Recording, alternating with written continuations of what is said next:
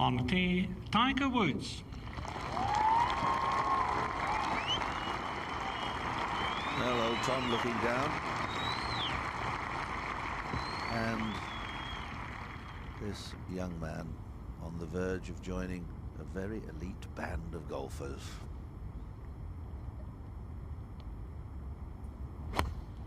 Oh, that was a bit heavy. Sounded a bit heavy, but doesn't really matter. Wind behind, as long as it's not gone left or right, that's fine. Actually got a good bounce, far enough.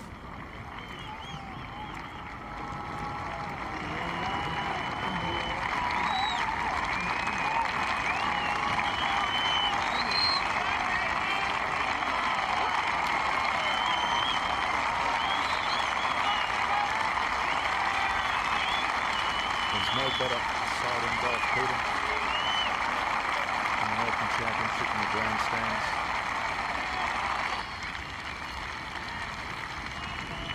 I think it's even better when you're coming the other way and you're about 5 shots ahead and you've got it about 6 foot from the hole away. And that reception is truly staggering. When they know they've got the champion marching home the last couple of 100 yards. So camera from the balcony. Where many a good one has stood.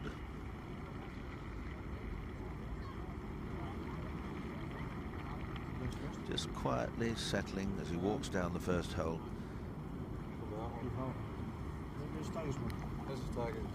Steve Williams, his caddy on the left. I don't know, man. They're pretty much even, aren't they? Yeah, it's the angle, Yeah. What do you got? Look at that mound there. Just get over a little bit, please. 115 to the pin. 115 to the pin? Third green, Dennis Paulson. This is for birdie.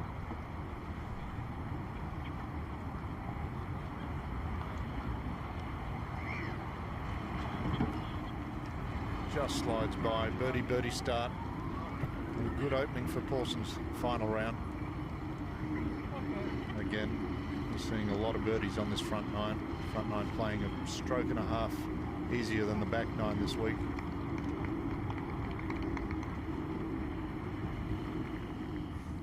Up to the 4th hole, and Ernie Els, who's had a lovely start, almost birdied the first 3. Certainly got 2 of them. 464 yards, this par 4, and there he's knocked it in pretty well. Just hold, might even go back a little bit towards the flag. Darren Clark's found the light rough down the left-hand side of the 2nd hole. Not too bad a lie, and it might enable him to just flight this ball slightly higher than he might otherwise. Coming downwind and from the right, 110 yards to the front and a pin a further 15 on. The problem is there's a little swale between him and the hole. If he doesn't judge it absolutely correctly, he could actually land in the upslope. If he gets it right, there's a plateau of about 8 yards that he can land on, and then the ball feeds down the slope to the hole, but not an easy shot. Just a sand iron. Oh, and that's just pitched in the upslope and been tossed away to the right and running just towards the back of the green.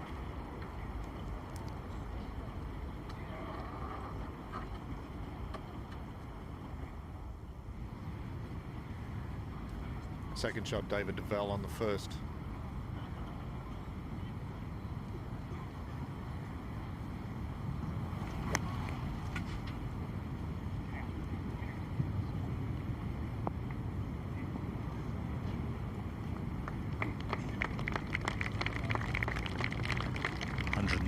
Yards David Deval had to the pin, and he's played it very safe indeed. Quite a strong breeze blowing straight down the fairway.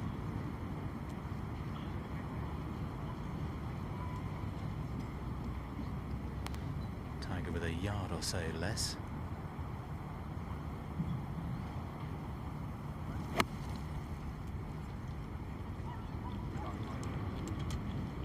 Now then, Tiger. And you got the backspin, yes, you have.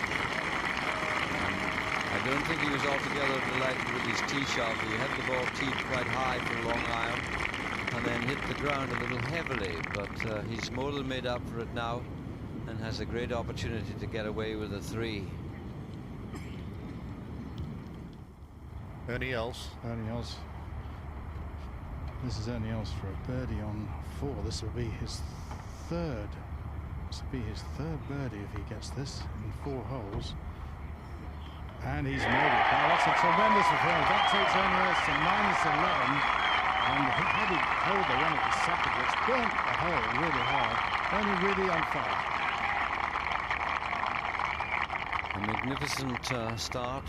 The great 2 weeks he's had in Scotland. Winner last week, Standard Life Loch Lomond, and now here today.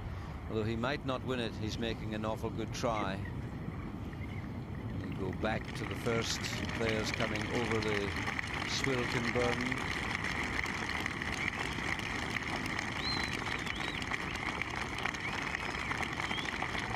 I suppose that the world #1 now, David Deval, the world #2, else up ahead in #3. You could say this might be a head-to-head, but there are so many people making bids. Thomas Bjorn hasn't hung about, neither has Dan Clark, and Else is now up with Bjorn at 2nd place. So I don't think they'll think of it as a match play situation here. I don't think Tiger's going to let that get on his mind.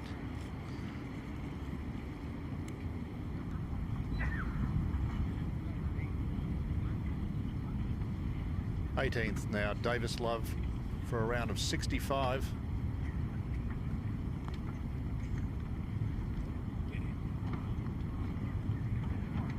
When we see the ball move to the right all the time from that position, but that one stayed straight.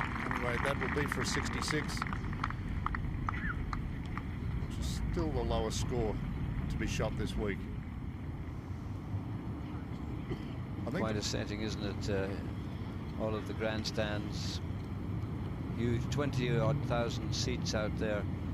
Record crowds, 180,000 had come through in the first 3 days, and they were just pouring into St Andrews this morning. In fact, I think the police were rather getting concerned that the place might become overloaded with people, and then you can't in emergency get there in time. So there's been great concern by the police, and they've done a wonderful job.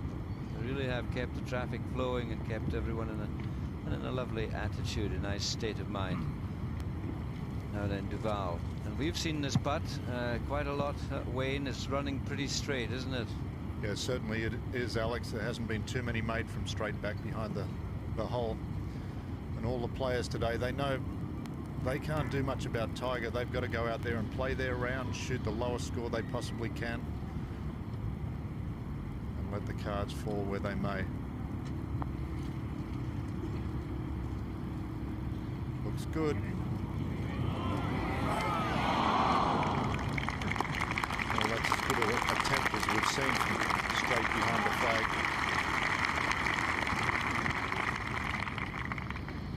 Remember last year, Alex, Paul Lawrie didn't think he had any chance starting 10 shots behind, and I don't think we'll see the same type of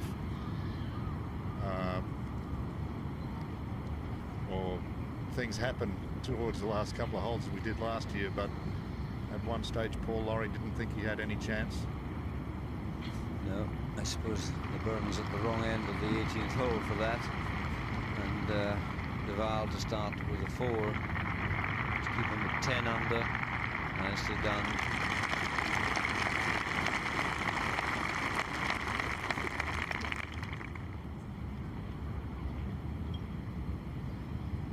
David Deval, who hasn't had a win in the year 2000. Tiger's had plenty of them. He wins just about, in fact, more than 50% of the tournaments that he plays in. But this one he would dearly love, the Millennium Open Championship. There's the Swilcan. Just a moment ago we saw in the background Colin Montgomery. And he's coming in as these fellas are going out. He would love to have been in this final group.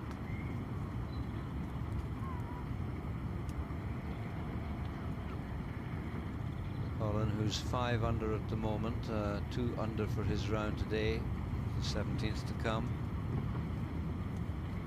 First green, of course, and they're not shared here. The first, the 17th and the 18th are all on their own. Now then, Tiger. There is Colin waiting at the 17th. He's missed the green on the left, so he can only stand as a spectator. It's about 10 or 11 feet, this one.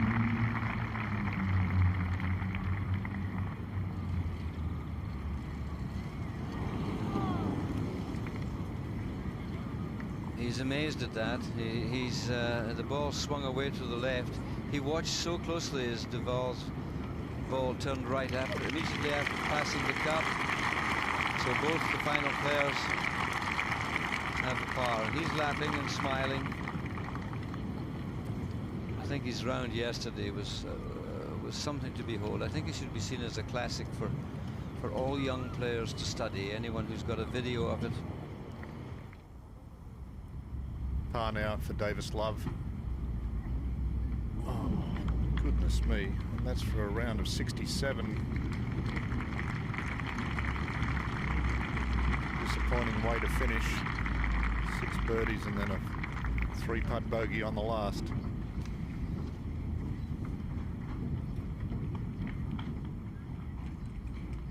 Well over 2 years now since Davis has won a tournament. Well, if he's ever been vulnerable to any department of his game, it's been on the very short putt, I'm afraid. And Tiger Woods there at 16 under, just 5 clear now. The gap is closing, so many people making moves there, and Els particularly 3 birdies in the first 4 holes. And Thomas Bjorn is going along just sharing that place. Darren Clark, well, he made a very nice start with his 3 at the first, par of the second, as did Bjorn. But it's back to the second tee we go. This hole, which measures 413 yards, and Tiger sticking to his game plan, as you would imagine. It's not done him any harm so far. 67, 66, 67. So I think he's got it just about right. Long iron.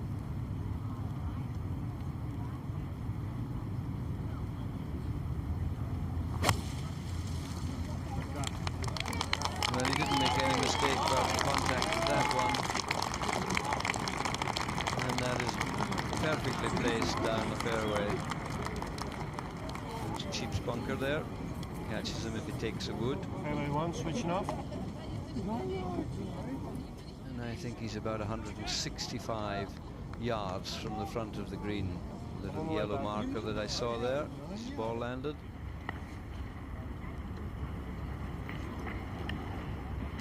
World number 3, Ernie Els. 3 birdies in the first 4 holes. Just arriving to his tee shot on the 5th. Very reachable par 5, the easiest hole on the golf course this week.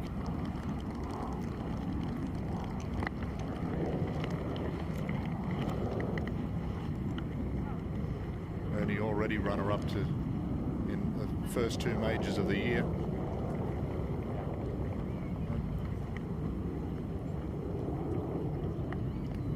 Said he was targeting the majors this year. He felt his performances in them hadn't been anywhere near as good as what he wanted over the recent times.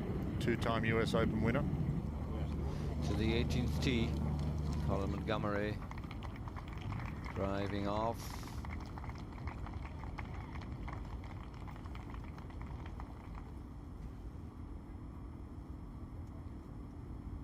And that is the 18th green. Colin's ball coming down quite safely there. He's 5 under, as I say. He got a 4 at the 17th. He'll be pleased to hear, I'm sure. And there's Tiger striding out down the second hole.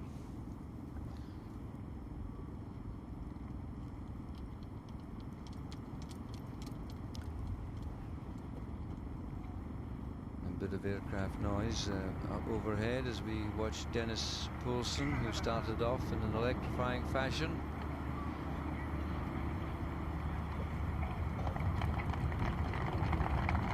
.334 he started, 10 under after 3 holes. Playing today with Tom Lehman, who parred the first 3.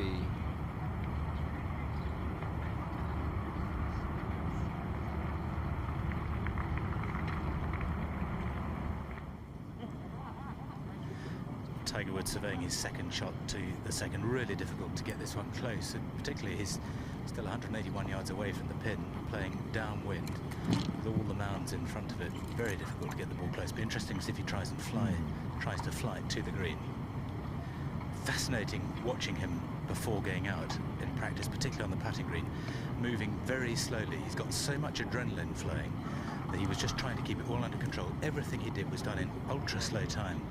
In fact, his coach, Butch Harmon, said the most nervous person around was Butch Harmon, and Tiger's the calmest.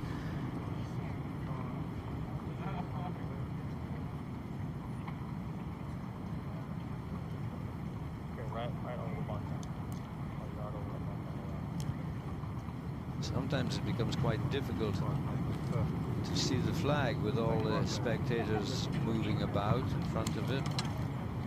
You just got to focus on it. The yellow flag's going out, red flag's coming home. It's just to the right of his cap there. 181 to the pin.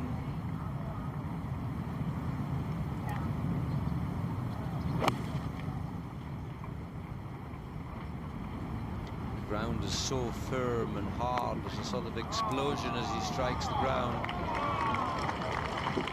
And there, a magnificent shot. It was here yesterday where he missed a tiny putt. It was the first shot that he dropped in over 60 tournament holes of golf, which is quite an incredible thing. Did another one at the 17th later on in the day. Quite a performance. Now that was the shorter of the two tee shots. Julian, what about Deval, David Deval?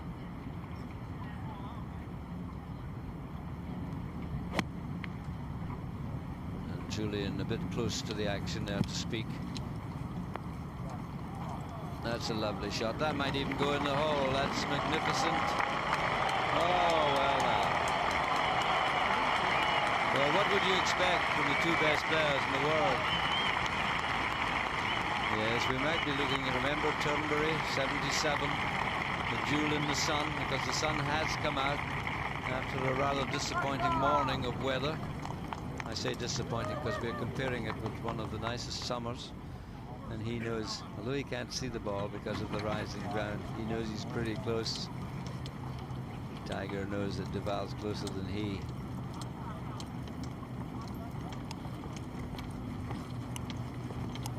Bernie Els, he's going off to a flying start. He's second to the fifth.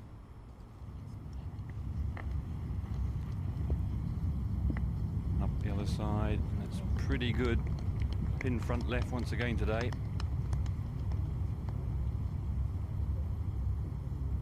Another birdie chance for Ernie Els, an outside eagle chance. Now Darren Clark. Just 117 yards. You see the pin again just over his head. The cameraman getting a nice line. And Darren getting a nice shot.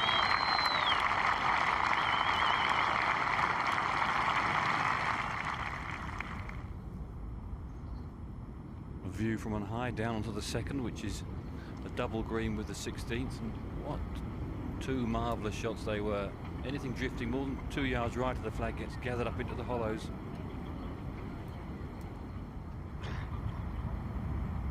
To the fourth. This is Tom Lehman.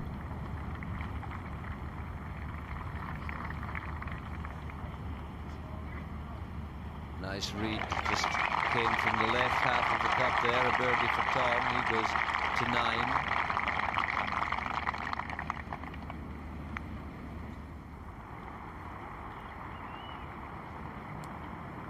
Steve Williams having a good look at this putter for Tiger Woods.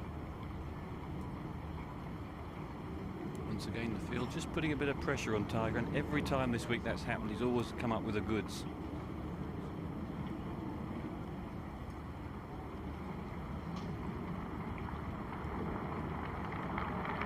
Tops the driving distance, he tops greens and regulations. He's second in putting this week.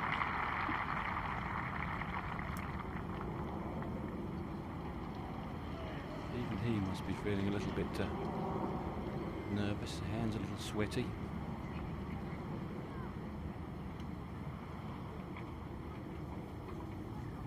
And not an easy putt to see the line.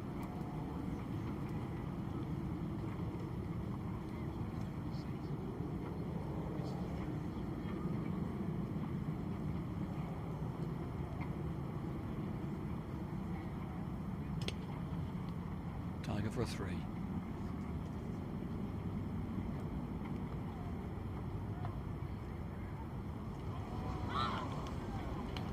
Push that one. It was never going to turn more than an inch or so. So as you were saying, Alex, it's all looking a little bit more interesting all of a sudden. Somehow golf always does that, doesn't it? He taps this in for a 4. And our minds go back to the Masters of Augusta. And as we all remember, when Nick Faldo won from a 6-shot deficit. But here's Darren Clark at the 3rd. I love this putting stroke.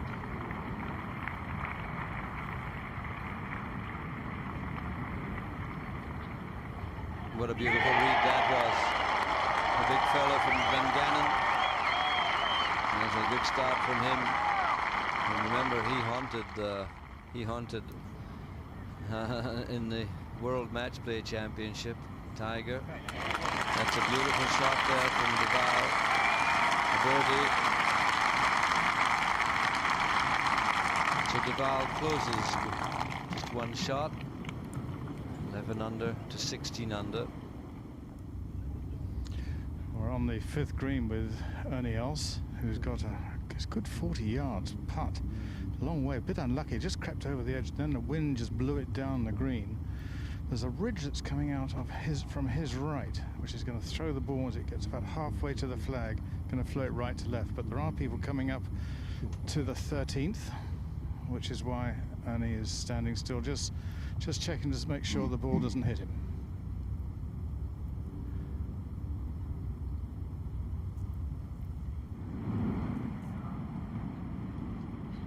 Thomas Bjorn for a birdie. Oh, he and Darren Clark were sort of going stroke for stroke there up until then. And it's a par, Thomas.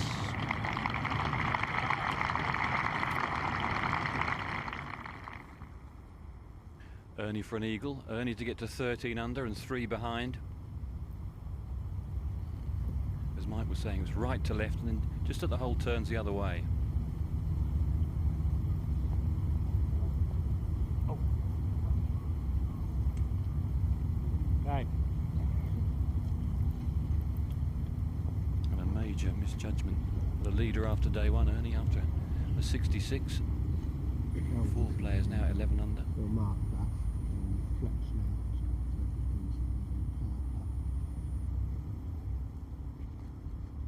Third tee, Old Course Hotel in the background along the 17th.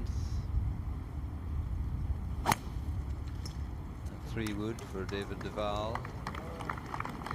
397 yards this hole.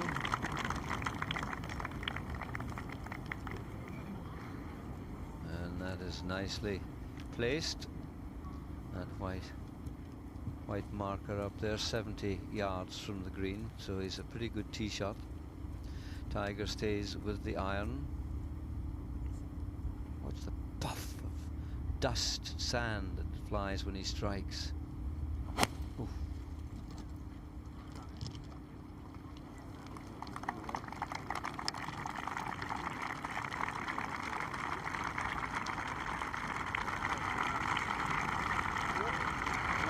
Has a much longer second shot than David Deval.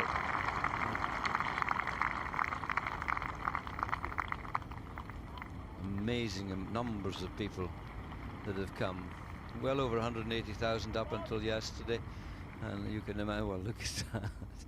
Like ants making their way back and forward from the town out to the Eden Estuary.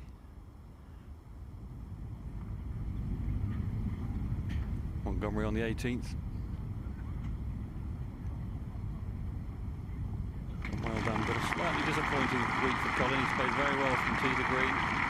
Not much luck on the green. Certainly his 15 to 30 footers he's played very few of them. But 5 under, currently tied for 31st position. Very creditable.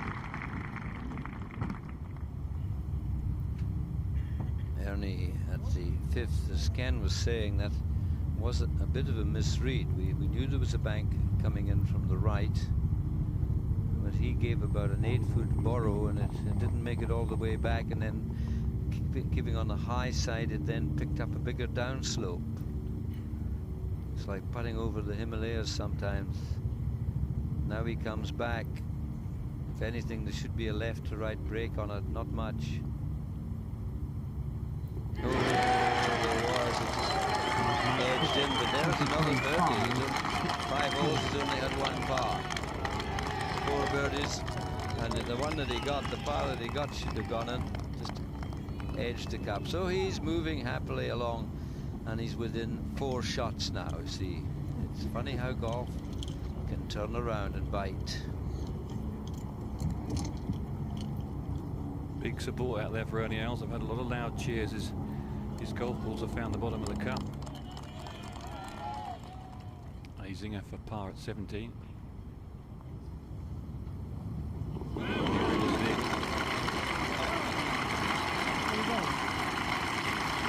of those days for Paul Azinger. He'll certainly hold his fair share. Currently 5 under. 3 under today, 8 under for the championship. Kenny had a 10-footer to be out in 29, which just edged the hole. So it's been one of those days. But now we're looking down a 3rd there, just a sea of bunkers there. That little cluster of 3 beneath you is the principal's nose. Most of them are named. And this hole is Cartgate. There's Cartgate up there. Can you see it coming in looking like a big loose banana there on its own revetted face? Just over there is the pin. You can see the flag, I think, just about beyond the bunker.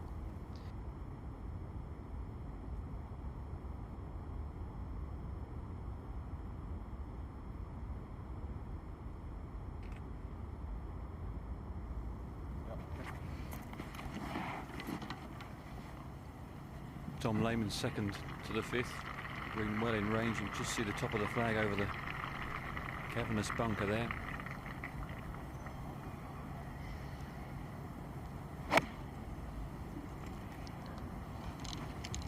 Pretty good. Pitching the hollow and chase it up the other side. That's so unlucky. Back down into the valley. Always a chance you'll finish in a divot, so almost perfect for Lehman. Just waiting for the applause, but there isn't any. Woods with his second shot has got to go over just the right-hand edge of the Cartgate bunker, but the pin's well back, 155 to the pin. That shouldn't present a problem at all. Interesting moment ago, he just wiped his shoes with his towel. There's so much dust around.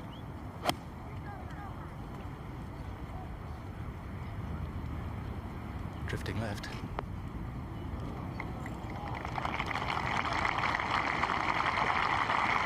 It's over to the left. There's plenty of room over there. This 3rd green shared with the 15th. There's the Cartgate bunker.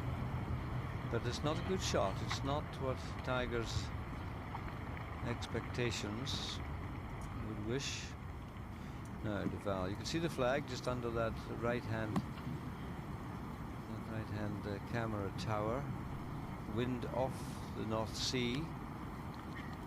Not a long shot. Superb short iron player, this fellow. Well,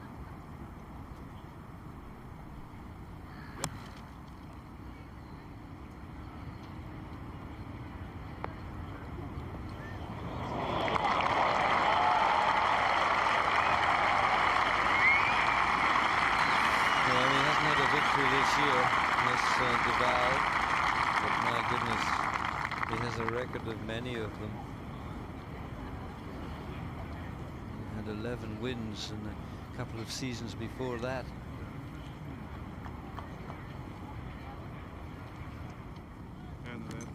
Darren Clark, having driven virtually down the 15th fairway, playing his second shot at the 4th, downwind and from the right, 156 yards to the flag.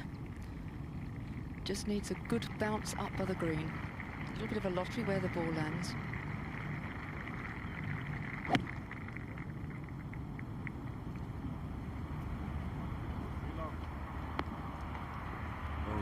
strike, and that's about as good as you can do. Trying to draw it in round the deep bunker.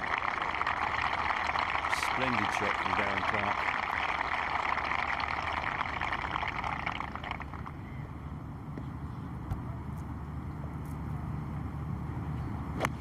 Thomas Bjorn just trying to draw an 8-iron in. Perfect angle to get to the flag.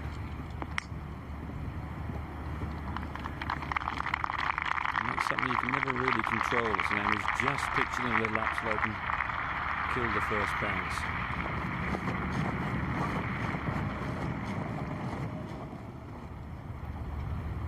Now here's David Toms at the 4th, 33-year-old American professional. But this for a 3 would take him to 10 under. Yes, he's got that one. Comfortably parring the first 3 holes. Of course, that one off tape.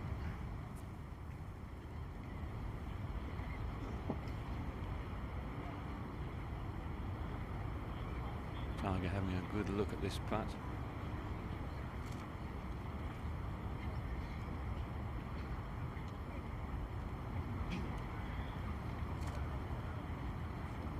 Just had the 2-3 putts this week.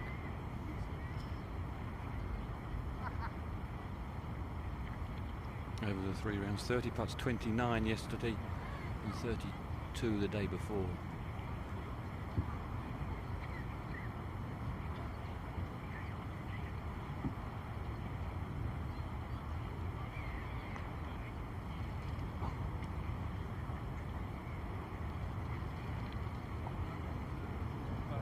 Absolutely stone dead, so 3 pars for Woods on the opening 3 holes.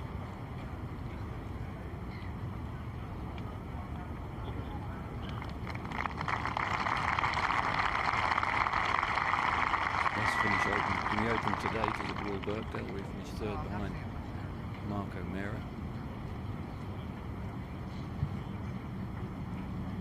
Really is a highly tuned athlete.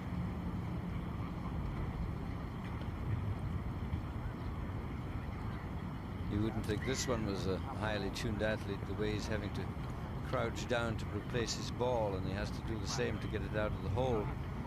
He's having a few problems with his back, continually exercising it. He's lost at least, well, 1.5 stone in quite a short time. That usually affects people's play for a while. But if he knocks this putt in, that'll be picked up 2 shots on Tiger's no time to start panicking, because on day 1 Tiger started with 8 straight pars, and we wondered when the blitz would come, and it started at the 9th. Just kept going. This for a 3. There's another one. Well, there have been lots of birdies. They're coming thick and fast in the last half a dozen groups. They're all over the score sheet. World's number 1, 2 and 3 are all at the top of the leaderboard. Please. Ernie Els's second shot at the 6th, very awkward shot. He's just seen Steve Flash hit a marvellous shot in it by pitching it into the bank immediately before the green and then getting some spin on it. But I don't think Ernie can get any spin out of this rough. Question of where he pitches. Oh, he's got the downslope. That's always the danger, and that's just going to run on towards the back of the green, and he's going to be really cross with himself there. Having watched Steve Flash's shot, he didn't learn enough.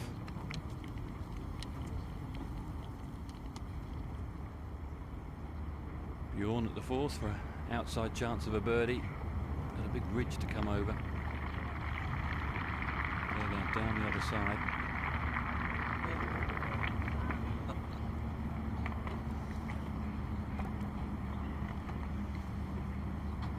Gives them a good run at the hole, but that's gone a nasty 6.5 feet by. Well, I say that for all the challengers, they're all really having a crack with their putts. Look at the crowds here just making their way. This is history being made. They're all going to be able to say they were here at the Millennium, the 2000 Open Championship, and they saw Tiger Woods. But Tiger Woods is not going away from the field any further. And it's not as hot today as it's been. This is the coldest day but temperatures are rising. Here's Deval, got the honour again. There are just people everywhere. The stands are full. People who came in this morning about 7 o'clock and took their places at the 17th stand just about froze to death. They were sitting up there in shirt sleeves, having expected another hot day, and the temperature dropped about 35 degrees from what it was the day before, and they were perished. Absolutely perished.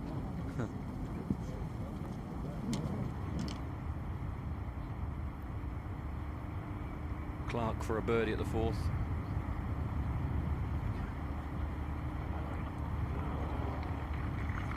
Green's just speeding up a fraction.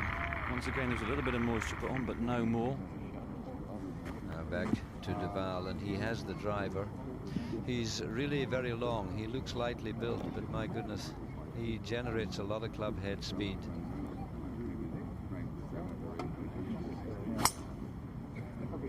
.464 yards, this par 4.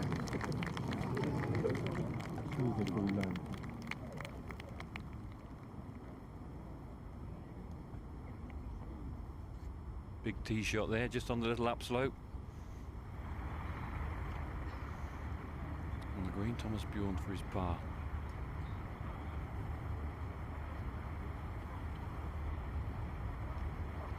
He just seemed to bobble off the putter face, slightly mishitting it, so he drops the stroke. Tiger, metal 3, no driver here. Through the blue sky. And there is a magnificent shot just come off that little ridge, and that's perfect.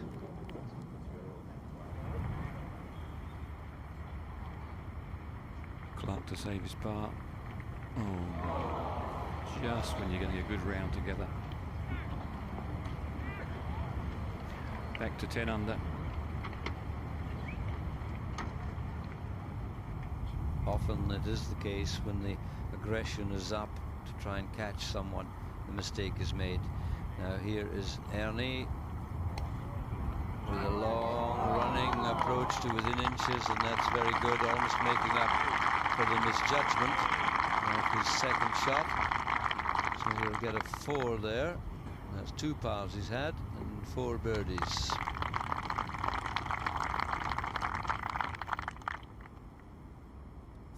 Birdies so far from the last 4 pairings out on the course, not one of them yet from Tiger Woods. He knows that it's going to be a far from comfortable afternoon, and his lead is back to 4. Ernie Els and David Deval applying the pressure. Thomas Bjorn and Darren Clark dropping back to 10 under par with Paulson and David Toms. Tom Lehman at 9 under par. Paul Azinger has now finished at 8 under par. And beyond that, some good moves, although Bernard Langer has just dropped a shot. He's back to 8 under par. And Phil Mickelson also in that group at 8 under par. Stuart Appleby has gone out in 33. He's 8 under par as well. And as we said a little earlier when we saw Colin Montgomerie finishing.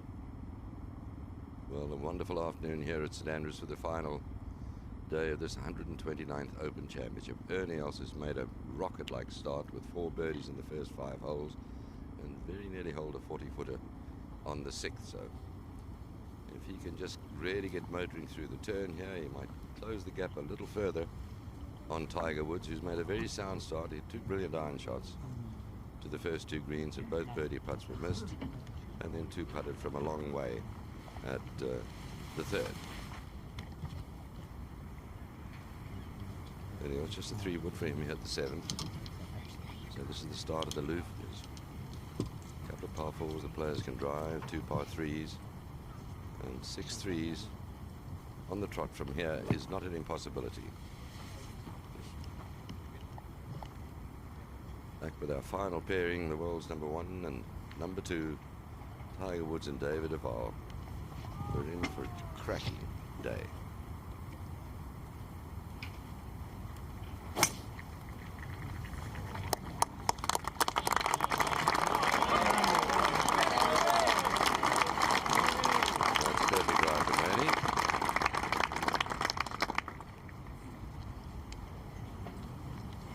Today 24 paces into the screen and just 5 from the right, so fairly tricky position.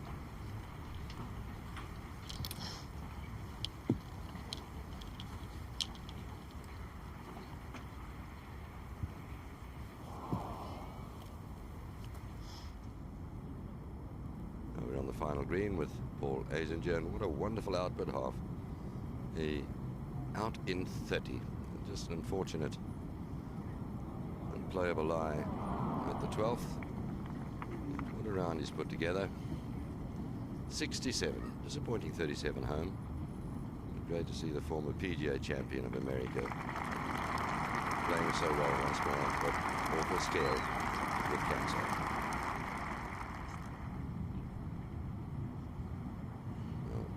Back with Tiger Woods, he's second to the par 4th. And this very long par 4, 464 yards. They've reduced it to drive and lofted irons, and another stunning shot from the Tiger.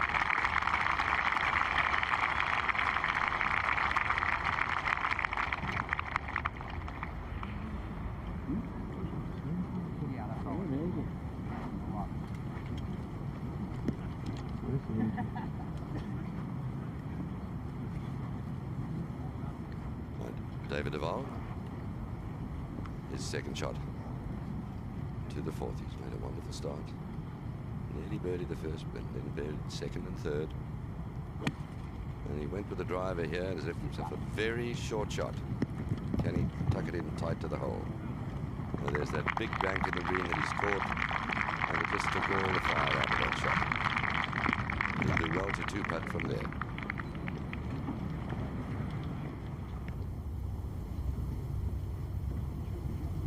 Swing I've really enjoyed watching this week.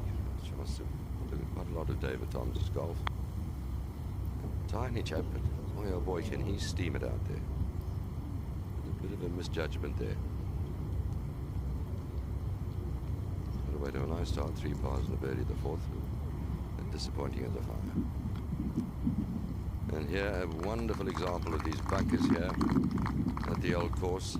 Thomas Bjorn bunker found off the tee at the 5th. Just had to come out sideways. Tom Lehman is second to the 6th. Tom also going along really steadily. Maybe hasn't held as many putts as he would have liked. 1 under par so far for this round. A bit unlucky at the last. Oh, the top of the bank and it rolled right down into the valley, and he failed to get it off the ground.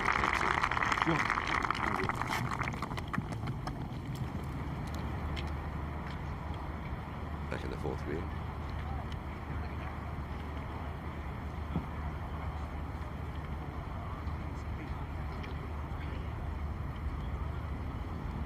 That was the bite, and that was a very good shot from Lehman, who is under par today. Tiger won't be first to putt. David Deval. Woods, someone told me every morning he does 600 sit-ups, which is pretty impressive. Is that more than you, Alex? About 599. I get up from the table, and that's about it. But I don't understand how they do all this exercise. Here's another fella, Phil Mickelson, the left-hander. What a good player he is here at the 7th. And there's a birdie 3, and that takes him into double figures for the championship. 3 under today, 10 under. One of the few people to win a US Tour event while still an amateur. Just a kid at university. What a player he's become as we look right down there across this unbelievable panorama. That's the new course away out there on the right, and there's the Eaton Estuary, and right across to RAF Lookers. And they've kept the aeroplanes quite quiet this week. They've been very kind. The group captain there, Pete Coker. They're on a 15-minute alert with tornadoes in case anyone should attack us. That's not going to happen today. Much too nice a day for that. Now a very long putt that Deval has. There you are. It's down into a valley, then up over a ridge, and then it breaks to the right. So he's going to have to send us out quite a few feet to the left.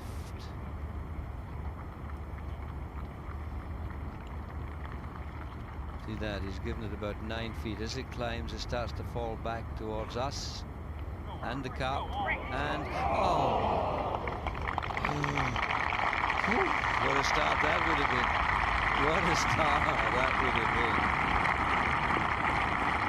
I bet even Tiger agreed with size, not looking at him, keeping his eyes on the ground. Still no time to panic, but makes you wonder. And what is more, of course, Ken, is that he's given exactly the line in, hasn't he, for Tiger? Yes, he's putting on a very similar line.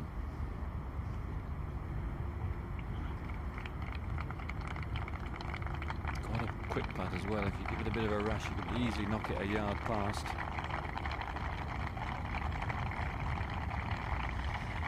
Ken, I'm sure you've probably spotted this. It's interesting, just in Colin Montgomery, his philosophy, as you know, is keep your bogeys off the card. These two, Woods and Deval, have both got 18 birdies so far in the championship.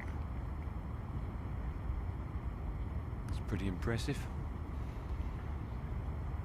Tiger would like to make it 19.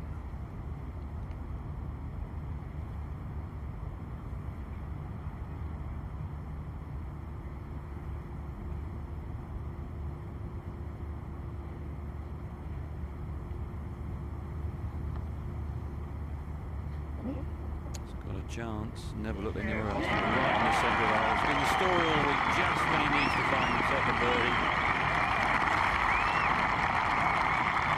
He's looking up with the woods. 5 ahead. Bells and Deval. Bells world rank 3, Deval world rank 2. Now the nails at the 7th. You can see the flag on the top of that ledge. 100 meters, 120 yards perhaps, something in that region. This time he plays the Scottish bump and run.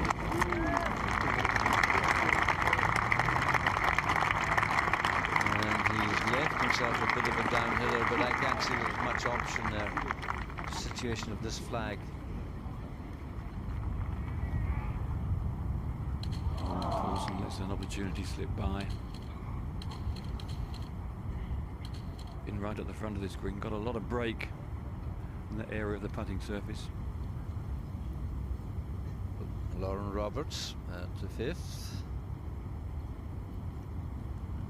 He just had a bogey at the 4th hole. Caddy retreated very quickly, just in time. Thought maybe the flag had stuck in the hole there, and that's a nice birdie, level par for the day. 15, he's absolutely bazookaed one down here every day, Tiger Woods. Finished in almost the same spot, 350 yards, just wanders into the left-hand rough.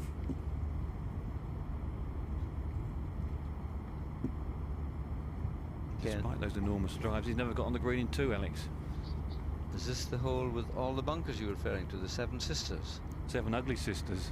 Yeah, well, that's right. Cinderella's night in, isn't it, when you're teeing off here?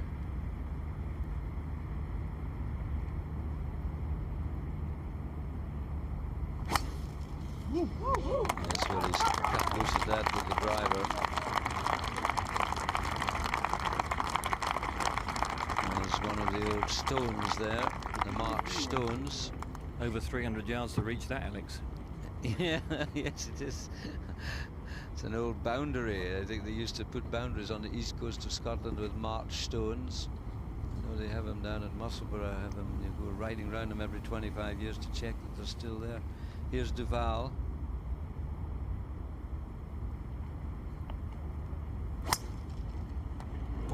What a feast of golf. All of these people who are rushing around the course following this match are getting. There's a bit of rough over there, and if you're lucky you run back out of it like this was going to. He's not too unlucky, except that the ball is going to be 6 or 7 inches below his stance.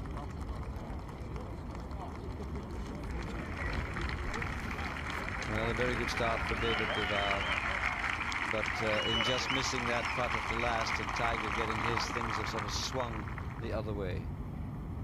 Else for birdie on 7. What about this? Oh, just died at the last moment away from the cup. And still leads them at -12 for the championship, and well in with a shout.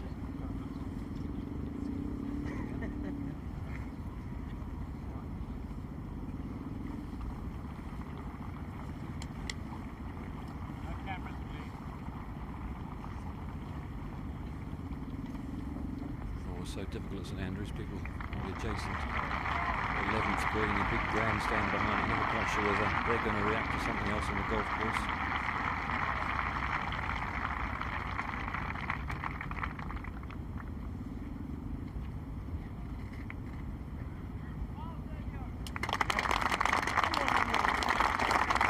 Three birdies. And his card already.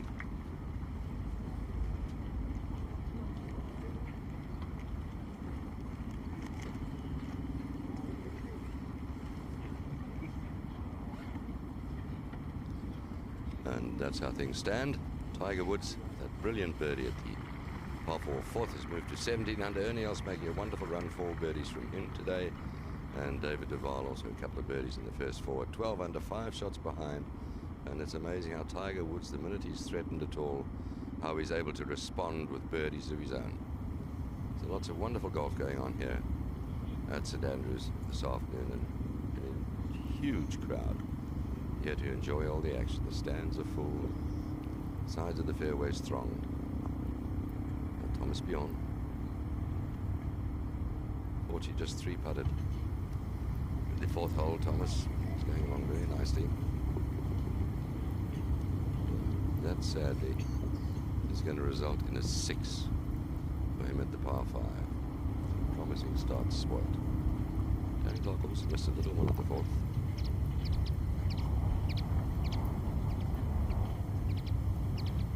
For a birdie, forward 5. Get in. Just around the hole again. And by the way, 2 birdies in the first 3, and then a very unfortunate 3-putt at the 4th. From Laban. It's also got going very nicely today. He did birdie the par 5. But did birdie 4 and 6. So he's a couple under, 10 under. At 7 behind. And feel that possibly Deval and Ernie Els are the only people that can seriously challenge Tiger's almost unassailable look indeed. So we got 87 holes. Yeah. We go back to the 5th fairway and our final pairing of the day.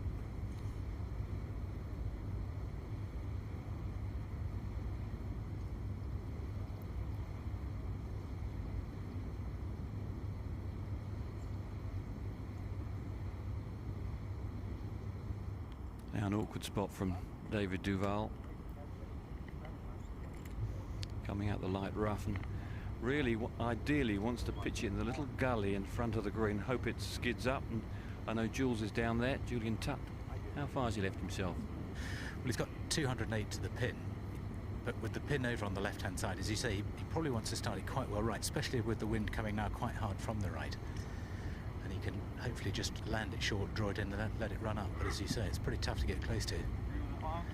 Yes, his drive is 320 yards, which is, well, not too far short of Tiger's. He's driven his 393 yards.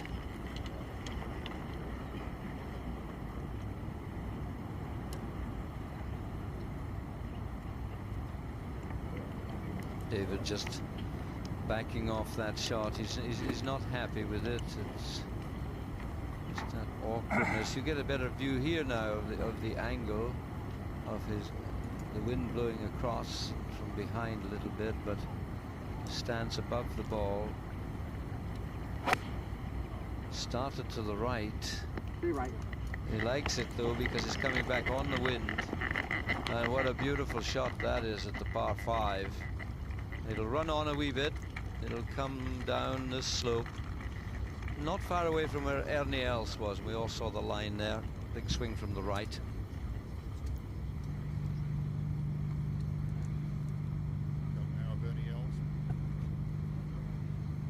Ernie Els at the 8th. 475-yard short hole. There are only 2 par 3s on this great old links. And he's drifted with the breeze from the ocean.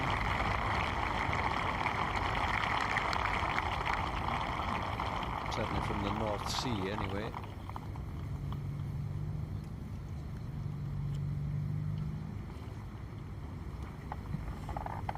Tom Lehman.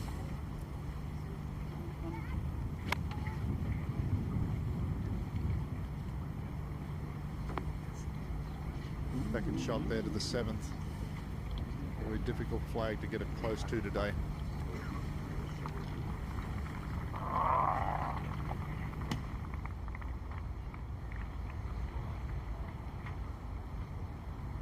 Tom's after a terrific approach just up the little bank. Very nice, a lovely smooth stroke. So after dropping a stroke at the 5th, picks it straight back at number 6. And he's 10 under. Tiger Woods by 5 from Els and Deval. So Tiger strikes with his first birdie at the 4th, and he's now just 1 off the record total against par that Nick Faldo recorded here when he won in 1990, 18 under par. But Els and Deval will maintain their challenge, and David Toms isn't fading away by any means either. Tom Lehman, Dennis Paulson with him at 10 under par. So too Darren Clark, who's had 2 birdies and 1 bogey. Bernard Langer through the turn at 9 under par, out in 33.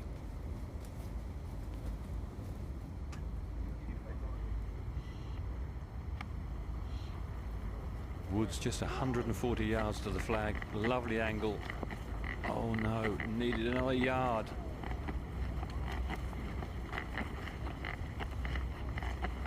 Down into the hollow. It's so nearly perfect. Lehman after that fairly conservative approach.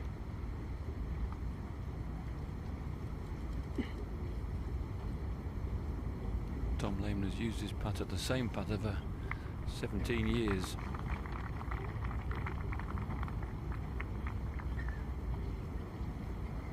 Chance. Just a nice, beautiful putt.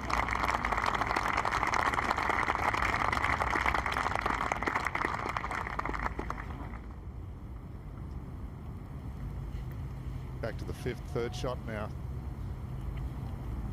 3 days in a row Tiger's been in this position.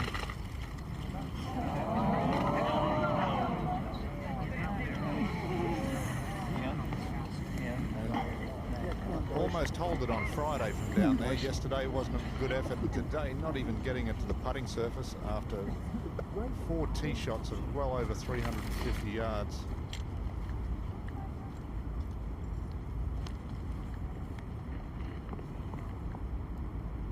It's just off the putting surface, so he's unable to mark the ball still.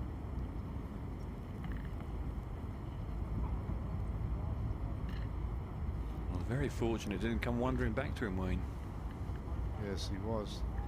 He's quite amazing that he couldn't get it onto the green any day, Ken, isn't it?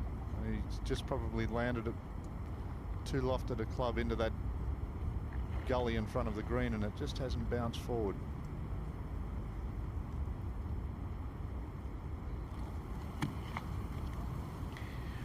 The pitch into the 6th, very, very problematical. You just don't know where to land the ball. Can't fly it all the way and get it close.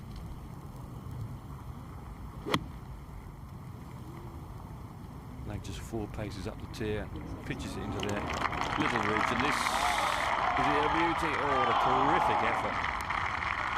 Unlike Tiger Woods, his ball just skipped forward. I'm sure to the tap-ins for Thomas Bjorn.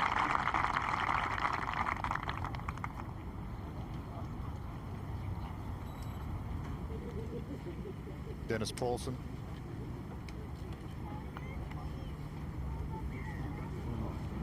The ball bounced just after he hit it. It was never on line or hard enough. My goodness.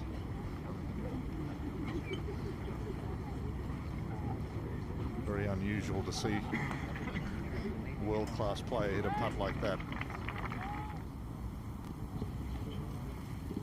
Darren going with the putter. second to the sixth. Seemed to bobble. Just got to hurry down the slope. He's made it.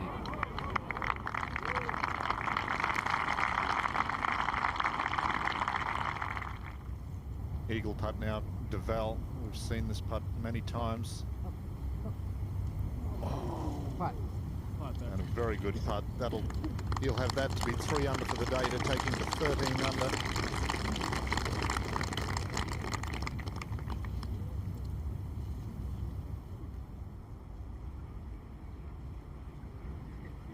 Paulson to save his par.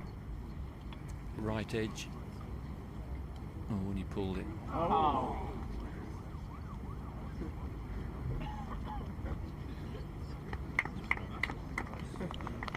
So his first drop stroke of the day, got off to such a flying start with birdies at the first and the second. Now Tiger Woods for birdie. Still not quite on the putting surface here on the 5th.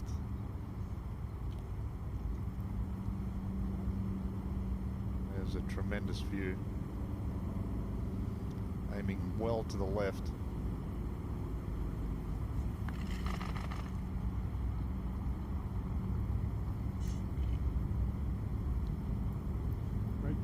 And a great putt there from Tiger. But only birdieing this hole twice over the 4 days. The easiest hole on the golf course this week.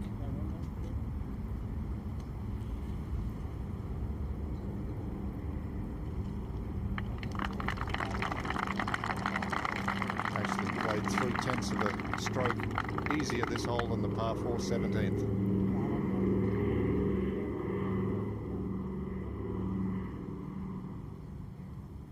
Els.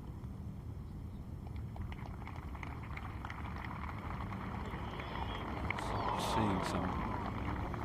That's just grazing the holes. Just a par for Ernie. Now the birdie putt for David Deval to sneak him 1 shot closer.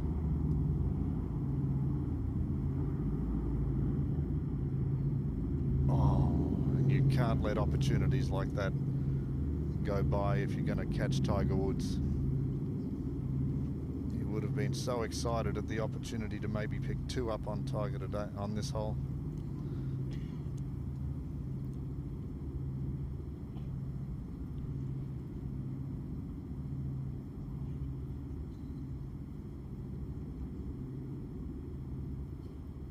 At the end of the week, when you add up all these little misses, they're very costly.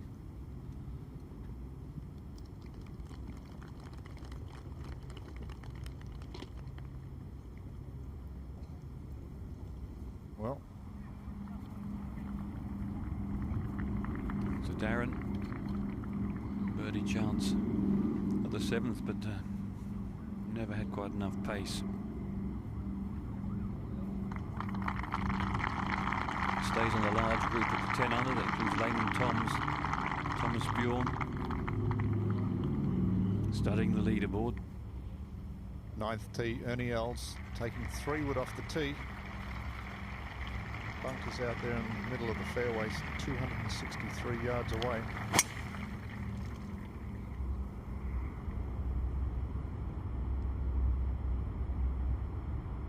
He's gone well right with that, way over onto the 10th.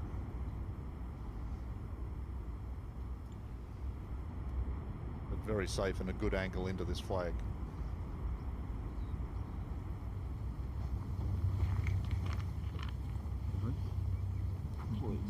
And the 6th tee and Tiger Woods out with the driver.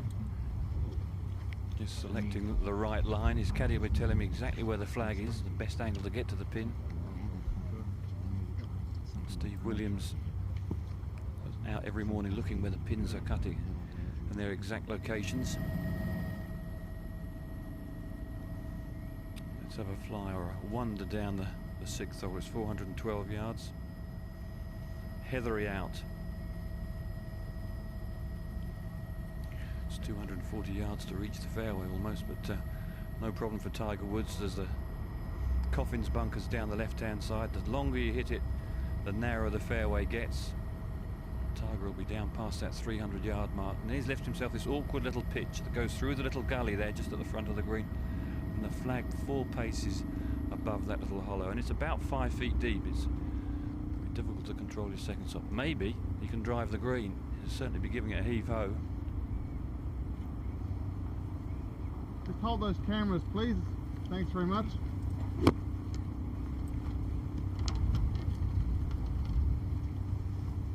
Well, on that target this time.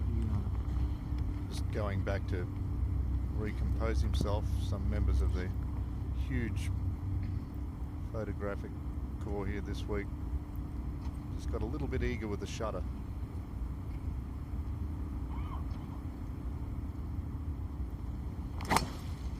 Great drive. Yep. Beauty, Tiger. Do you think he can reach?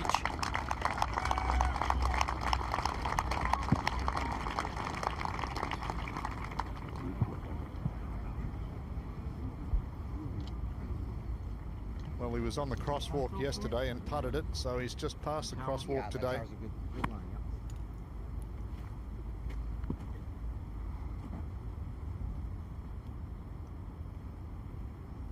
Interesting strategy. Going to leave himself a full shot for his second to get a bit more backspin on it. I'd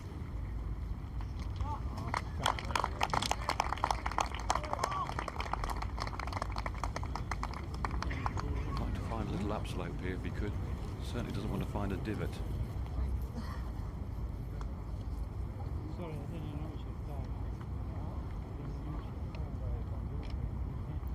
It's amazing, isn't it, how long the ball takes to actually settle as we go to the 9th. Second shot now.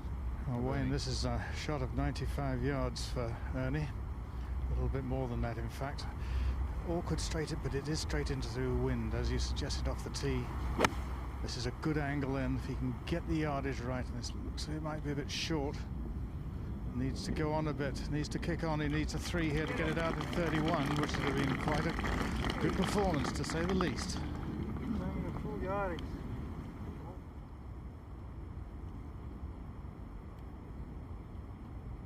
Gives you the perspective of the 9th green, hairpin tucked in the left-hand corner. David Tom's birdie putt on 7.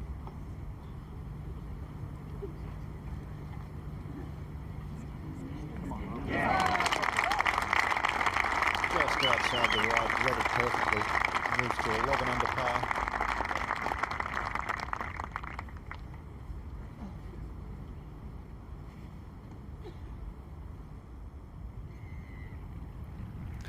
Well, Tom Lehman here on the 8th has got a very makeable putt, slightly off his left. The wind started to get up here and it's making some of the approach shots quite hard. Certainly no preamble with Tom's putting stroke, and he's been very close to holding a lot of putts, but they're just not dropping for him at the moment.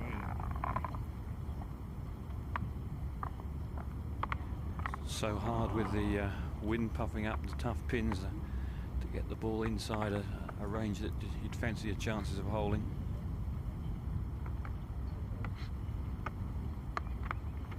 Very keen fisherman is Tom Lehman. He was out there at Loch Lomond last week every night in the loch next door to the 13th hole.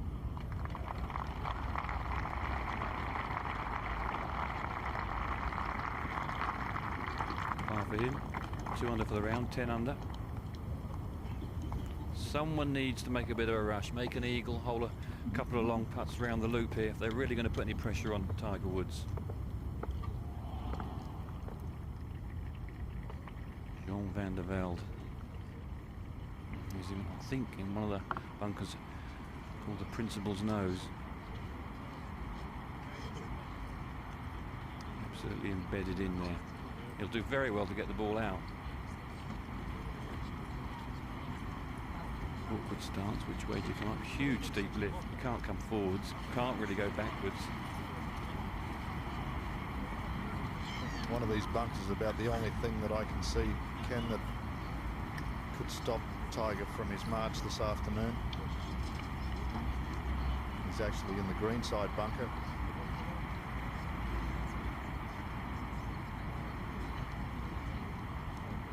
Remember the other day we saw Fred Couples in this bunker play it well to the left.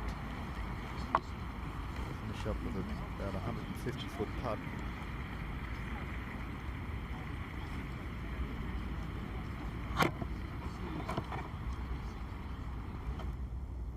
I do.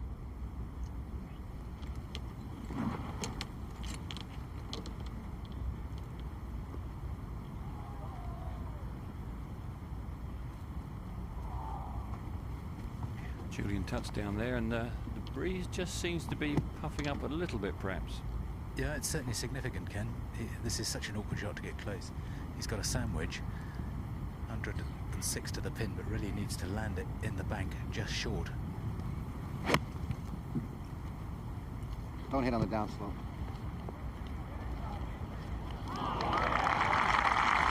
Didn't. Just pitching a little flat bit, skipped up, and we'll give it a check on it. Very sound strategy.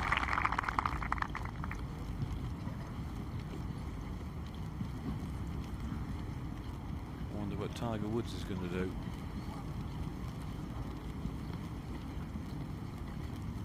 He's doing exactly what he did from a very similar position in the second round, Ken. He's got the putter out.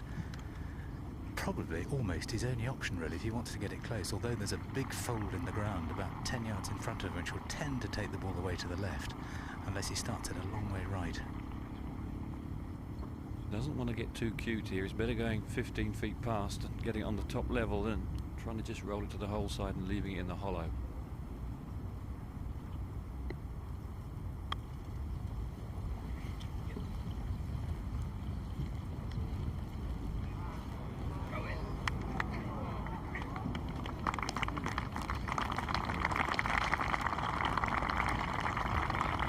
Shot lead, there's no need to take any unnecessary risks, certainly at this stage. Thomas Bjorn, second shot on 7. Players have difficulty getting it close here.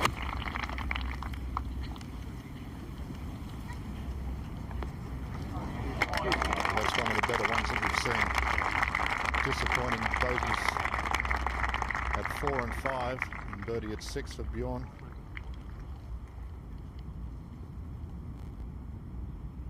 Els for a 3 at the 9th.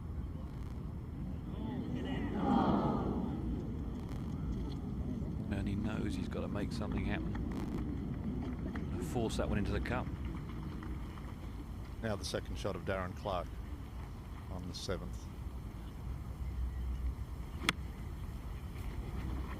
Taking a different route along the ground. And beautifully played. The galleries really love to see the players bump the ball along the ground.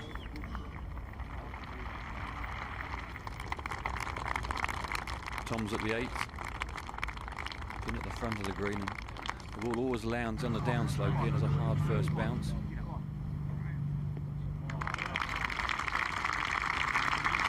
Pretty well judged.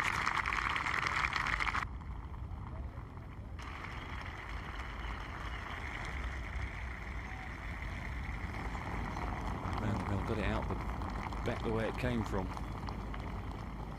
They can be so vicious, those bunkers.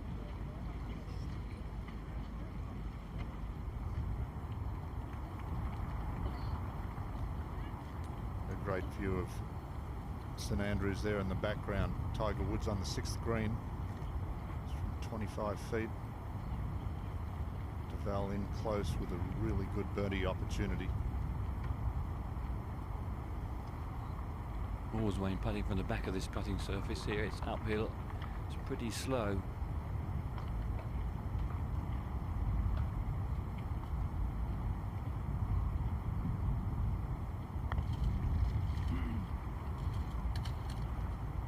Gave that a good wrap, didn't he, Ken? As you said, good wrap, and it still comes up 3.5 feet short.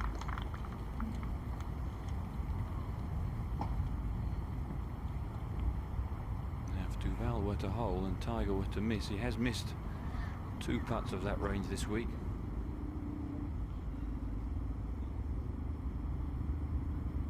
Tenth tee, Ernie Els. Drivable. Seen many players put it on here. And he tapped in for par on 9.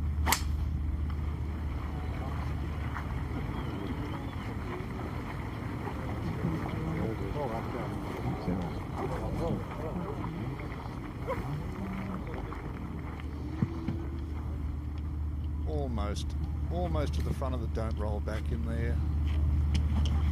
There's all those sand-filled divots in that little hollow.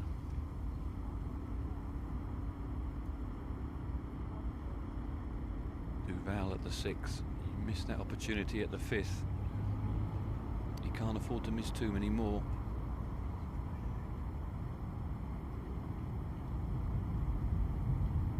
Left edge. Well done. Deval moves to 13 under.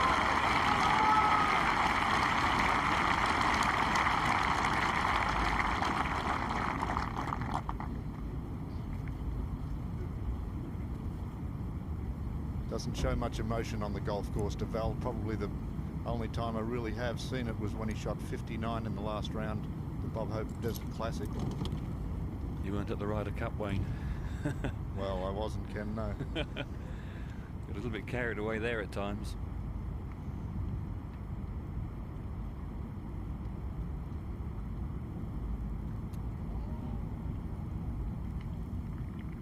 Now, a very important putt for Tiger. Only 2 bogeys this week, both from 3 putts.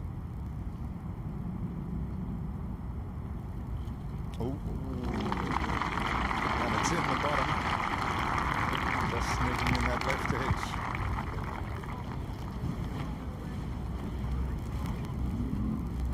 That's Colin down in 6. I'll slip off. Little punch shot coming up for the second shot of Tom Lehman at 9. Must be online, he likes it. Just a little shy. Almost a perfect circle, this green.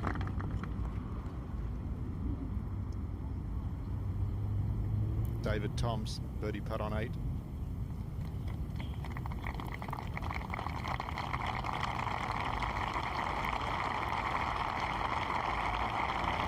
Great putt. First Open Championship appearance for Toms. Moves to 12 under.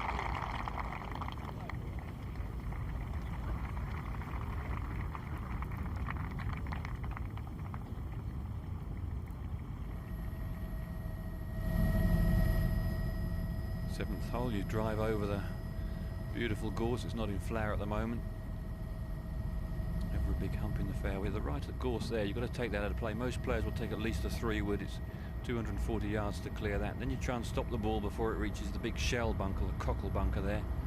And ideally you want to drive as far up and to the left as you possibly can today, because that gives you the best angle and the flattest area of green to land your second shot on. Bell just taking an iron from the tee.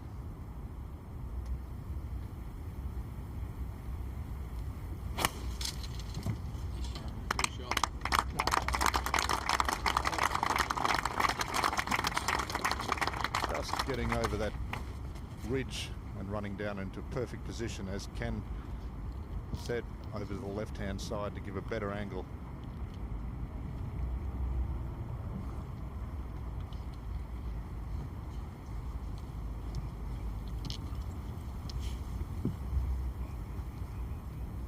The last person on the range last night, Tiger Woods, out with his coach Butch, working on all different types of shots.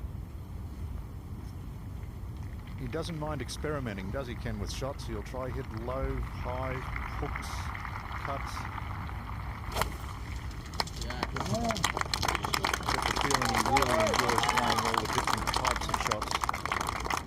And he probably has a few more than most people.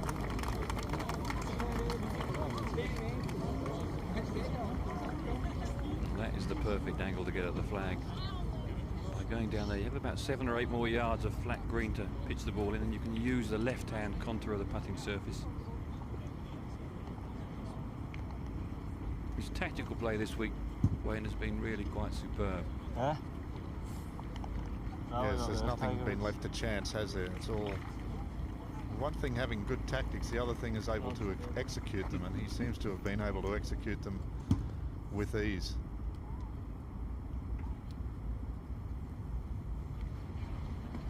Ernie Els in this little indentation in the fairway here, very lucky to avoid the sand-filled divots there, but he's got a clean lie. It's very, very tight. He doesn't mind that too much because he's going to need to spin this, get it up pretty quickly to go over that little rise in front of him. And he's then got a shot of quite 50-odd yards in the whole thing. Get it down. Now it should start slowing down. A little bit of spin, slow down, slow down. Well, it's 8 out of 10, I think we'll probably give him for that by his balance.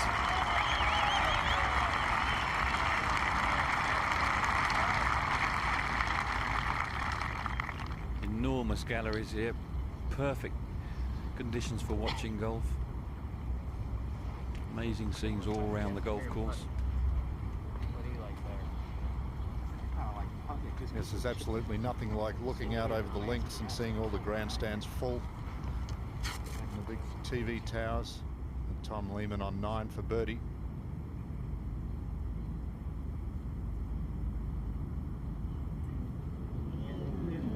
Just slides it by. But you'll come out here next week, Ken. All the grandstands will be gone. You'll look out and you won't be able to see one thing except gorse and bushes. You wouldn't even know there was a golf course out there. The amazing thing about St Andrews, they have over 40,000 rounds on the golf course, the old course, each year.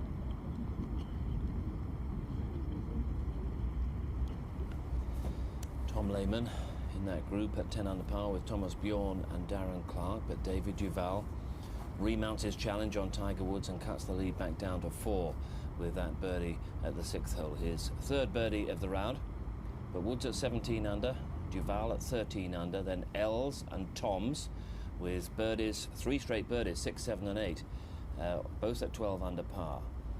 And then a little further down, Bernard Langer playing the 12th at 9 under par with Phil Mickelson, who's gone out in 34.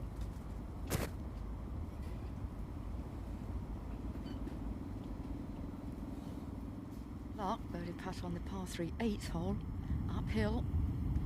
Should turn a little to his right at the end. And a little shy of the hole. Darren missing golden opportunities for birdies at the 5th and the 7th hole. Unfortunately, at the 5th, he drove into trouble, and that stopped his run.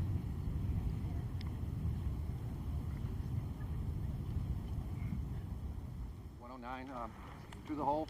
Very shrewd tee shot from 99 David out. Deval Yeah, you got on it. the 7th. He's far enough back. He's got 108 to the pin that he can give it a fairly full sand wedge. I say fairly full, probably just 3/4 sand wedge, and land it on the flat part of the green and stop it, despite the fact it's downwind. It's very burnt fairway here, so you can really nip it off the top.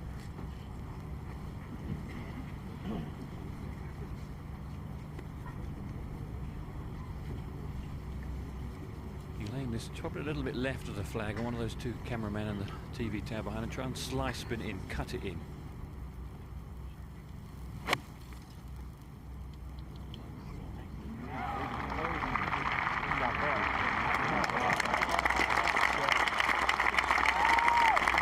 Pretty well played.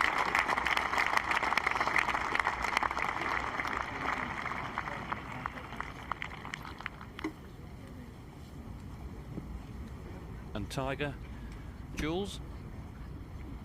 Yes, he's got 81 to the pin. You were saying he was last out last night, Ken. It was fascinating watching him, wasn't it? Because he was just showing off almost like a little boy, really. He's so mature, but still a kid in many ways.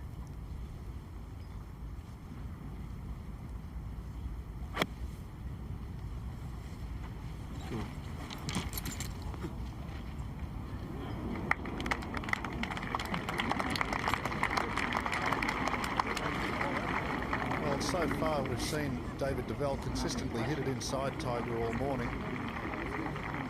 David 3 under for the round, Tiger only 1 under. Now Thomas Bjorn's given himself a real genuine birdie chance at the 8th.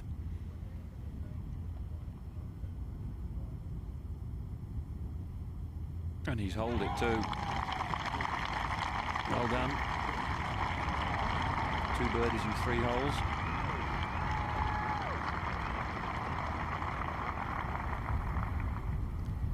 Birdie putt now, 10th green for Ernie Els to move into a tie with David Deval.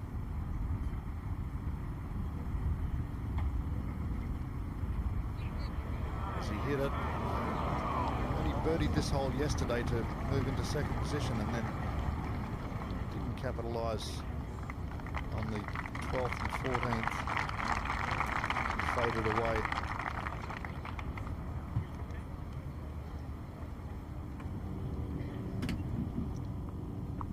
Now must putt for Darren Clark. This is to save par at the 8th. Oh, he tried to bullet it in again. So 2 shortish ones missed in a few holes. And he's in one at the 4th and now one at the 7th. 9 under and he's 8 behind.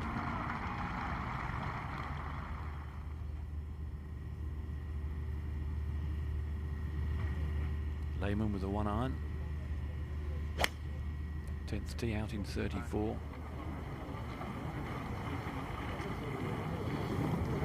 This is a fantastic thing about St Andrews. There's so many different ways of playing each hole.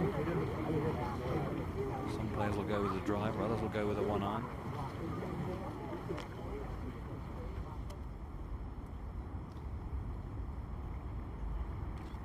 We zoom down to the adjoining 7th and 11th greens. Tiger Woods just placing his ball back. It's a great area for the galleries to watch this tournament, this championship, with the loop, as they call it.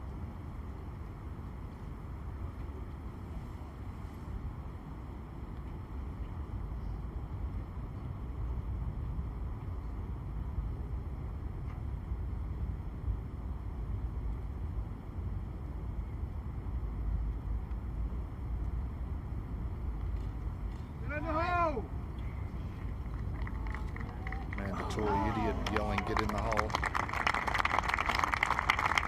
And it'll be a safe par 4 for Tiger. I must say, though, that overall the galleries at the Open Championship every year are tremendous. The best in golf, the most knowledgeable. And they really are a pleasure to play in front of.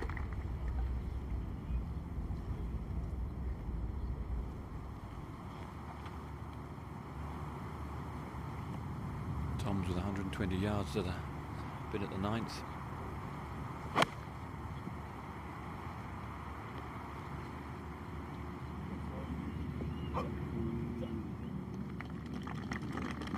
Distance about right, but a little bit errant.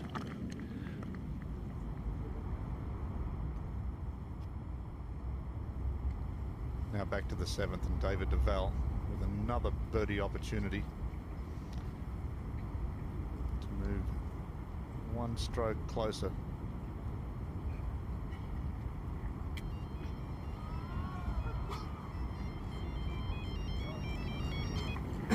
Someone's telephone going off there in the background.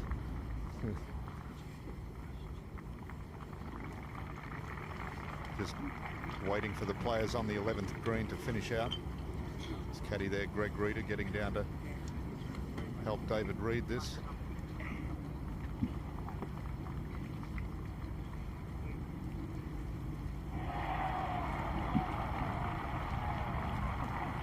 Beautiful views there across the Eden estuary. Tide must be either just coming in or just going out.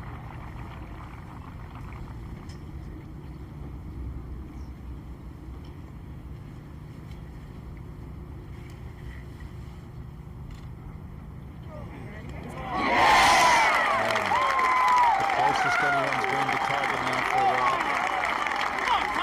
They'll move to 14 under par. 3 shots back. Great out with 9 so far. 10, 4 under with a 3 putt for par on the 5th. He's come close in a lot of major championships as David Deval, yet to win one. David Toms now birdie putt on the 9th.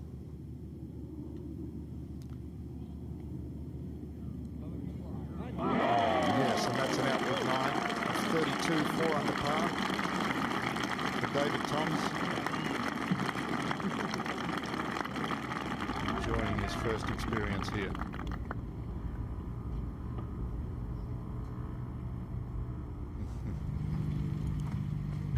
Down on the very sheltered 8th tee. I'm sure Julian Tutt's floating around somewhere down there. How far is this hole playing today?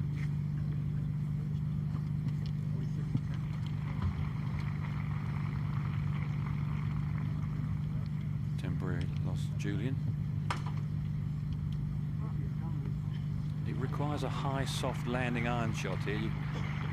From where the players are looking at it, there's a big bunker between you and the flag.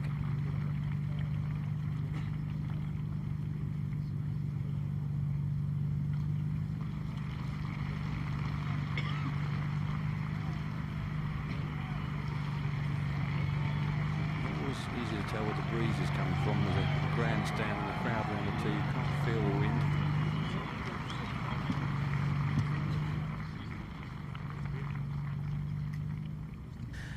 Ken, as you're saying, it's sheltered on the tee because of the grandstand around it, but there's actually quite a strong breeze now up round the green, and with the bunker just 15 yards short, he's got to be very careful not to balloon it and into that. He shouldn't do. If you're not comfortable with that, then, you know, I'm not going to do it. But if anything, he might just play long.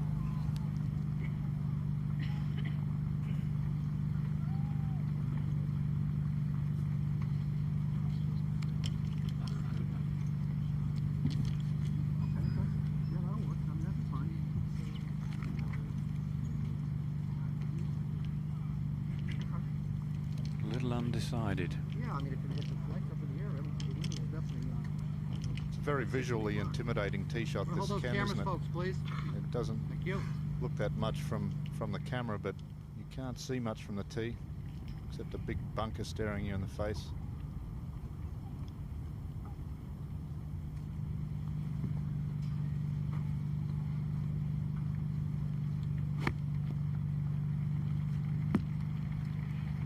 Also knows he's just starting to see the door slightly opening in this championship, and one good rapier type iron shot will put further pressure on Tiger. Swirling round, he just can't feel it. The wind comes around the grandstand. It's not like it's straight in. There is some on the left. I think an X-Plane 7 would be fine. This is where a good caddy comes in, Ken, just to reassure his player that he's got the correct club in his hand, that the wind is where he believes it's from. Ultimately, it's a player's final decision, but Looks like he may have changed down from a 6 to a 7.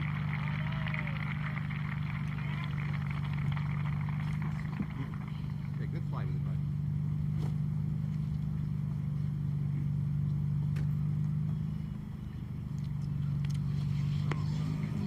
Mobile phones off, please.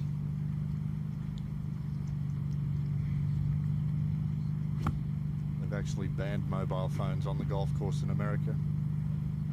If anyone's found with them, they're confiscated and given back at the end of the day. Now he seems ready.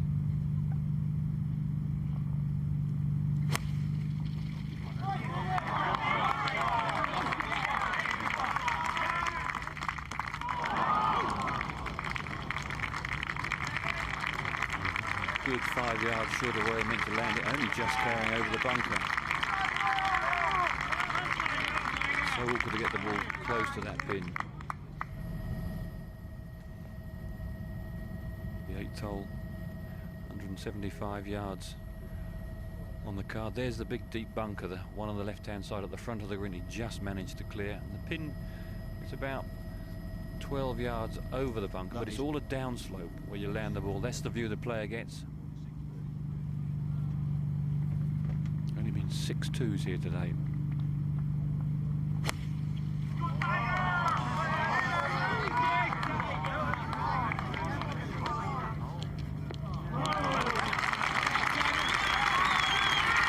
No indecision there from Tiger Woods, flying the iron straight over the flag.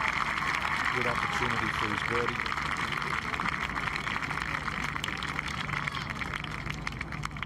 Both players birdied this hole yesterday.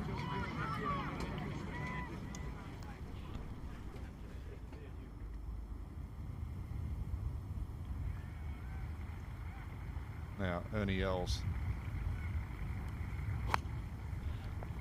Tee shot on 11. Nearly catching up in the flag. David Deval turning this into a great contest now.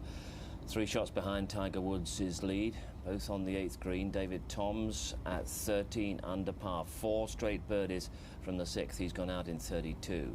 Ernie Els at 12 under par. Thomas Bjorn at 11 under par with that birdie at the 8th. The rest starting to lose touch. Tom Lehman, Lauren Roberts. Stuart Appleby at 9 under par with Bernard Langer, who's had 3 straight pars after going out in 33. And Phil Mickelson at 9 under par. Dennis Paulson at 9 under par. And Darren Clark with 2 bogeys in the last 5 holes, back to 9 under par as well. There's Paul Azinger's round of 67 today. And among those on 7 under par and finished, Vijay Singh, Davis Love and Bob Estes. Singh with a round of 68. And Davis Love missing a short one on the last for a round of 67. Mark McNulty, Nota Bigay, Fred Couples and Steve Flesh completing that group at 7 under par. And there you see Padraig Harrington at 6 under par with Dean Robertson also at 6 under par. Well into the back 9 now, and Paul McGinley in at 6 under par.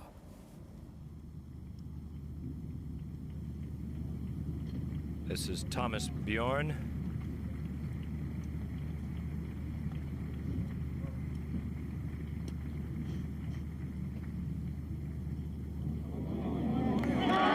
This at the 9th. That's a birdie.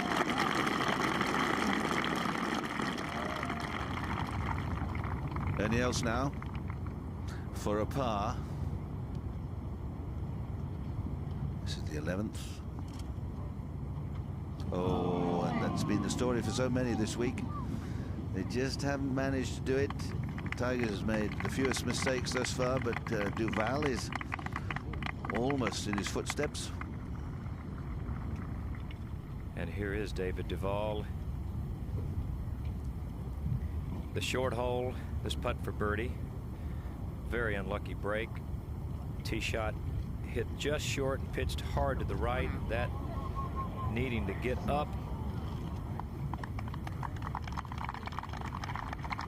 Well, the front 9 today, the first 9 going out playing in 35, averaging 35 with the field, and the back 37. So the back 2 shots harder today. We're seeing some wonderful scoring on the first 9. Now Deval to try to save par, and does.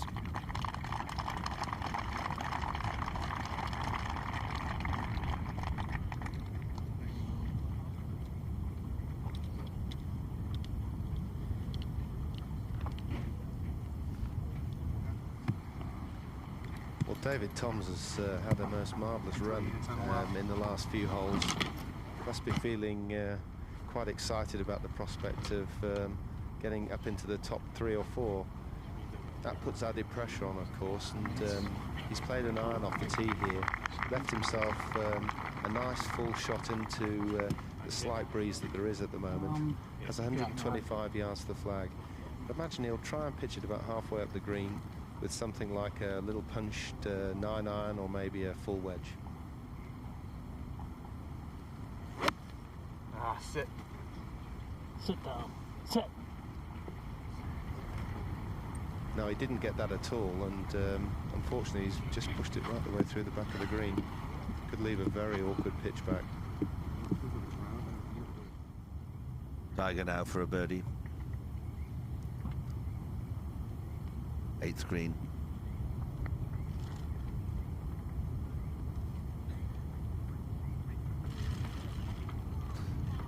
Well, now, got the line okay. Very un-Tiger-like, Peter, to leave it that far short. Yeah, but he's got this to remain 3 ahead. And I remember when Arnold Palmer was, what, 7 ahead with 9 holes to play at the Olympic Club in San Francisco many moons ago, playing against Billy Casper, 7 ahead, and just threw it all away. And then in the playoff the next day against Casper, he was again 5 or 6 strokes ahead, and it all drifted away. So when you get in a position like Tiger's in, the main thing is to not make mistakes. He doesn't make many. He hasn't made many. But it'll be probably just gnawing at him, because Deval's unquestionably played the best golf of the two this afternoon. He struck the ball cleanly, had good chances, and all pressure on Woods at the moment. But for a young man, very experienced, he's got a 3-shot cushion, which is very nice. Very nice indeed.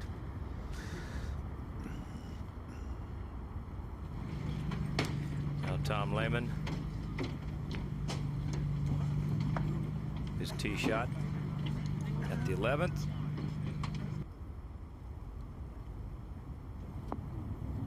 Right over the flagstick, and will it stop?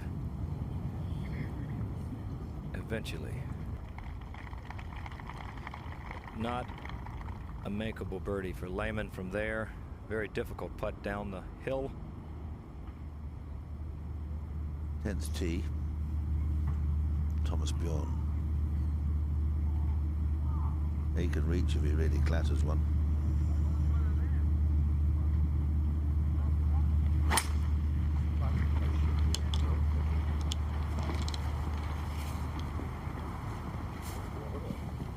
Oh, we got that, threw it back straight. And it's galloping on.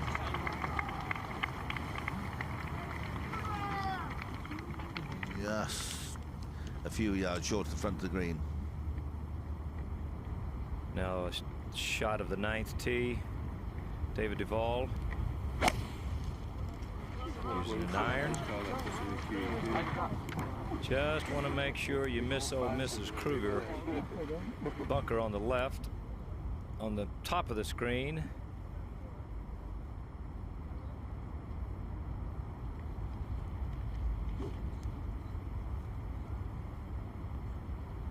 Now Tiger very wisely using an iron. He can't reach this green off the tee. Wind in his face.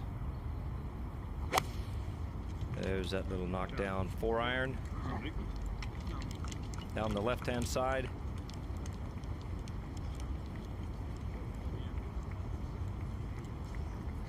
Both balls in perfect position. Warming up on the range today, Peter, he was hitting a lot of these little whip shots, these real fast rotation of the body knockdown shots. I think he was thinking that the wind might come up, but it appears it's still just a breeze. Yes, tide's beginning to, well, not for another hour or so will it start to come in, but then the estuary behind will fill, and that might bring a little bit of wind. That's the one ingredient that's been missing this week. The players really haven't been tested enough as we like to see them, particularly here at St Andrews. Well, David Toms had to ask the referee Michael Lunt for this match whether he could replace his ball after that obviously thinned shot. He was allowed to change the ball and left himself with actually quite a nice approach putt. I thought it was going to be a little bit more awkward than that, but he seems to have done a good job there.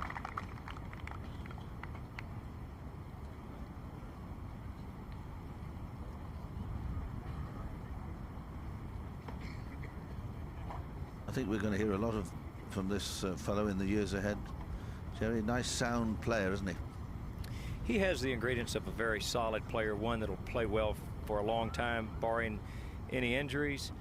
He has a really good golf swing, and he's played on the regular tour, lost his card, went out on the Nike tour, which is now the buy.com tour, came back, and that builds a lot of character. Since then, he's won a tournament 98 and 2 in 99, and here's a look at the 9th hole. Pretty straightforward from here, isn't it? But you've got to be careful of the bunkers in the middle of the fairway. Gorse up the left. Used to be a lot more gorse in there years ago, but it goes in sort of cycles. Flat-ish green, no bunkers round about. Judging the distance to the flag here is never easy. Of course, wind against. I've played this with a drive and a 3-iron, and I've driven it. So it just shows you how the conditions can change. But it's not the easiest of greens, although it's flat-ish, like so many here. There are lots of little runs. Tiger's played this away out to the right, safe, but quite a long shot in. Deval's got 120 to the pin. Classic bit of match play here. I don't know if this is deliberate, but on almost every hole now, Deval is playing his second shot first, and he seems to be getting it consistently closer to the pin than Tiger Woods is. I like it. He's got to be very careful 15 here on, 5 from the left. not to turn it over at all. Ernie Els did in the second round, I think, and ended up in the very thick rough, which is very close to the left edge of the green. Well, David got off to a very slow start on Thursday, played 1 over going out the first 9. That a very slow start for a player of this caliber under those conditions, but he's been brilliant since. 9 under the last 26 holes.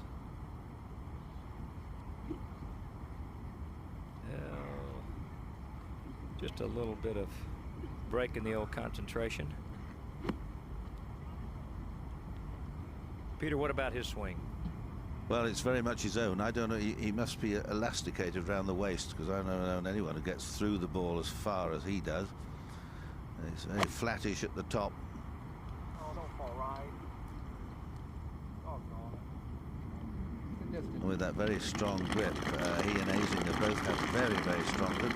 But as long as you keep your hands going through, forward, you can keep the blade on line, you're okay. Now Ernie Els. His tee shot at the par 4 12. We've seen a lot of balls on this green this week. Off the tee. Oh, Ernie, you've slid it to the right once again. That is Gorse headquarters. And that's the penalty on this hole, Peter, is it? Well, that little area there might well have dented his chances of this championship. I think he's been in there certainly on 2 occasions. Now Tiger. Well, 111 yards to the pin. This will be probably a sand wedge. Down, down. Oh, he's hit it too far. Come back. Look at that. Really put a very solid hit on that ball and just bounced up and stopped dead. Toms for his par at the 10th.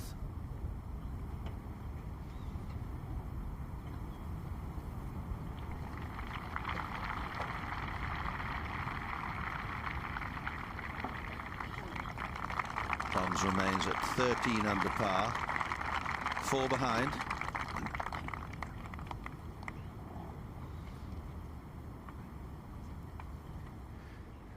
Well, as Jerry Pate was explaining, Ernie's slice it on the right-hand side in the middle of the gorse bushes down short, just about 60 yards short of the green. It's unplayable, and David Garland's the referee for this match. He's identified a position in a straight line as far back as he can, in a straight line to the flag from where the ball originally lay, and that means that Ernie will be playing 3.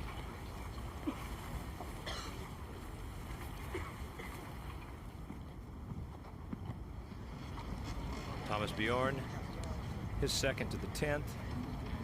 The sand wedge, he's going to put it back in his stance and just sort of punch it down nice and low, let it release. Right side, right arm, just like tossing the ball underhanded right to the hole. And there it is. The ball looked like it was pulled along by a string, or it was motored. And that's how you hit the bump and run.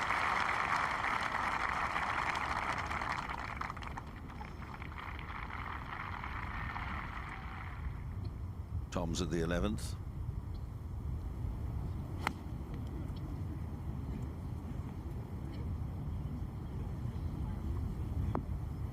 Both the short hole flags today in very inaccessible positions. The 8th and the 11th, just over the top of the front bunker on both holes. Well, Ernie Els pitching out. And Mike, did he take a penalty?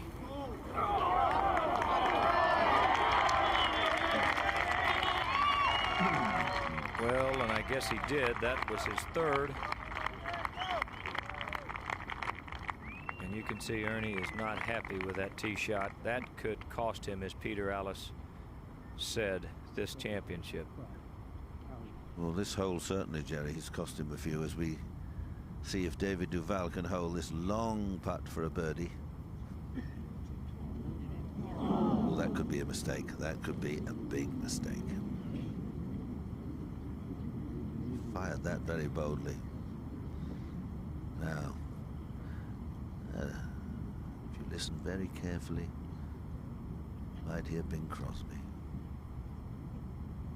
Peter, you reckon they have a telly out there on that little Well, I don't know.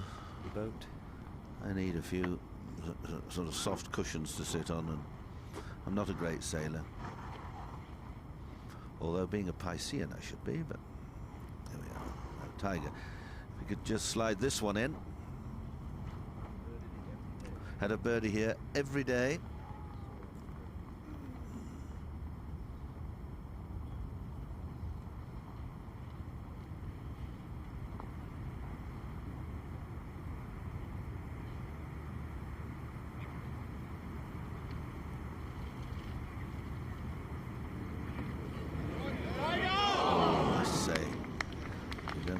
Closer than that. 4 for Tiger. And 35. Now there's a big moment here for Deval. This must go in, you feel, if he's going to keep up the challenge, because the holes are going to get more difficult after the next 3, 2, 3. And I don't think, unless he has an amazing run, he's going to have much chance of nibbling into Tiger's lead, unless this goes in. This must go in.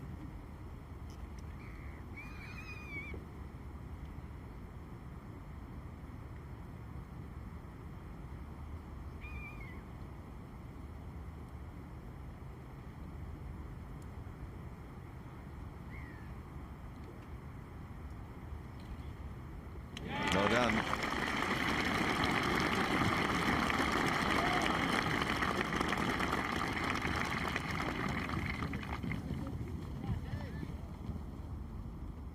Tiger just has this little tiddler for his par. So 9 holes left. Tiger Woods 3 strokes ahead.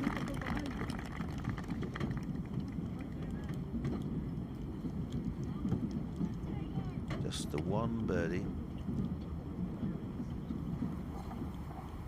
But not many hiccups. And speaking of hiccups, Ernie Els with a errant tee shot the last 2 days here at 12. This to try to save par. Just up the hill, breaking to the right, keep the speed up. Oh, what a crucial par putt for Ernie Els.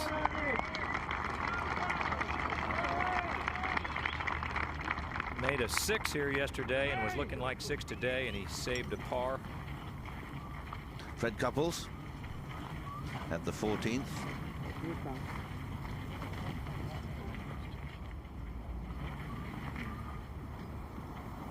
Third shot. Oh, Fred!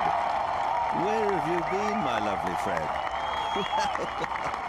That's nothing. You just, I don't know how that happened. You got some magic spin on that one. Get away, Fred. Well. That's pulled him up 10 under. Well, and a new tee here at the 10th. It's been cut back and nestled in the gorse bushes.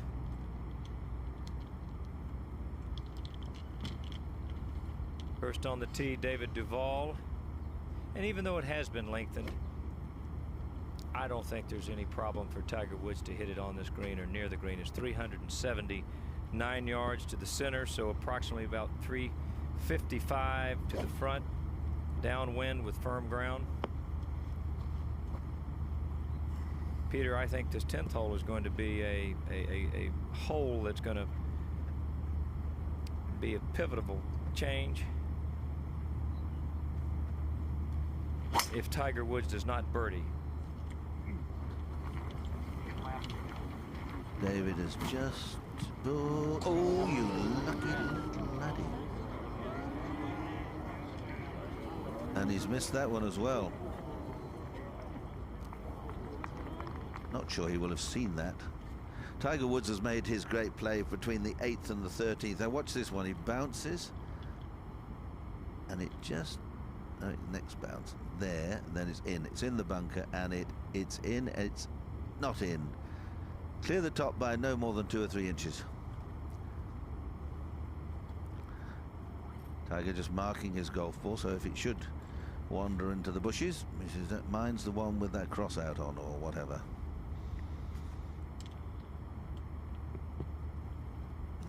He's got the big stick out, the big furniture.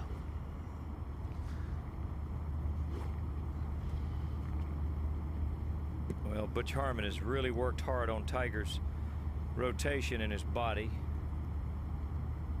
He tends to get a little quick with his hips.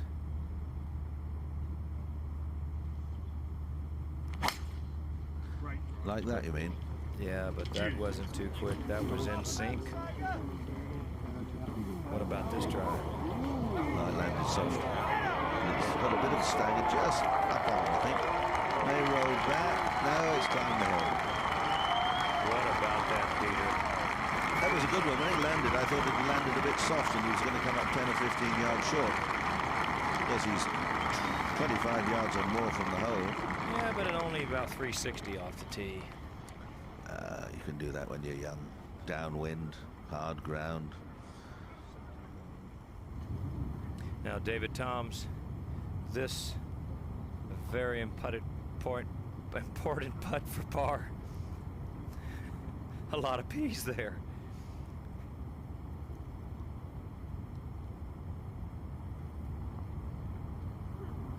Oh, and he pushed the putt for par. So Tom will drop one at the 11th. And that's what's been happening since day one. Well, perhaps not day 2 certainly.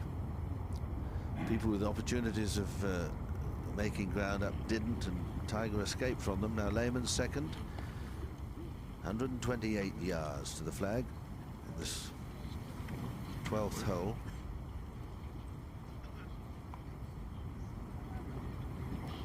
Which has been regularly driven, and that's a nice shot from Lehman.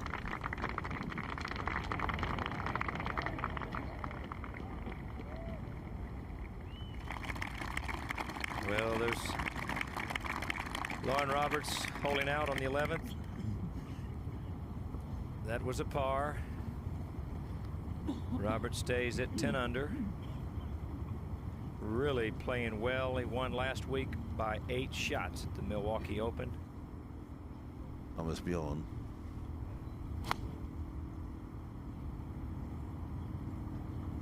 Eleventh hole.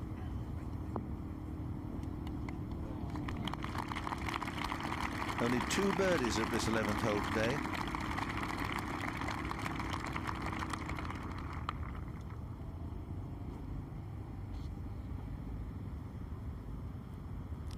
Darren Clark, this tee shot at the 11th.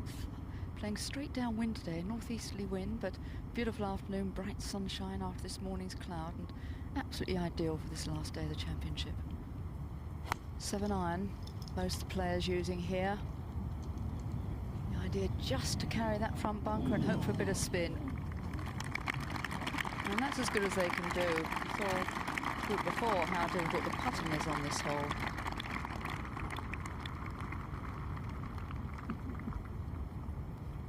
Yes, this has been a fine championship, but in some ways it's lacked a little bit of sparkle because he hasn't been challenged enough. This 10th hole, this is the one that's been lengthened a little bit, and those bunkers again on the right-hand side can come into play, but really not under these sort of conditions with the wind behind there, smashing miles past that. Tiger's just driven the green, and little humps and bumps and grassy bits up there, but and gorse on the left. But once you get it straight, the ground conditions the way they are, you just run through and up and onto the green, or very close to it. 11th tee on the left-hand side. That's fancy. That's David Deval, who just missed the bunker.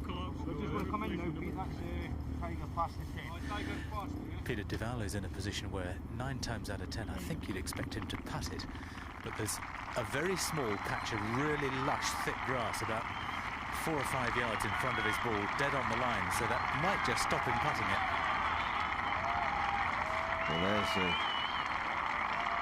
there's a little lush. Well, he might play it with a 6 or a 7. Tiger's on the green, but miles from the hole.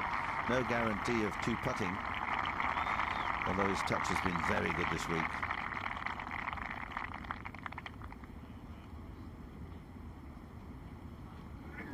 It's the crowd up on the right there behind the 11th green.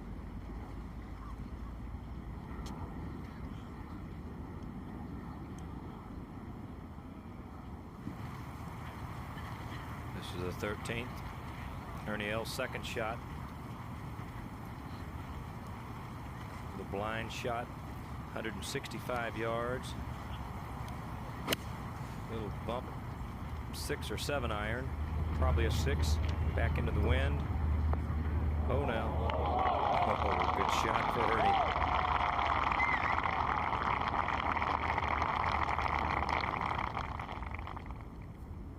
Tom Lehman on the 13th. No, the 12th, I beg your pardon.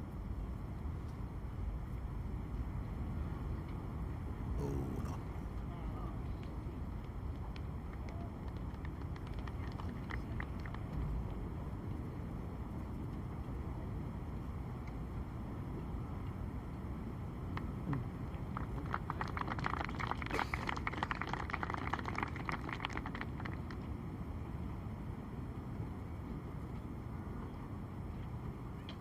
No, I like that play.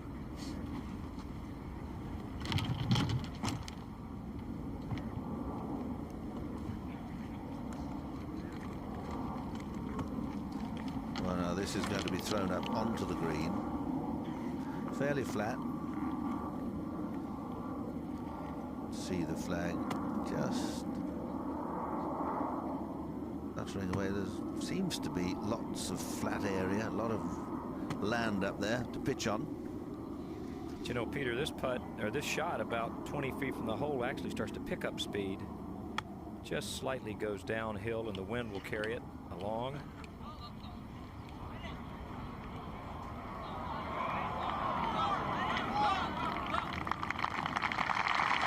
Well, he judged the pace very well.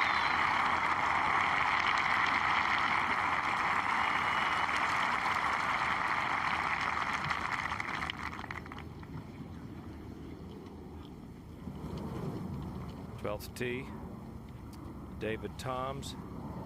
We saw him drive it on here yesterday. Oh, they like it again.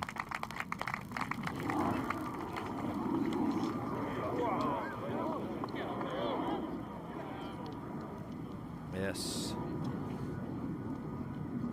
Will it stay on? A beautiful tee shot for David Toms. Great view of the estuary, which is just beginning to fill up now. High tide at 8:12 tonight.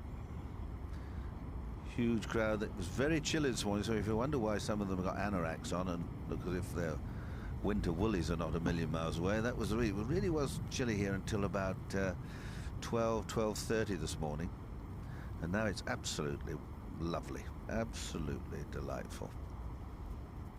It's Muir in the background and the great Lucas airfield and the railway station. Famous station, Lucas. Change it, Lucas. Peter, Tiger's taken an extraordinary amount of time to look at this putt. Well, it's a long one, you know. Look how far he's marching back. It's a huge putt. And if you were a pitcher at baseball, you wouldn't like to hurl it that far. You'd be beyond a pitcher's distance, and in our parlance, a cricket pitch. Well, and he knows that if he can get this down in 2 and go to 18 under, well, he can play in with a wedge. You see that little bunker behind the caddy there? I'm sure people come in and wonder, how on earth can you get into a bunker there? Who would ever go there? But it's quite amazing when the wind does blow and you do funny things, like second shot in here when it's at 4 or 5 iron. can trundle off into there. Well, I reckon it's worth a sweetie if he gets down to 2 from here.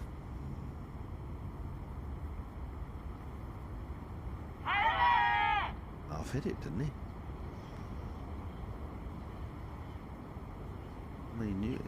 He was listening to you, you see. You said the last 10 or 12 feet, it gallops away. He must have been listening. There must have been a telly on out there. Couldn't be nerves, could it? No, just a little misjudgment. That's the 11th tee. And just swing around. And now, both players have had 2, and they're both about the same distance. In fact, Deval might be closest. Yeah, I think so. I think, well, Tiger, I think, is just a little bit closer. Deval and Woods 1 and 2 on the world's computer listings.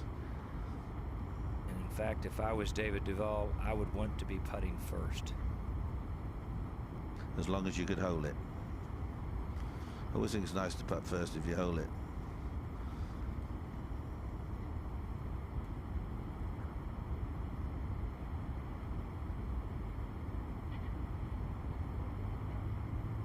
Well, Deval to putt.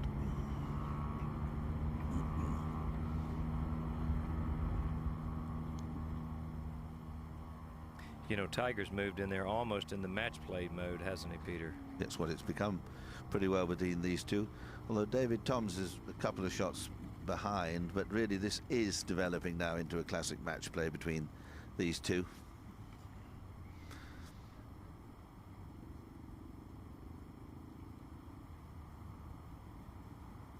For a birdie at the 10th.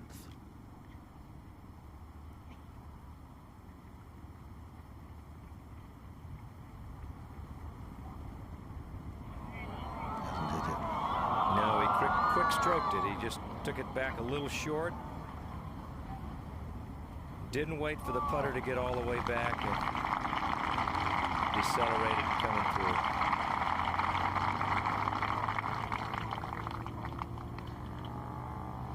Now this length of putt that Tiger has is the one that he's been holding consistently for several weeks now. They're so important. He's hold an awful lot of them, particularly in the US Open Championship for pars.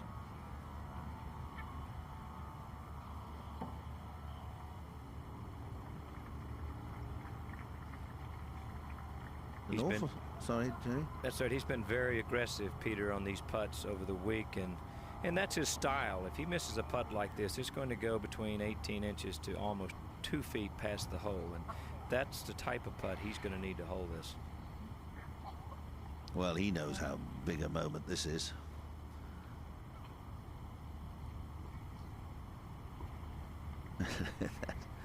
All the cameras and the radio men.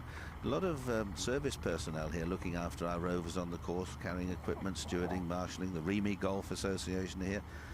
Major Chadwick's not here. We miss him. At least Steve Cull does, and all the boys. Navy here. RAF. All watching the golf.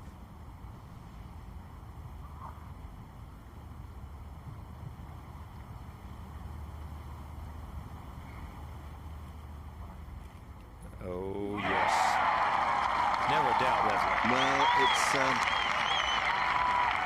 you know, cometh the moment, cometh the man, or whatever somebody once said, but it is amazing how when others sort of just slip and stumble, Tiger at the moment is in this wonderful mode where he gets the job done. And that was a massive, massive stroke there. Well, as I said on the tee, Peter, that's a hole he had to birdie today. Had to make birdie at 10. David Toms. Now he's hit the most wonderful shot on, but it came back off the slope. This would be very good to 2-putt from here, because he's got a solid wall of grass in front of him, which he's got to negotiate.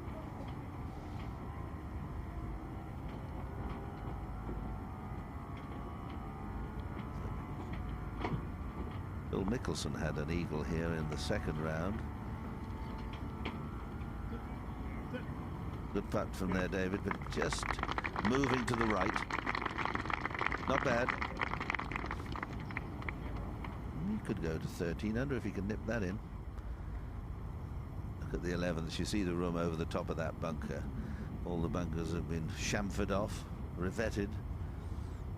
You wonder if anyone gets in that top bunker there, but I tell you they do.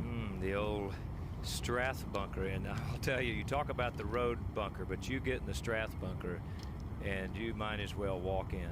That is some tough hazard. B.J. Singh and Stuart Appleby, Robert Appleby, the only ones that have, Robert Allenby, the only ones that have managed to get 2s on this 11th hole. Now this is a 9-iron. Now the wind's behind, so I fancy Tiger thinks that if he's really having a go at it, and this is where, if it comes off, great. But if he takes a 9 and gives it the full treatment, gets it in the end, it really doesn't fly. And if he's going at the flag, he could land, he might do, straight in the bunker. And then, of course, you think, well, I should have played off a bit left. The bunker, in fact, is maybe 5 or 6 yards to the left of the flag. I fancy he's going to bash it straight at the flag.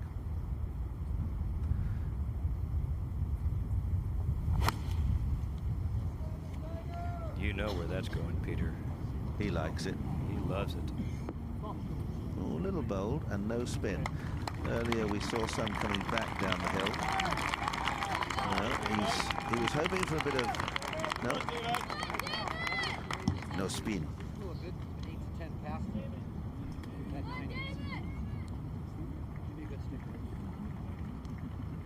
You know, Peter, we were talking about David Duval's strong grip.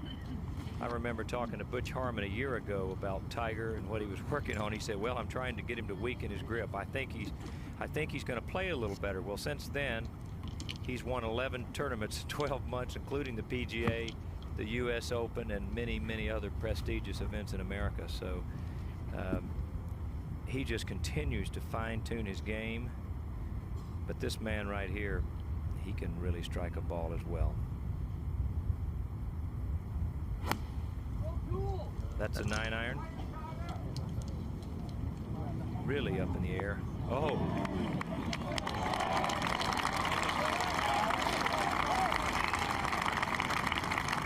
Well, he was looking for a little bit of backspin because you come over the top of the bunker and you're landing on the downslope.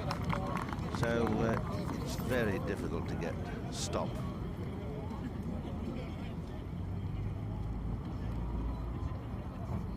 It's a fascinating hole, this 11th, and seen much drama over the years. It has been played with a putter in the past. Just knock it straight along the ground. It's been chipped along with a 3-iron, just knocking it as close to the ground as you possibly can when the gales do blow.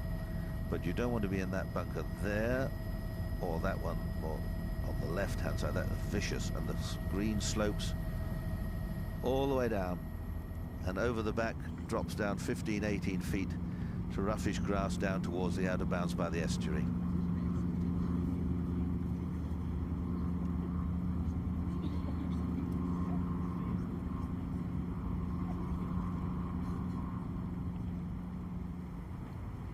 Yeah, David Toms now on the 12th for his birdie. Huge putt for Toms. No, he's just waving the putter there. Moved his head.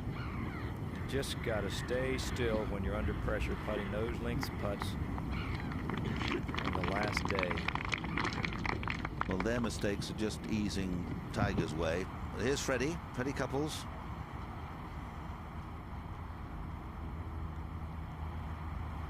Ten under, 3 holes to go.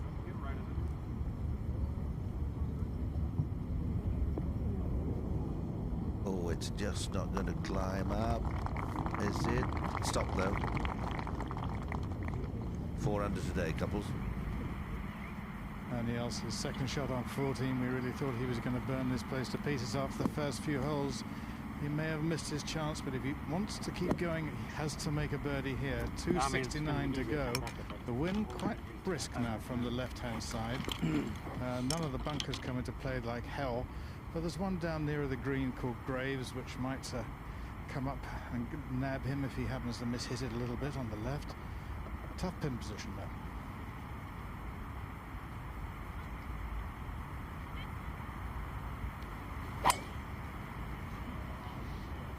Could easily be the driver that Ernie used then. And it needs to run on a bit. It's just going to get to the bottom of the hill, and that's the end of it. Now he's got a really difficult shot to get near the flag. But it's coming down onto the flatter part, so he'll be quite pleased with that. That was about maximum.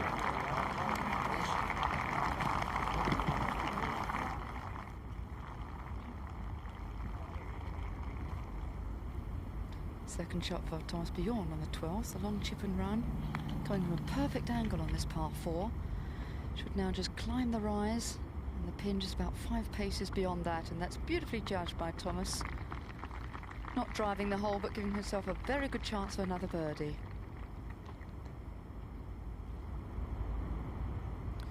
Well, and there it is, a look down to the 11th. River Eden in the background. And this man could be the greatest of all times. Could be, but only history will let us know that. Pretty fast putt. Breaking just to his left. He'll set it out about a foot and just feed it down the hill. Just let the slope take it to the hole. Now it'll start to turn into the left if he hit it. Yeah. But he was just trying to lag that, Peter. Well, that was a very good putt. It was awkward. He's 4 strokes ahead. And I think the greens are really in good shape. I mean, they are very, very typical links greens. They were accused of anorexic greenskeeping earlier in the week. They haven't put any food on them for 10 years, no fertilizer on this golf course, and they seldom water. Eagle putt for Darren Clark on the 12th, but difficult. There's a rise of about 3 foot halfway to the hole, and that could throw the ball to the right quite considerable amount. And the pace not easy to judge, but he's done that very well. Almost a certain birdie for Darren, getting back charging again. This young man from Northern Ireland. Big Tom's 13th. Well, David Toms hit a very nice tee shot, but unfortunately he's put himself in absolute dire straits. The pin on this hole is only cut about 6 yards over that rough area where he's pitched into, and obviously he was trying to be very delicate with it, but just seems as though he's realised he's in contention for a major, and it just looks as though the pressure's starting to get to him a little bit. Well, I think it's getting to a number of them, and some of the big players, particularly Ernie Els, missed a great opportunity in the second round of not putting a better round together. Deval down the hill, right to left, pace so important. Get it out wide. No. Just like Tigers, turned away. Both of them had very difficult putts.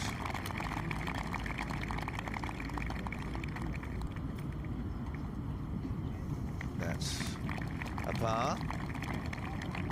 And Deval moves across to the 12th hole. Wind's just changed a little bit, but it's still drivable. Tiger's still got a little one to tap in for his par.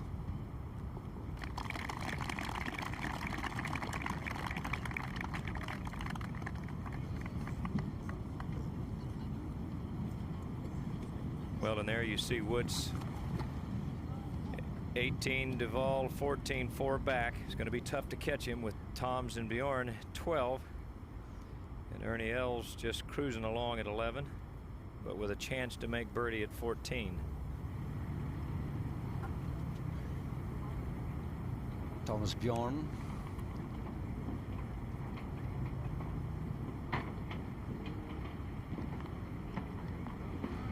And another one just lipping out for Thomas. He's had 1 or 2 good putts, but he's had quite a few today that have just slipped past the cup. And he stays at 12 under.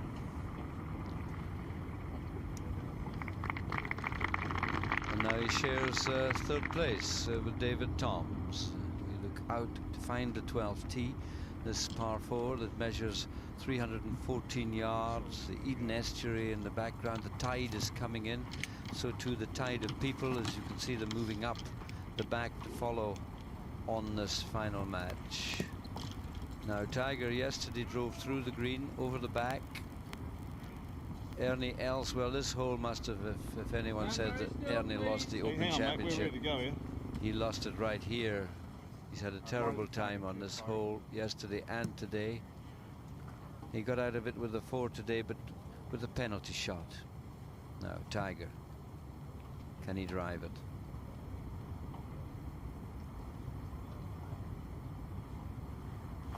You're the man, Tiger! Oh, that idiot. Fuck down! Go! He certainly doesn't need any help, does he, to encourage him along? Don't stay, Darwin, if it holds there. No, I'm afraid. What a difference it makes, you see, if the ball stays up on the same level. Stand still, please. Now he has to play angularly across it. Quiet smile. Growing. Oh, no, it wasn't. No, compression of the lips, but not a smile. Good pair there. Steve Williams, New Zealander. Now Deval, David Deval. Trailing by 4. Good ball, David! He thinks it's gone a little bit to the right, I think. It has. Which way will it go? You see the grass has just about walked and dried itself away into the hollow. Not too bad, you see, as he plays over this little ridge, some soft green grass. Not easy.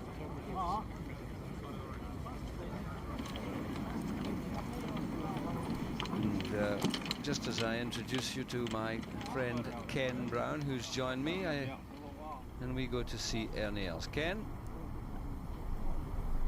Thank you, Alex. It's going to be a very interesting couple of hours just to see what's going to happen.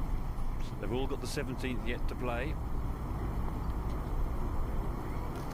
So the outside eagle chance has made the top of the hill.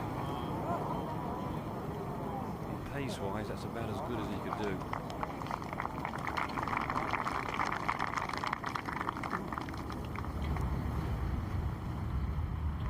David Toms, it looks as if his luck in this championship has run out. He's missed a couple of putts of under 4 feet now with a dreadful lie here at the 13th, but he's done pretty well. Still 10 or 11 feet away. So impressive yesterday and indeed today. He was out with 32 and then he's had a one bogey coming home. Peter Allis was talking about all of the military who were involved in this hole. The 12th that we're on right now is actually being marshaled by the Royal Navy, and it's the first time that the Royal Navy has been involved with an Open Championship. So there you are, the senior service. Now what about this green? It has a strange plateau. It's coming in from around a tee, and here you get it. There's the plateau right on the top, the slope off. Tiger Woods' ball nearly hung on. You can see how the slope drifts down, and there the pin on a pretty awkward space. David Deval's going to come in from the top left of your picture, so he has a few undulations before he reaches it, and Tiger Woods is way out of the bottom right of your picture, and with a putter in his hand it's considerably easier. I think you can see the undulations.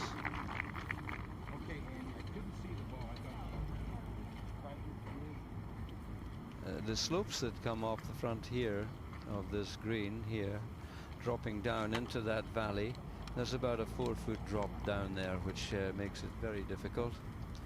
And then across the top here is the other side of that ridge that you were seeing. So if he hits it too hard, you can end up going from one side to the other quite regularly here. Massive crowds, and it must be very difficult now for the crowd control. The players must be protected, but I'm sure some of the spectators would like to get in on the fairway behind this last match, and there's no one coming out in the other direction.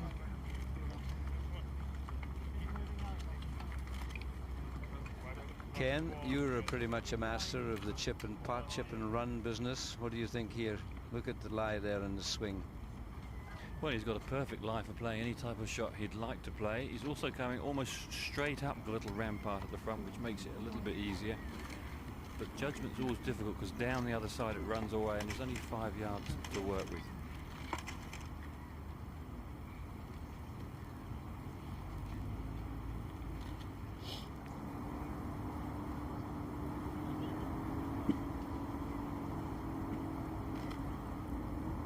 Ernie Els for his birdie.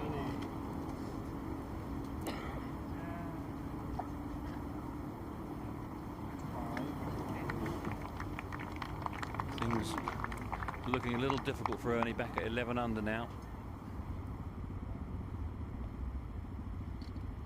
High camera gives us an excellent view. Now you can see the pin there just on the left, how narrow the strip is that Deval enjoys.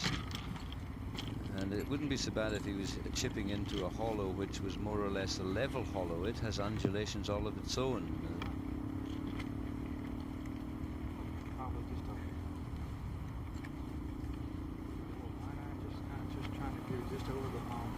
Now, Julian Tutt is down there. What do you think, Julian? Yeah. I think one of the interesting things at the moment climatically is that you'll probably notice the sun's gone. We've now got a solid, massive grey cloud. And the wind actually has got quite chilly. Deval's now got a long sleeve sweater on. I don't suppose it's going to have much effect on the outcome, though. No, he could still be a bit hot under the collar, despite the fact that he's got a jersey on. Now watch where he goes now. He's walking right along his own line. That's not to do anything to the green, but at that point the green drops away from him again before it comes up a very severe. He's almost considering that it might go a little bit right to left. All right. But he's got to work out exactly where he wants to land this ball. The first bounce is absolutely vital. If he gets a shooter forward, it'll go over the back. If it just sits up on him, he won't make the top of the rise.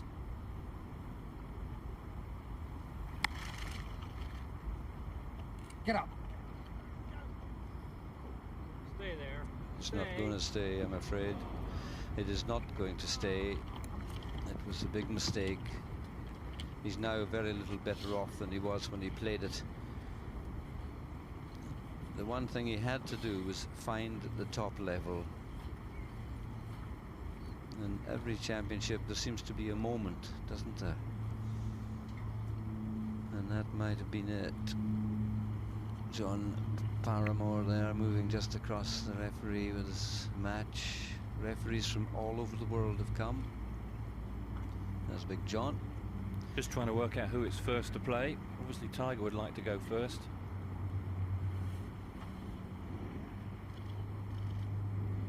Tiger's birdied this hole every day. I think it's the first time he's actually found the putting surface, though. Other days he's been over the back and to the right of the green. Kenneth, he played a shot yesterday from sort of 20 yards over the green and just died it beautifully on the top, and it ran up absolutely stiff.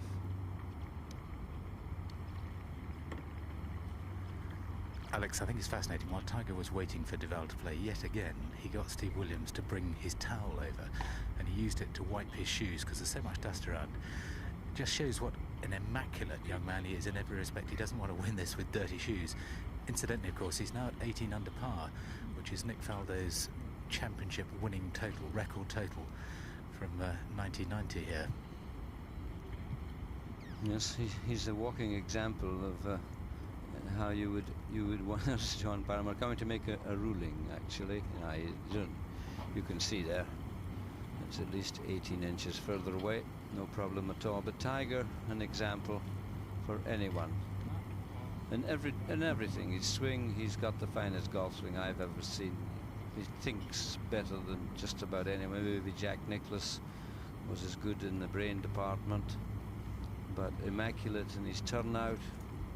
You see all these guys with the baggy, ugly trousers and the hats the wrong way around, and then you see this young fella who does it all better than them and looks the part, the model for the profession. Now he's going to have to come up out of that hollow and take a little bit of a right to left break as he starts up the hill.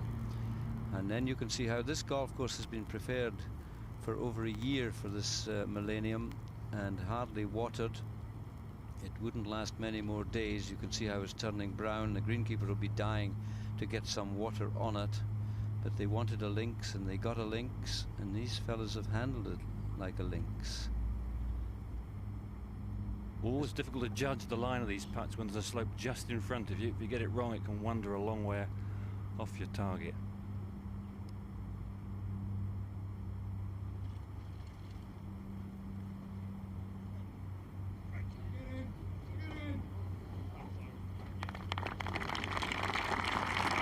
Very good putt from Tiger Woods to within 2.5 feet.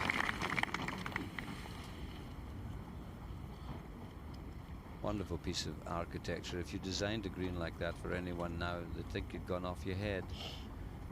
That little plateau there, it's only defense too. That's what they keep saying about the old courses, St Andrews. It's only defense, deep bunkers, and then it's only defense is the undulating greens. This is 314, a par 4, and they can hit it in 1, but there are a few who come off in 5, having hit it in nearly 1. Deval struggling, looking at it from every direction, and everywhere you go you get a different borrow. See, the first part of his putt is downhill, and it's right to left for the first 8 feet, and then the big slope will make it left to right a huge amount.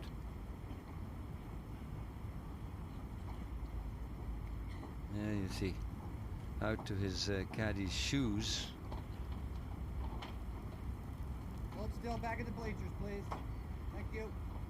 Everyone getting ready to make a rush down the next fairway, and those that are still wearing steel spikes clattering on the grandstand. Currently leads by 4 shots. Of course, doesn't want to get this one storming past and drop a stroke.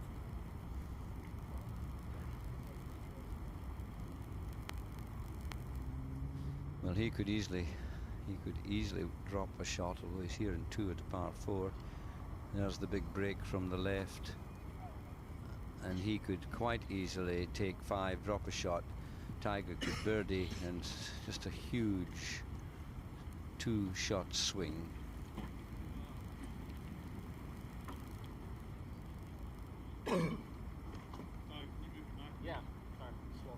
If Tiger goes to 19 under, he's one better than Nick Faldo's record at that, and Deval would drop back if he missed it to 13.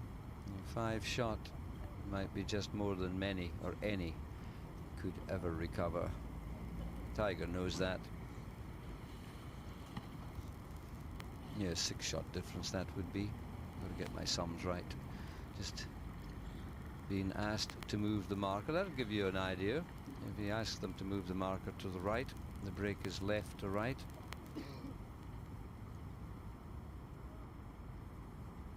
There's a sort of eerie silence out here at the far corner of the course, and this is all because if there was a challenge, a real serious threat, it could be coming to an end.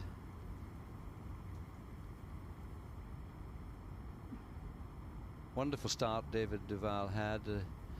1, 2, 3, 4 birdies he had in the space of 6 holes, out in 32. 3 shots he picked up. He picked up half of the deficit in the first 9, but then Tiger's come back with 2 threes and looks like getting another one. Now this is a left to right putt. It's a break of about a foot out on that side, and it's for a par 4, and he's unhappy.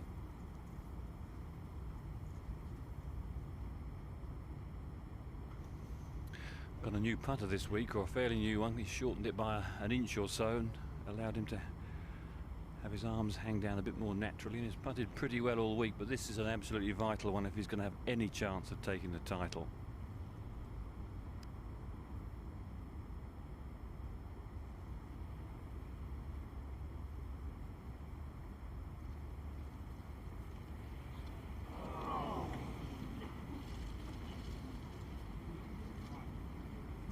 He drops back to 13 under. Can't believe it didn't break. The first shot he's dropped since day 2 on the 17th. Glad to see that mark going back. We had That was Bobby Locke, who won the championship here. Moved to the side at the 18th, forgot to move it back. Nobody noticed at the time, and when it was reported, the RNA decided he had no gain, and he kept the championship. Tom Lehman did it at Royal Troon just a couple of years ago.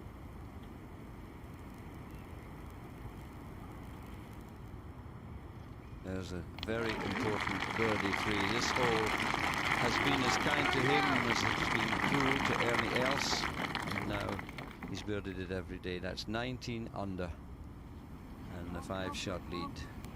Just about to be a 6-shot lead. Exactly.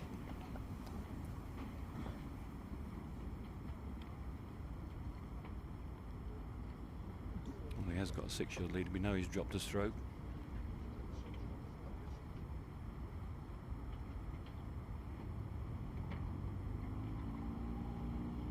Terrific looking card once again from Tiger Woods. No drop shots and 3 birdies. Ken, it's taken nearly 15 minutes to play this hole, and it's probably the littlest par 4 on the course almost anywhere. And that's a 6-shot margin, and he is 13 under. 3 under for the round today, and looking as if he was 3 over. Now everyone alters. Get the leader. Thomas Bjorn doing very well indeed. Tied for 3rd place with Els and Toms. And that's very good playing from the Dane. They've done a wonderful job scoring, keeping everyone informed. What about this one, Ken? I think he might just be far enough from the lip. They all experimented. It's about a yard away. You can just about get it up. Freddie. He's done it. Softly. Super shot from Fred Couples. Every chance of saving his par.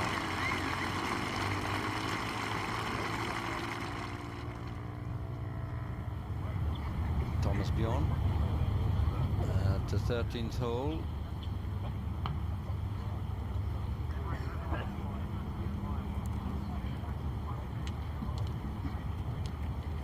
And that's a pretty good putt.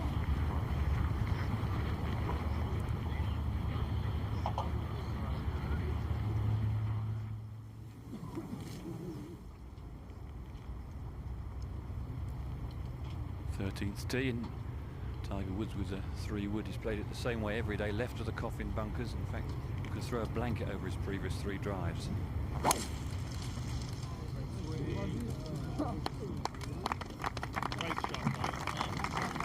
again, just takes off the camera of those. Maybe always been lucky there. Obviously had a hard bounce and somehow managed to get over that deep bunker. Caddy said, good shot.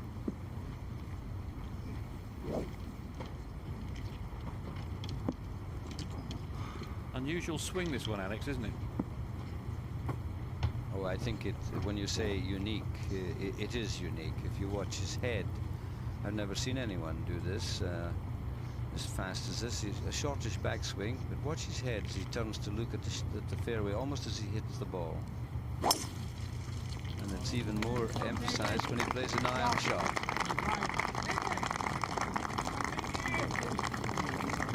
Well, now, I think that gets straight in the face, into the revetted face. I might be wrong. Often am, but I think he's down there. And if he is, then he's definitely in trouble. I think I can just see it. Yeah, I can just see the top of it. Struck the face of the bunker, jumped back. Just got out of it a little bit early that time, even earlier than he normally does. There's the ball. And the members, of course, of BIGA, the British and International Greenkeepers Association, they've been raking. They have a competition every day to see how many bunkers were raked on a day, averaging about 180 a day. Be a bit less on the last 2. Bjorn for his par. Drops the stroke at the 13th. He's back now at 11 under, and they're all just slowly gifting it to Tiger. Hardly gifting it, but They're making his life a lot easier. Ken, over the opening few holes, it was just a succession of birdies from everyone as they made their challenges, but somehow they seem to be petering out now. Here's David Toms now at 11. 11 under par. But he's had 2 bogeys. He's just having a string of bogeys now coming at him, and we were watching him last evening, and I was really surprised that he's only won 3 events in his career, because he's such a beautiful player. Daniel's down the left of 16, 149 to the front. He really doesn't want to go much further than that. He really has been very disappointed. He's missed, certainly I've been counting, 8 putts of under 10 feet in this round, which is a fair indication of the result of his score. Having started so well, he's now petering out, I'm afraid. And 3 putting down 14 certainly didn't help his cause. This is a difficult shot through the left to righter, with Wig bunker waiting for him if he underhits it. So it's this could be a difficult hole for all concerned.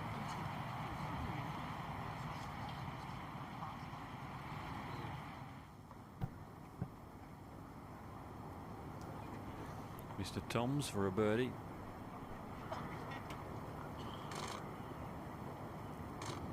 Another one slipping by. So he hasn't had a birdie on the back 9. He was out in 32. Birdie 6, 7, 8 and 9, but no luck on the back 9.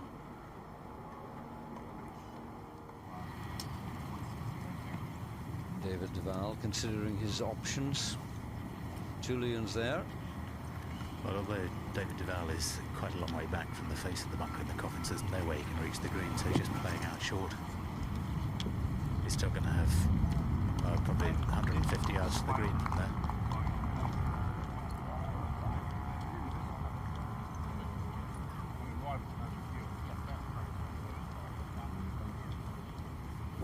Hasn't had the breaks really round the loop, David Deval, and now he must be asking the question, what does he need to do to take the title? Not impossible. He's got the par 5 14th to come. He's also got the 17th. Tiger's yet to play that.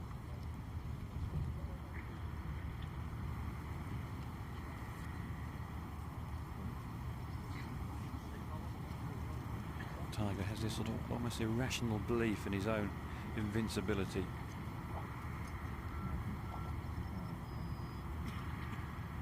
See the flag there, just to the right of his cap.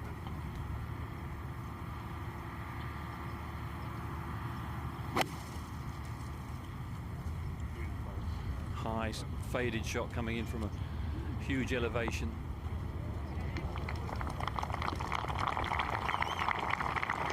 Very safe shot right into the centre of the putting surface. Doesn't need to take any risks at all.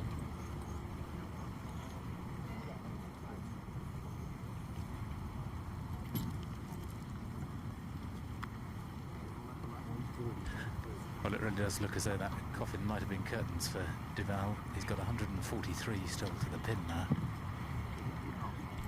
Tremendous rivalry between these two. They've actually become very good friends, but competitively they want to beat each other so badly, and Deval certainly came into this round probably knowing that he couldn't win it, but certainly wanting to shoot the lower score on the day. Saw the wind there, Julian. The wind is coming in at less than 8 miles an hour, and that's about as windy as it's been all week. We'll just show you in alphabetical order how all of the players have done or are doing. Straight over the bunker now, the third shot.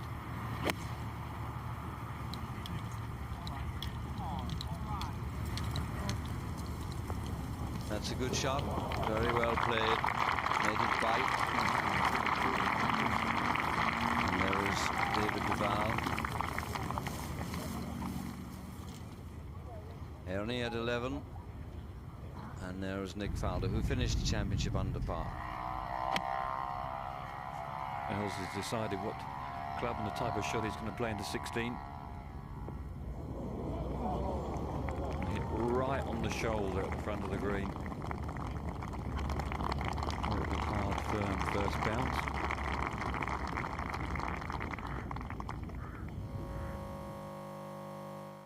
Here's Freddie Couples at That's the 18th hole. Freddie, who needs a 4 to be back at 35. He's got it, and that's a round of 69 for Fred. 9 under par. 9th place at 9 under. Adds to his top 10 collections at the British Open for Fred Couples.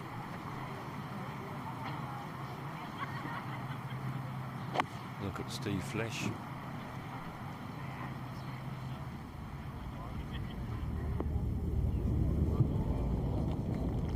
Very well done. The layer between the two bunkers, only some 15 paces from front to back. It's like concrete. Managed to stop the ball on it.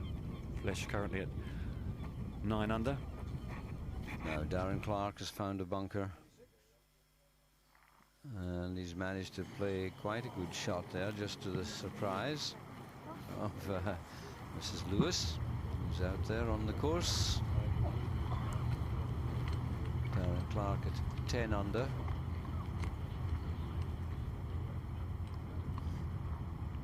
We'll have a look at the 13th green. That huge pot bunker that's just at the front right, that was the one that I thought might concern Deval. The green slopes right off to the front edge, and you can see how close the pin is at that front side. And wisely, Tiger played to the left of it into the open part of the green. The 13th shared with the 5th, so there's an acre of land away to the left, and no margin or any need to make a mistake. Now you can see the putt that he's left himself. A good 18-yarder or so up the slope, up the hill, the one you'd want. You have a 6-shot lead.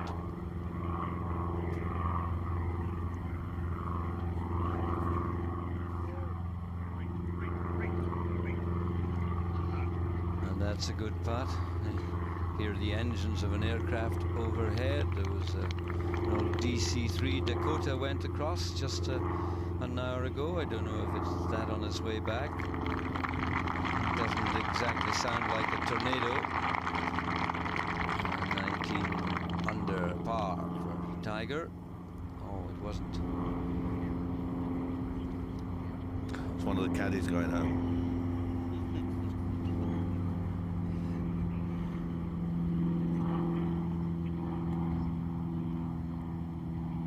Now David Deval, who has to hold this for a 4. Hold it, pull back there. And because this is the last match on the course, people moving about trying to get themselves in, others de-rigging out there in the corner. All of the old hot dog stands and things, ice cream parlors that are all out there, they're all got to come home. They've probably already given it to Tiger.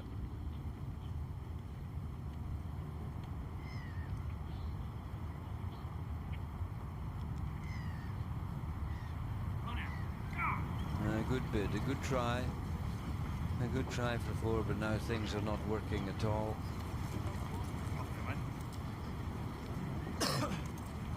That's another bogey. He put in a great bid. He really did threaten. He got to within 3 shots. He halved the deficit. But it always seems to come, Peter, like a sort of body blow, doesn't it? One little mistake and suddenly everything sort of dies for you. It certainly does, and here's one of them. It's diver Ernie Els. I thought he would maintain his challenge. He's in 3rd place, but he's 8 shots behind at the moment. I think that's been one of the disappointing things about this championship, is the fact that I mean, we've got a tremendous field here, and none of them have really managed to put any stress on the best player in the world. They've come here and they've played below par, below their games, and made elementary mistakes. The conditions have been pretty good. You wouldn't say they were anyway difficult, and they haven't been up to the challenge. David Toms is at the 15th. His 3rd shot.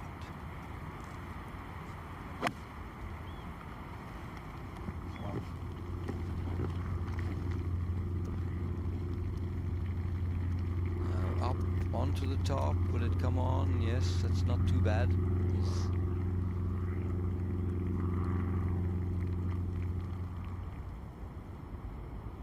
All the crowds coming down the edge of the 14th and all making their way up to the clubhouse, hoping to be able to get a view of the final scenes as Tiger gets ready to unleash one.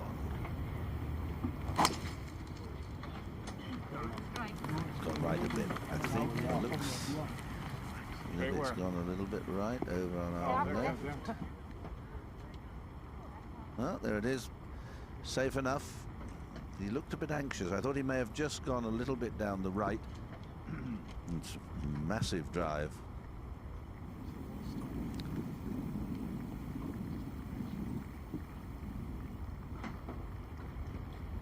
Deval struck the ball so very well for the first 8, 9, 10 holes, and then just couldn't keep it going.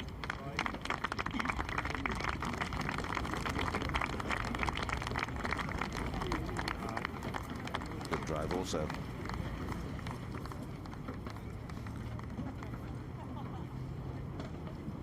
Very good. I would think that both players there, Peter, can get up comfortably with the second shot. We'll just have a look at this 14th, 581 from the elevated tee, and his name is long for obvious reasons, but all the way down the right-hand side is an old stone dike, and the spectators to the right of it. You play out into the sort of open space, the widest point that you can. You don't want to get tied up in the Beardie's bunkers. That's those on the left. If the wind's against, believe me, they're in play. But from here now, you soar, if you can, over the hell bunker. There it is, into this flat, and then hope for a bit of a kick from right to left. And as I say, those players are both within 250 yards of the flag, and I'm pretty certain that they will cut loose. And Tiger hit it yesterday quite comfortably with the 3, and Deval's hit an even longer tee shot. And the huge galleries, record crowds, I'm sure when they add the figure today, which is not known to us yet, to the 180,000 we've had, it'll be a record. Well, Paulson played a perfect tee shot. He's got a long way to go into the wind. He had 175 yards to the flag, and well, the thing is, the wind's making it very difficult to make a really good pass at the ball. But yeah, he's just tootling along, really, like most of the players seem to be at the moment. I think they've all been a bit disillusioned with Tiger. The atmosphere down here is a little bit, you know, it's a bit down at the moment. I don't think there's that electric atmosphere that you normally get at the Open. I think once Tiger starts getting into the arena of the 17th and 18th, the atmosphere will pick up again. But at the moment, it's a little bit flat out here. Yes, I think that's fair comment from Gary Woolston home out. There's nobody challenging. We're watching a great piece of golfing history here with Tiger Woods. Surely nothing can go wrong now, and he will become the 5th person to win all the majors. And I was talking to Steve Ryder about it as well. I'd forgotten I was actually there when, I think I finished in the first 10 when Hogan won at Canusi in '53. So I've Hogan, player, Nicklaus, and if this fella makes it today, I'll have seen and been at 4 of the venues where this particular bit of history has been made, which is amazing how these things slip your mind. Hold up, camera people, thank you. Tiger's got 270 left at the front of the green. He's going with a 3 with the ball sitting down in a very slight depression. It's not a divot, just sitting down a little bit. He's going to have to really whack this because it's into the wind and from the left as well. Just to the left of the scoreboard behind the green.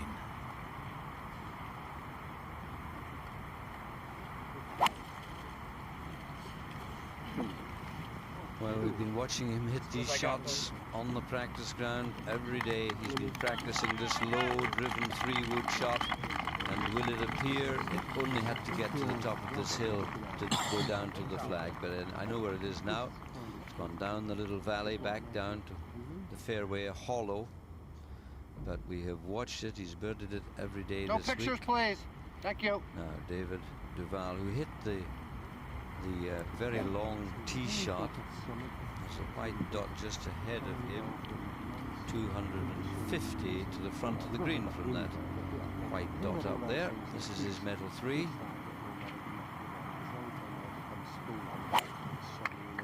He's played a different kind of shot. He's played a higher shot, should drop it into the right of the pin. A little bit of cut and take the bank. Here it comes. No, it doesn't. It only came halfway up the bank and now it's on its way back down. Down in the hollow. And you'll see the awkward little shot. You'll have some fun and games here playing that one. That is not mine. Bjorn, second at the 15th. His tee shot came to rest up against a little chair, but he got a free drop and replacement from that. Disappointing for Thomas Bjorn. He sort of had it going round about the turn. He birdied the 9th, and I thought he could have got a birdie at 10. He almost drove that, and unfortunately fallen away again. Just 3-putted the 13th. And really, just like Gary was saying, no one out here is charging, and it is quite quiet out here. And Clark the same, not really playing his best. Well, this could be the last throw of the dice for O'Neill's for this championship. 155 to the front, coming out of this lie, which is quite lush and could fly. And very sensibly, he plays the low running shot up, which hopefully is going to hold its line and then run up the green. Round to the left of it, round to the left of it. Very well thought out indeed by Annie. Beautifully played. I'm always amazed by we don't see more shots played like that when the conditions are like this, because you do have a chance of running the ball up the green. Els at 11 under, tied with Bjorn, 3rd place at the moment. Up to the 18th green, and Bernhard Langer, who's under par. Well, he's got this putt for a 3 to be under par today. And there he is. He's had a 7 in his card. Would you believe that? At that 14th that the Tiger Woods is on now, Bernhard got a 7. But he's got it round in 71 because he never gives up. And he's 7 under for the championship.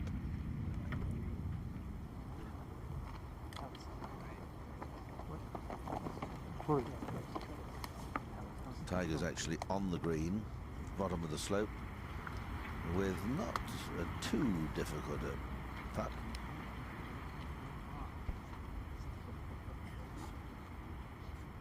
See how the arrows run away, slope at the front, off at the back.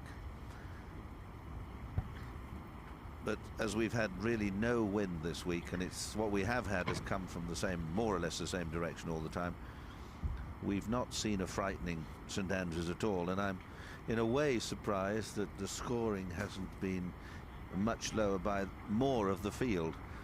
Tiger's got a chance of playing every round under 70 if he can finish with 4s in from here, but the rest really haven't shown us too much of their massive skills. Peter, you remember when Tony Lima won here, he learned to do all the bump and run shots. This one in particular, if Deval takes a putter, he would have had to go up here to take the curves to get down to the flag. It's as crooked as that. As it is, he's got an iron in his hand, which means he will have to arc it and kill it on that bank before it goes over the top. Now, you might say, oh, well, with his skill, he might throw it all the way. If he does, then it'll be worth applause, but all of the locals would frown upon it. It's a net. There it is. Can you see it even from then? I would see a local taking it up over here and down the green that way. There's no question about it. I think he's going to try and kill it on the bank there and then over the top. And you can see as he swings back how he's hooding the club face, which means not height. He doesn't want height, he wants low, and there he's done that one. That was a pretty good shot.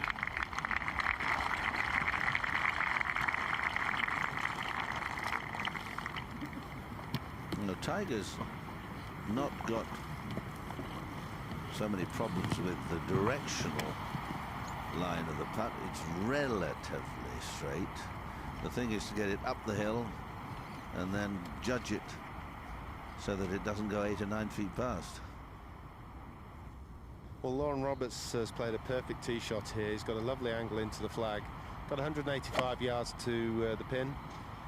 Wind's coming off his left, and the problem is that it's likely to leak slightly off to the right, but he's played a lovely shot there, and I think we'll have a nice nice birdie putt. But he's a long way back, but at least he's keeping the crowds cheerful. Yes, and he's at 10 under. He's sharing 5th place with Tom Lehman at the moment. There's a good view of Tiger's shot. He's going to go just, well, it's pretty straight.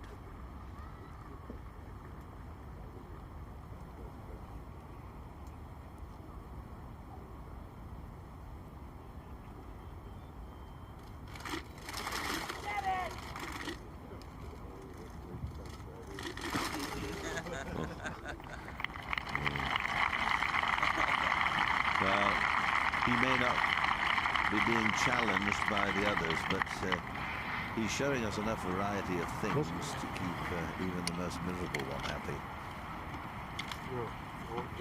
He's really shown us why he's.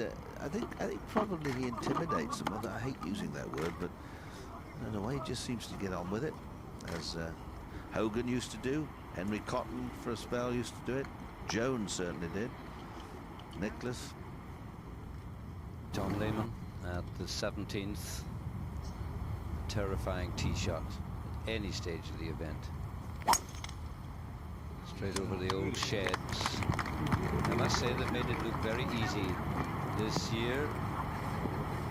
I remember watching Arnold Palmer here. Peter, you remember 1978 when he drove it past the hotel roof into the Jigger Inn it went? Dude.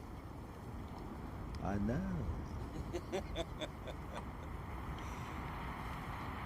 Deval for a birdie.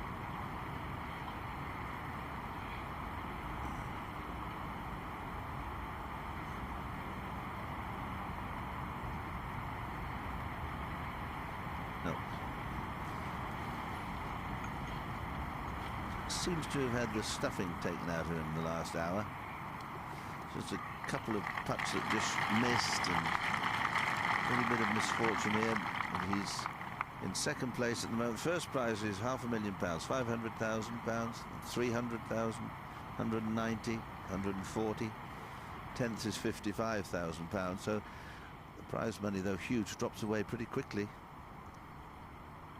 And the last player, the 70th player, gets £7,000 for his 4 days' work here for the championship. Another birdie for Tiger.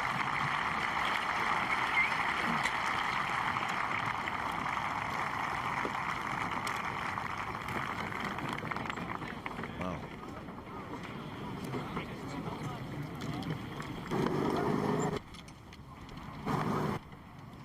Peter, I think that Nick Faldo was pretty confident that his 18 under par record was going to be destroyed, and it certainly has, unless something silly happens. But here's Ernie Els. It'd be nice to get a nice 3 here.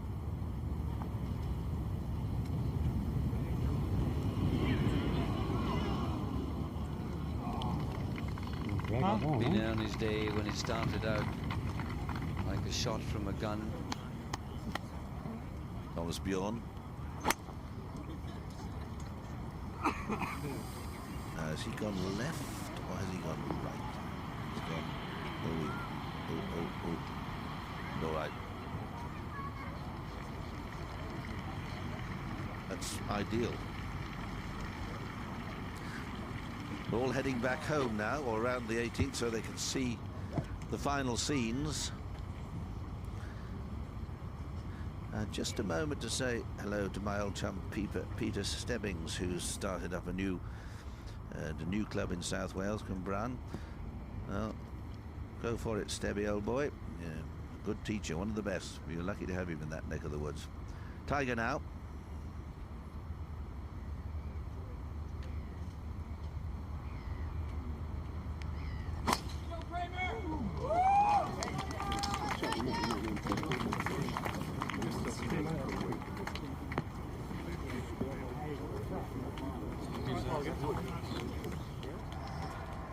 He's just missed the fairway right there. It's okay, it's perfectly playable, but he's just slightly blocked out by the mound on the right-hand side of the fairway.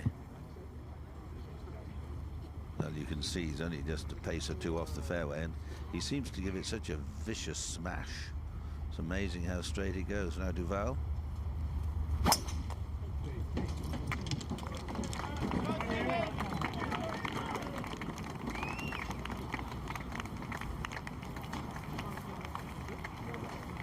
It's a good one.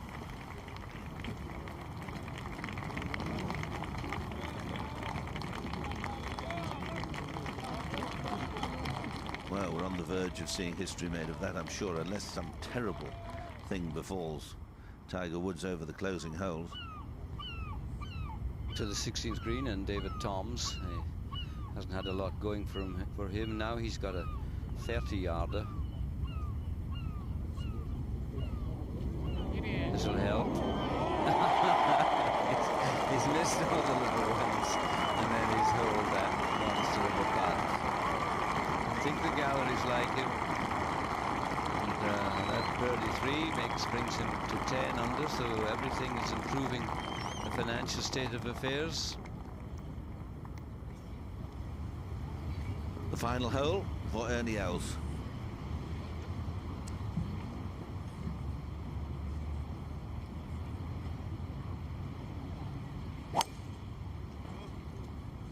It's clouded over and it's got a little bit chillier, though Ernie is impervious to the chill wind, but that's a good drive, right bang up the middle.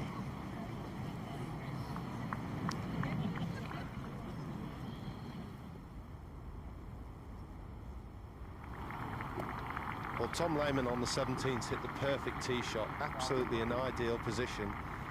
He's got a nice shot into the flag, ideal for his shape of shot, which tends to be a draw. He's got 190 yards to the flag now. I'm expecting into the breeze for him to try possibly to play almost the whole way, but we shall see.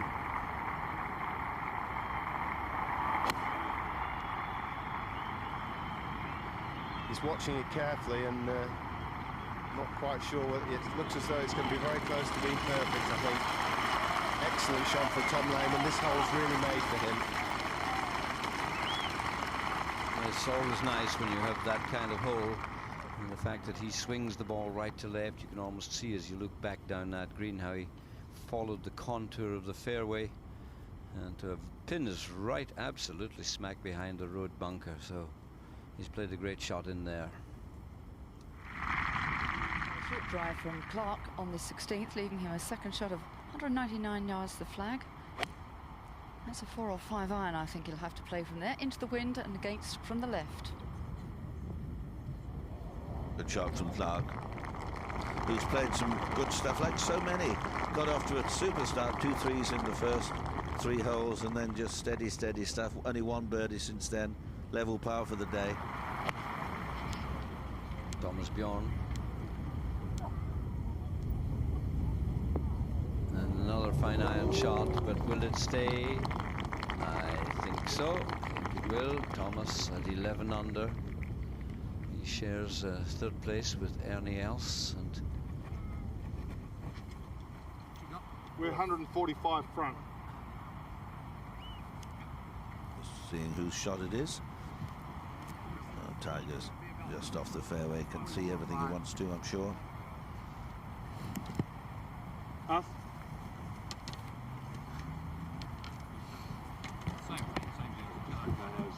Over there. We're hitting at this distance. Yeah, over there on the 13th hole, you hit that 165. Just the same shot as that right here. Yeah. Tiger's got the long sleeve sweater on now, so it's got very grey and really quite chilly. He needs to carry it 167 to land on the right level.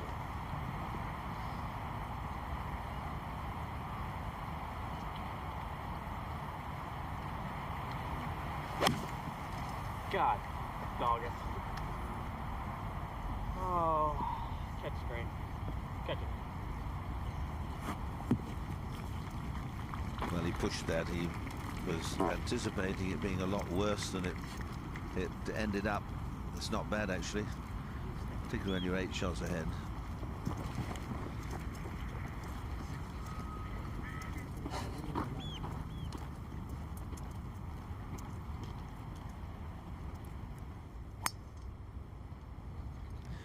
Well, David Tom's made an excellent birdie at the 16th, which is why he's teeing off the 17th first, and he's played a marvellous tee shot right down the middle, very close to where Tom Lehman was. Hopefully that'll just build him up a little bit. The crowd certainly enjoyed seeing the birdie. They were glad to do some clapping to keep their hands warm out here. Ernie Els, his second shot to the final hole. Oh, what a shame, just too much spin, but my goodness, what a reception he got walking down the 18th.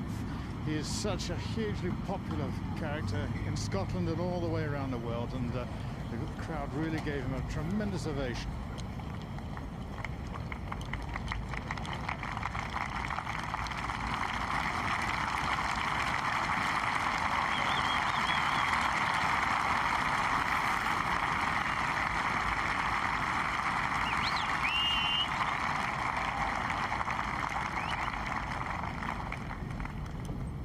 Of course, winner of the US Open Championship, United States Championship, 94 and 97, but would dearly like to get his hands on the claret jug here, and I think for a stage today he thought he might have done so. But you can see with Woods sitting at the top there with an 8-shot lead. It was 15 shots he won the US Open with. Some years ago, 12 he won the US Masters. Here's Deval at the 15.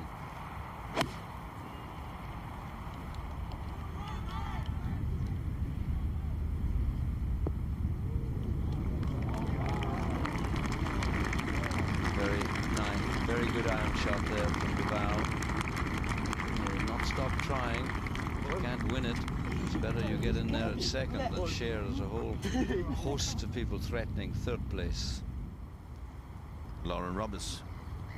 2 holes left. 10 under. 3 of them at 10 under at the moment. Tom's, Lehman and Roberts.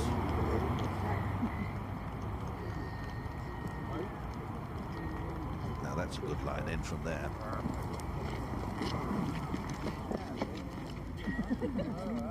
Very nice.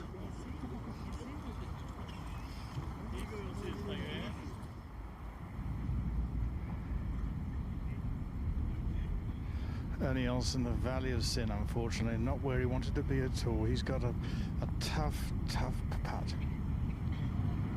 There he goes over the ridge. Is he going to get there?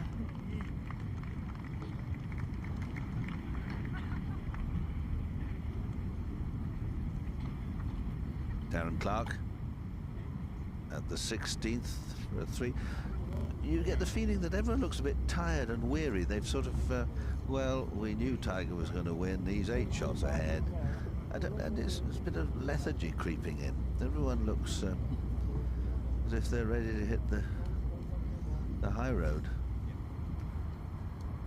Quite extraordinary, the atmosphere, how things change at championships over the years. Seen them all, electrifying things.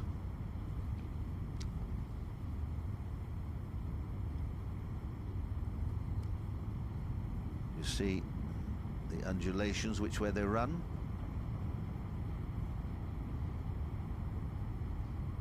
All feeding down to the hole, but they never seem to do that when you're on the green and you think it's feeding down, and it turns the other way.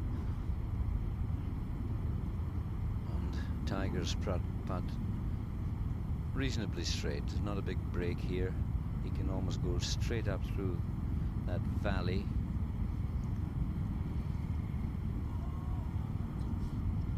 He's allowed a bit from the right to the left. He knew what he was doing, didn't he? He knew just at the end it would die.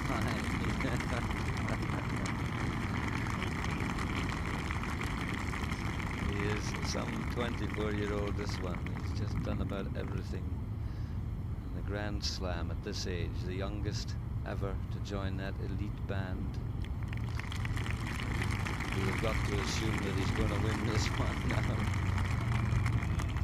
It's amazing, Alex, too, when you think how many great players there have been that never completed the Grand Slam. Arnold Palmer never won the US PGA. Snead never won the US Open.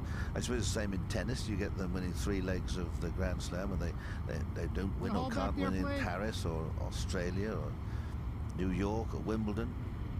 Yet they're great champions. And the defining line is so very, very slender. You've got to have the game, and you've got to have the good fortune on the day, or somebody else has got to have misfortunes. Or you've just had a series of players here who have not struck their best for consistent form. It's almost hard to believe, isn't it, that David Deval has not yet won any major. Yet he had a run where he won like 11 events, and almost in succession. This for a 3.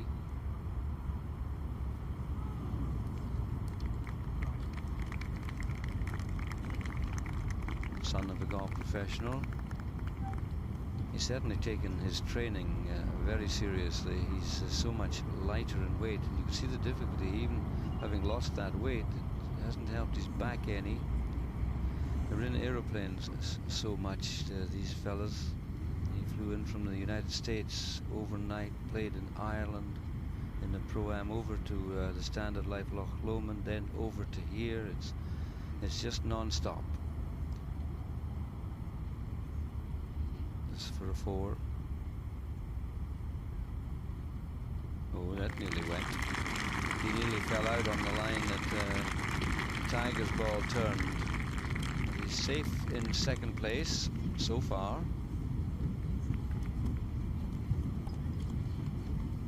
So just 3 holes left.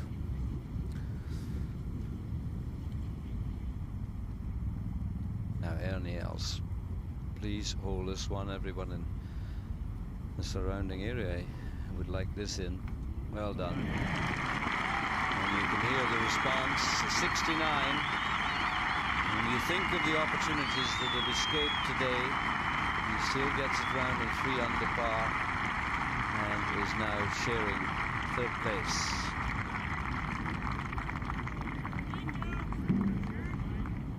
David Toms,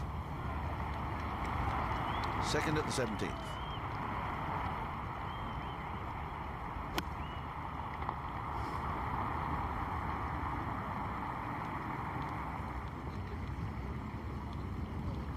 Finds the green. Seen very few people go in the bunkers all week. They've been frightened out going around near them, but usually have a bit of sport watching them in there, but not so. Tiger sticking to his routine.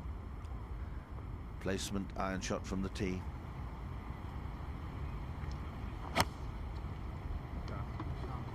Right down on top, drills down. Perfect.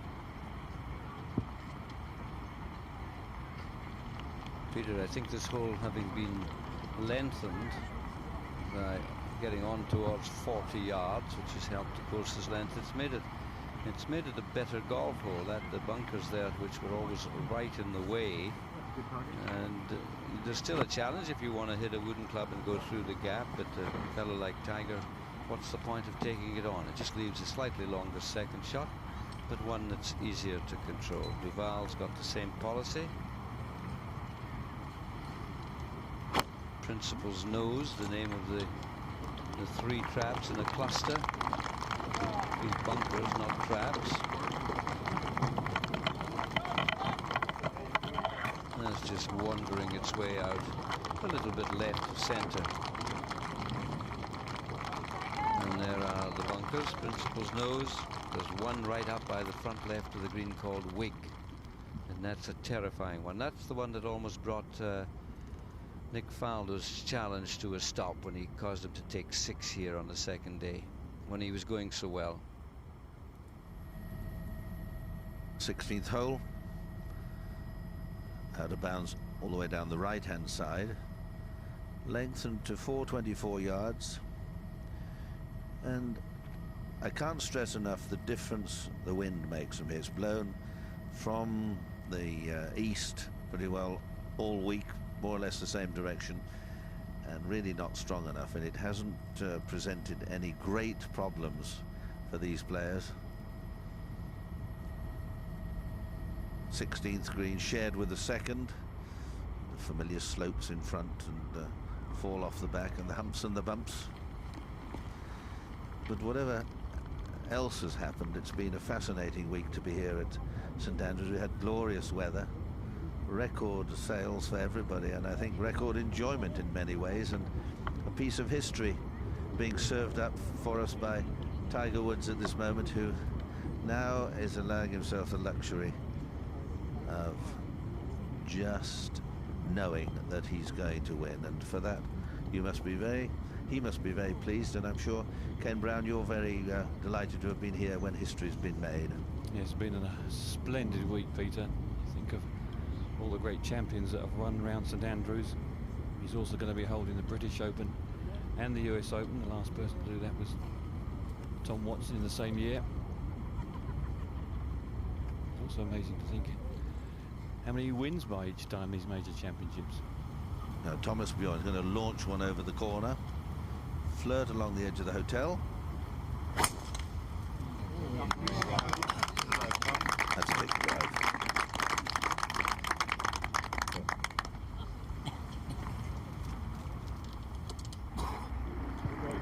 Bjorn at 11 under is jointly in third place at the moment. Darren Clark,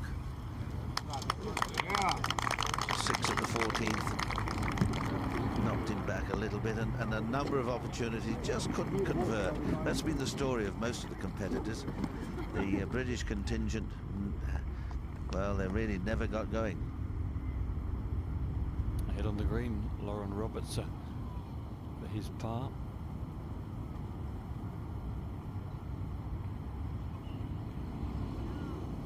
It's amazing how slow it is behind the hole at the 17th. Even part of the round, 9 under for the championship.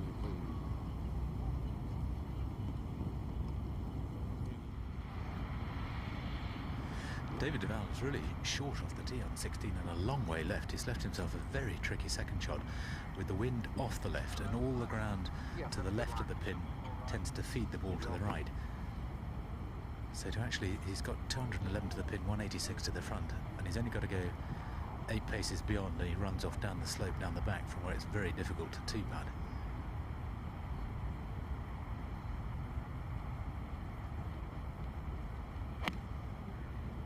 Well, Deval holds second place at the moment. Carry. Oh, and that was a serious misjudgment there. If that just fall, it may just stop on the edge of the bunker. Yes, well short, in fact. We were just saying that he's got the job of holding on to finish in second place. Ernie Els has already set the numbers at 11 under.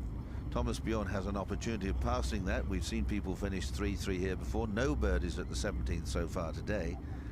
And so with Tom Lehman finishing at 10 under, this man is totally in control. Woods second shot at the 16th.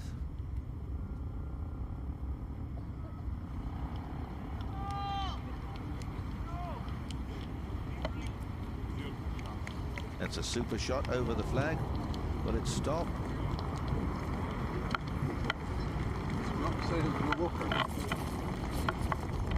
Well, both of them a bit out there, Ken.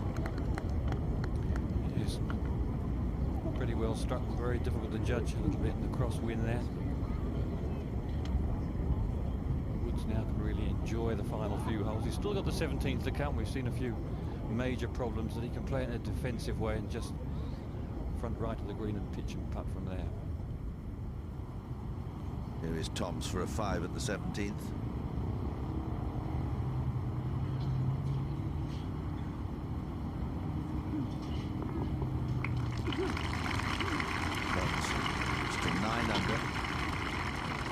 I think with the big lead that Tiger Woods has, no matter where he put it, he would, with his golfing brain, be able to get out of trouble.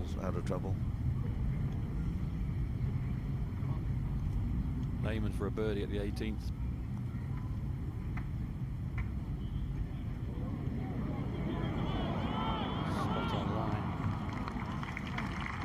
Looks like a closing 70 for him. No drop strokes, 2 birdies.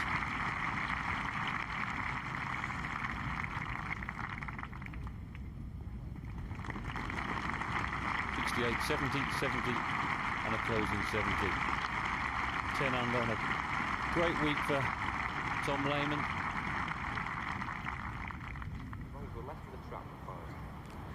Well, Thomas Bjorn just waiting for the players on the 18th to tee off. But surveying his shot, he's got a shot of 187 yards to the flag. He won't be going for that. He'll play right of that, I believe. Interesting to see if he punches a shot in low or whether he tries to fly it the whole way. He needs a birdie just to chase Deval into second place. Missed a golden opportunity a couple of holes ago. It's a hard pin to attack, though. All the danger over the back, and he's hit a low punch shot. And he's actually, well, I don't know if he did that on purpose. He's pulled that way left of the green. Maybe he did, but I don't know. He'll probably tell us he did mean it, but he has got a way back to the hole from there. Pretty flat, that side of the green. I've seen 1 or 2 players play the hole this way this week, so but it's still hard work to get a birdie from there, and that's what he really needs.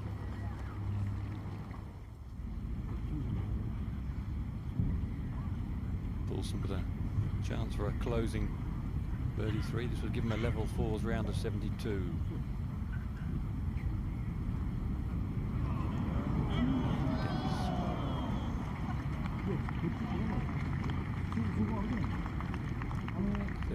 Blows. Disappointing final day, particularly started so well with birdies at the first and the second.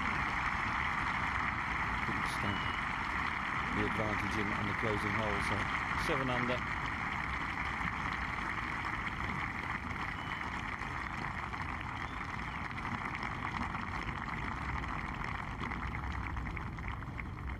/16th green.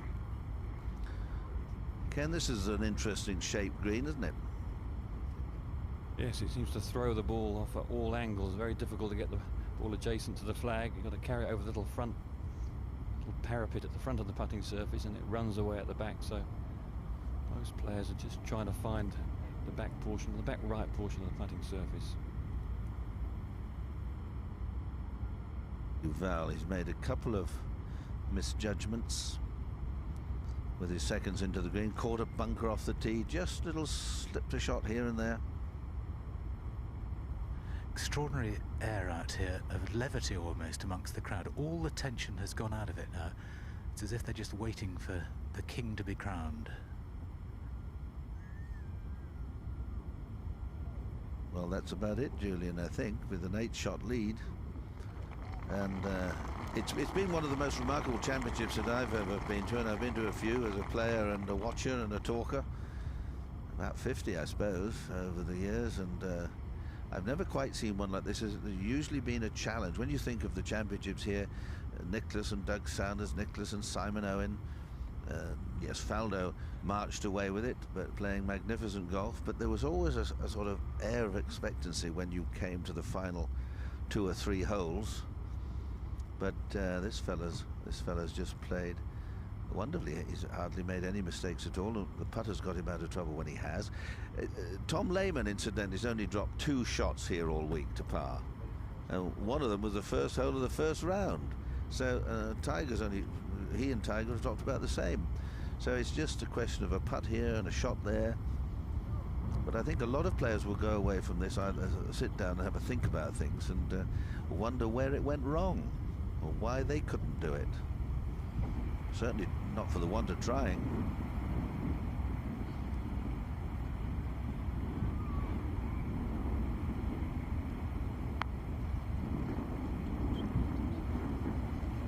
He's there again. You see, right on the whole side. Lovely touch.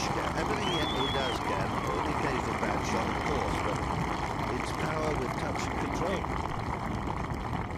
It really is a little gilt-edged golf.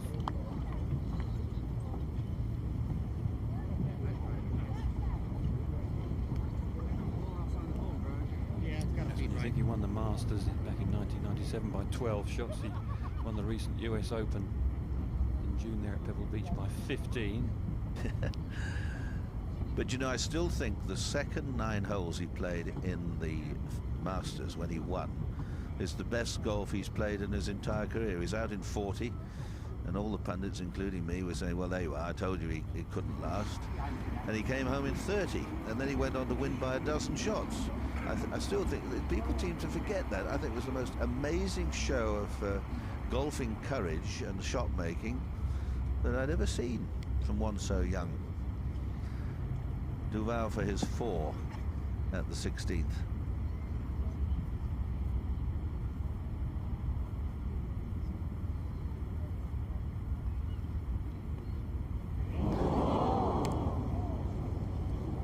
That's the way it's been. Now he has now tied with.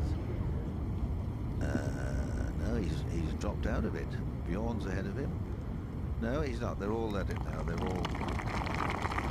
His last 2 holes could well settle who finishes in second spot. Els, Deval and Bjorn now all at 11. And he, of course, has completed his 18 holes.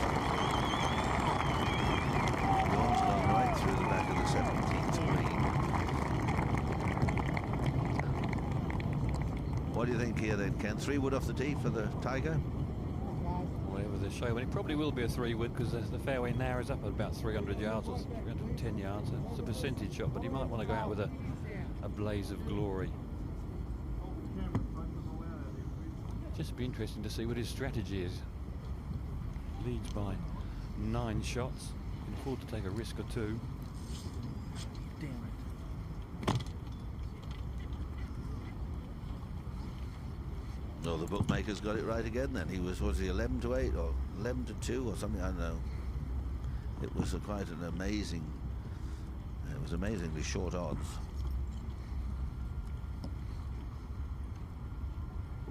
Now is the wake? No, not clear yet. Don't you go till I move my flag.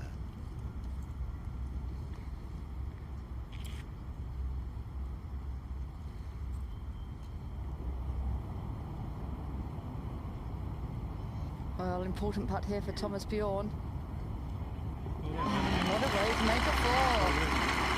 So he needs a birdie up the last hole, really. He's level with Els and Deval.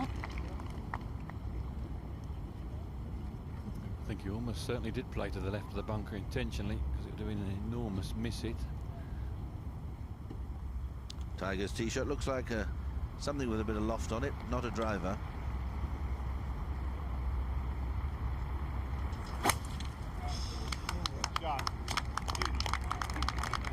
Just moving a little to the right. Perfect. Perhaps for absolute perfection it should be on the right. There's his chum, pal, mentor, Marco Mira. They're just signing a card. He must be delighted with the way his young friend has done.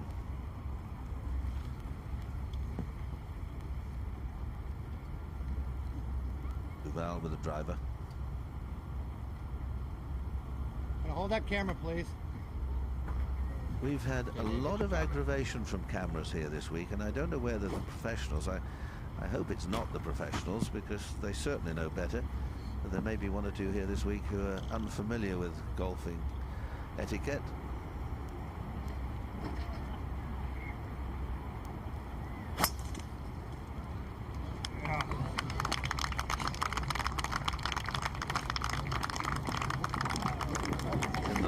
But that's a good angle.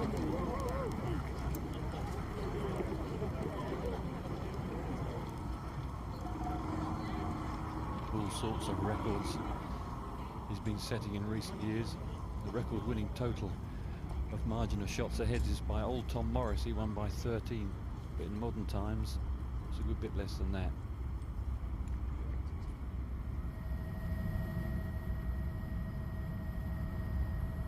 Tiger Woods has hit the most perfect tee shot off the 17th, a high, soft landing 3-wood. Hit it over the sheds, probably over the Owen course today. And the fairway pinches in 300 yards, and ideally you want to come in a little bit from the right-hand side. Most awkward green. down the left-hand side is the road hole bunker. That's a little greedy bunker that tends to gather up the ball, and on the right is the very nasty road. And the pin today cut just behind that pot bunker, and that's probably why Thomas Bjorn went past it.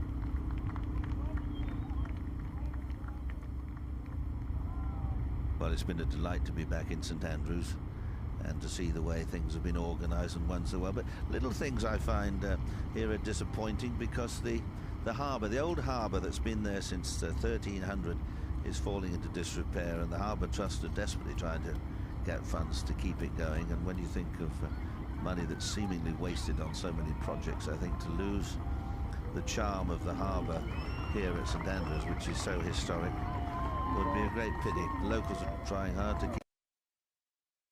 It's a struggle. So any of you with fond memories of the area want to save a harbour, you know what to do.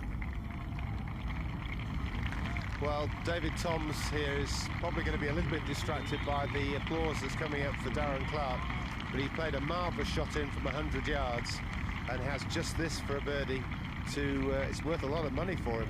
And he's made it, and that's really going to make him feel very good now. Looking up at the scoreboard, will make quite a nice bank balance today. Yes, well done, David Toms. He was out at the front line in 32 shots, but back in a disappointing 39, despite having birdies at the 16th and the 18th. To wander across the front of the clubhouse and go to the scorer's tent and check their card is correct. On the 17th. Now I wonder if Tiger will do something a little bit magical, a sort of chip and run with a 3-iron to the front of the green, or whether he'll have a crack at it. Wins across.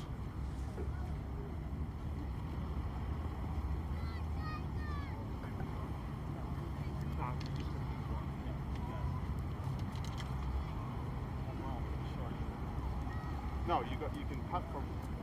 Peter, it's interesting to note that Wood's score for his previous 5 Opens was 15 over par, and this one is 20 under. Been practicing. Be very interested to see which way he's going to take that road hole bunker on. Looks as if he's got plenty of loft here, Ken. Back footer, I think. You think so? Oh, Yes, it yes. does. Yeah, back footer. Yeah, it's good. Now,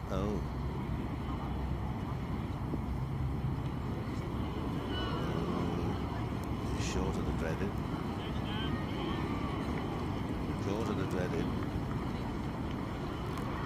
It's lucky he's got a 9-shot lead, because that's a really nasty spot. I don't know whether he hit it hard enough or took enough club. It looked to be fairly lofted, sort of 5-iron-ish. There was Judy Rankin just moving behind, who's here working for the ABC television network. Captain of the Solheim winning ladies team, up to the 18th. Thomas Bjorn, second shot of 103 yards, just a little wedge, punching it under the wind. Very important shot for him if he can get this right.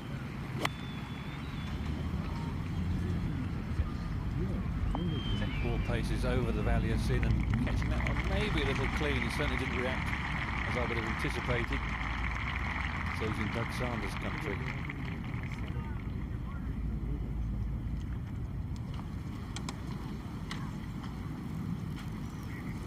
Darren Clarke at 8 under.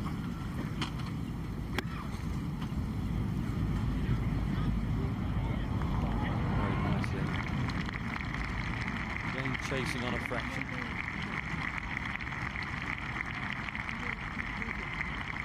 Slightly disappointing day for Darren, and high hopes going into the final round.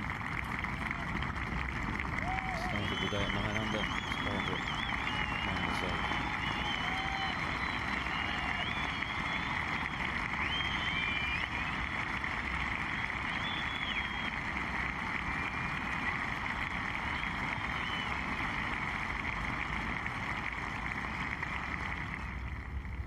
Deval second at the 17th.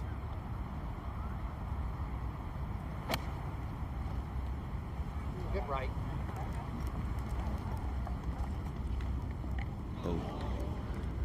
I fear, Ken, that went straight in the bunker.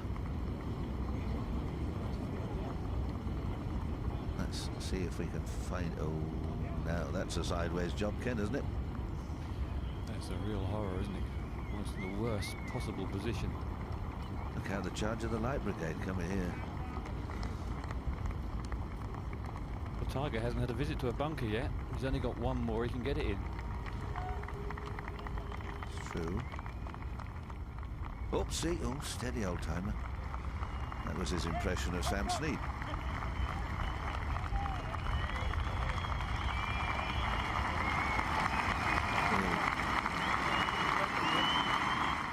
There he is.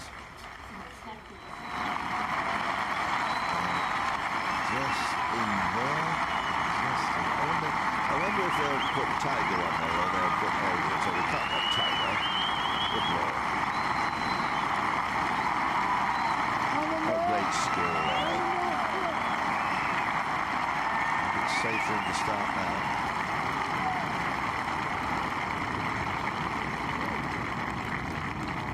Down in two from here, Peter. I'll buy you dinner. I'll buy you 2 dinners if he gets down in 2 from here. In fact, I might buy you dinner for the rest of the year. Yeah, this is... he's trying to wheedle away around it, put it round the lip there. Where he's walking now, it's like a little channel. I suppose you could putt it there and it might swing left. But there's nowhere else to go, really. He's just having a look to see how far he can get it over there and then have a putt at it.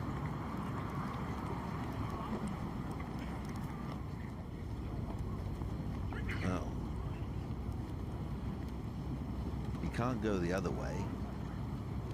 Well, I suppose he could lob it over the top with one of his little magic shots to the back of the green.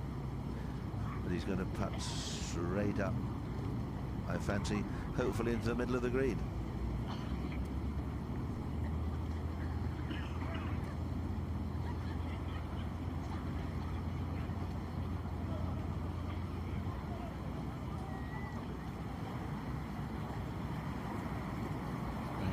Helter-skelter here.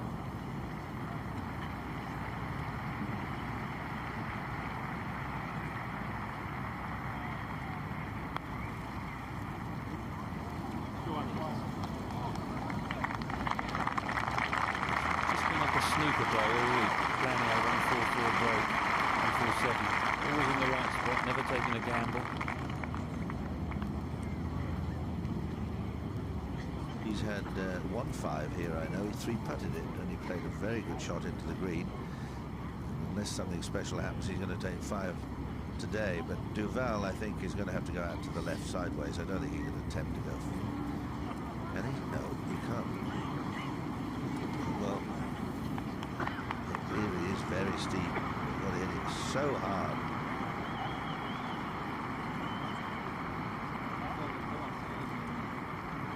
Almost a vertical lip of 6 feet.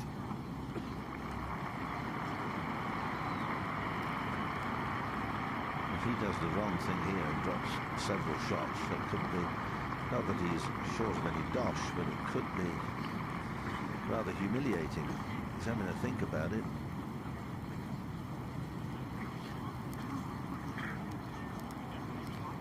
And that really is a terrifying back.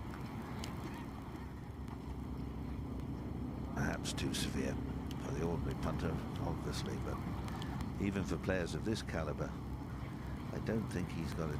No, he's looking left now. I think he needs to be looking further left. Yeah. Nope. Well, hope for the best. This is a full-blooded whack at this. Oh, he did it. Well, no, he didn't. I thought he'd done it. I thought he'd done it. And he's missed his footprints.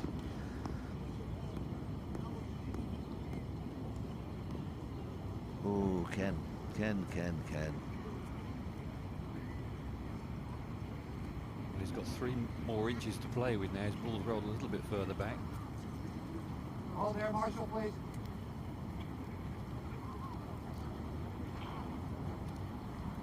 Just caught the very top of the lip.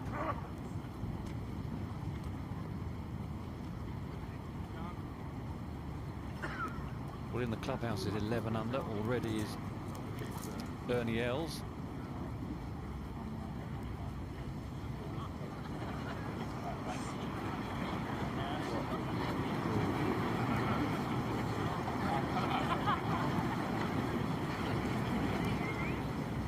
Not sure whether he was asking whether he could rake those footprints before he played another shot or something of that order. John Parrymore said no. Now he's in trouble. Now he is in serious trouble.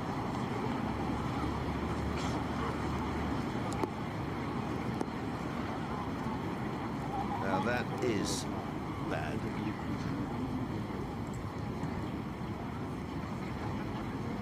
You'd have to say he's probably going to have to declare that unplayable. But just imagine, Ken, if that had been Tiger Woods and he sort of, you know, 7, 8, 9 shots ahead, and suddenly you're in this situation. Look at it now. I mean, that really is unplayable. Well, next thing is trying to bring it back. I think he may be losing the golfing brain here, rather like we saw last year. You go out of sync. You think, I must keep playing. I must keep playing. You could play it backhanded like this, get it back into the centre of the trap. But the back lip isn't too favourable either. Well, he's played 4.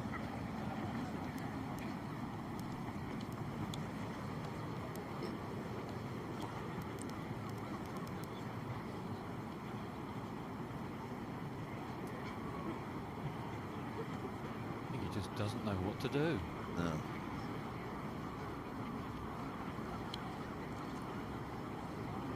Well, don't like the look of this, Ken. Don't like the look of the options at all. You're keeping score.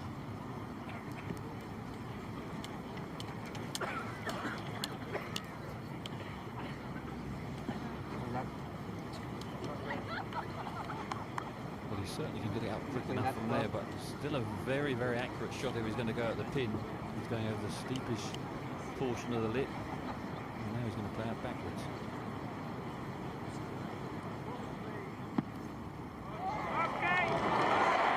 Well, that was a bit lucky too.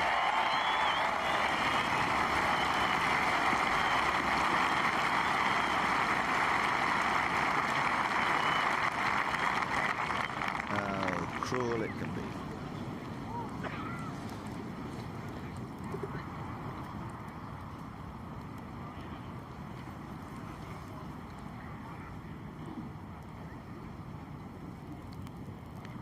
You always know, though, Peter, if you take on the flag at the 17th and you just happen to get unlucky, that that bunker can really gobble you up. Well, particularly now they've redone the face, and I wouldn't be surprised if there are 1 or 2 tweakings go on to over the course on the net before we come back again. Perhaps not, but I wouldn't be surprised if there were. Now it's Tiger's turn. He's played 3.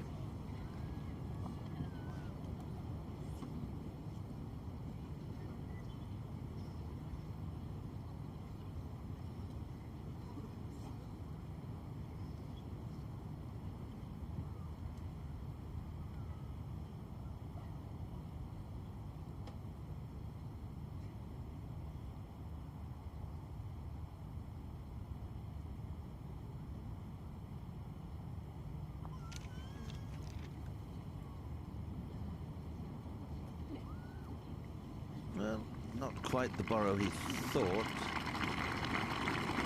I don't think he'll be worse than a 5. He might perhaps get this out of the way, or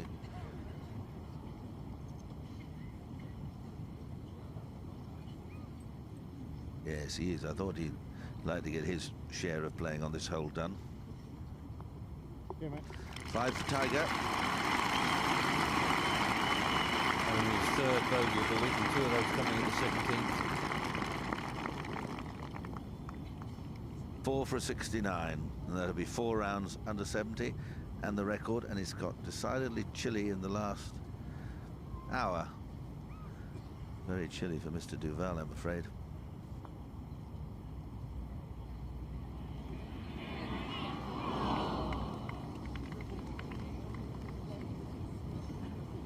So an 8.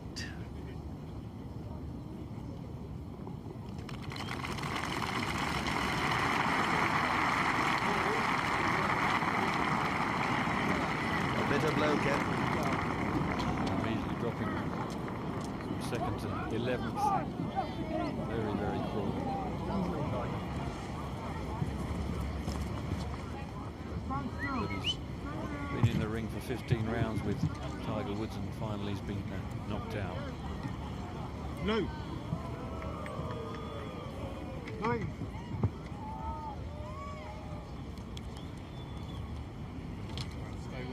Hey, just move back a little bit there, mate, please. Caddy there saying stay with it, keep concentrating. It's a pretty generous fairway to be aiming at. Probably 120 yards wide.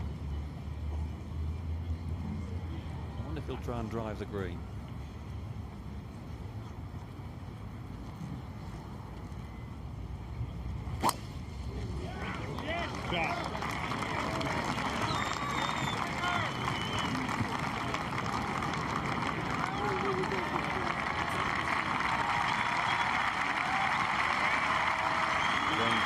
Perfect down the left-hand side, just gives you a little bit more flat land to work with your pitch. Overall value of seeing.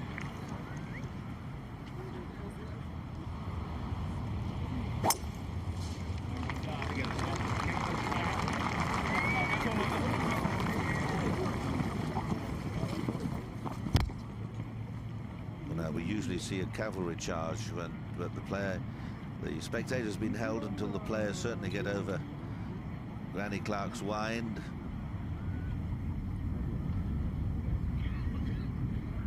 Thomas Bjorn, 4 for a 71. Beautifully done for Thomas Bjorn.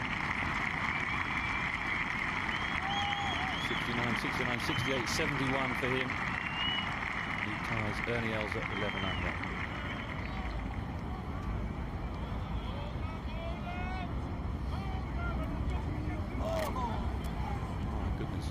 Tight squeeze over the Swilkin Burn, like the lemmings.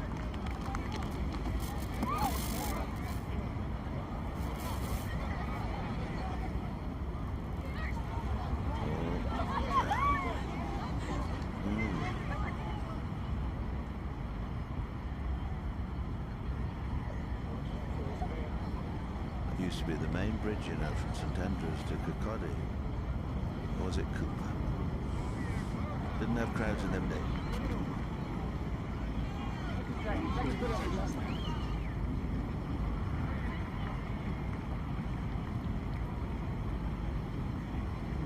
I don't think it was quite necessary to hurl a couple of them back into the Swilkin Burn. Still. It was an anxious moment. Over the last few years, this has got a bit panicky. There's Tiger's mother there in the middle with the camera poised. Remarkable woman. I think much of his inner thinking and thought derives from her. Father not well, had some heart problems, but she is a terrific lady.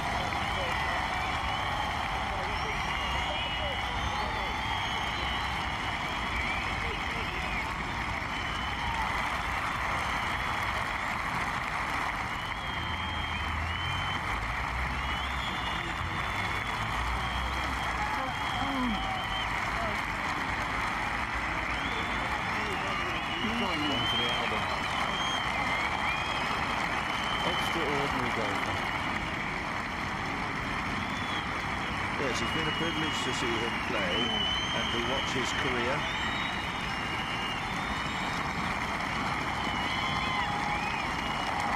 Proud man.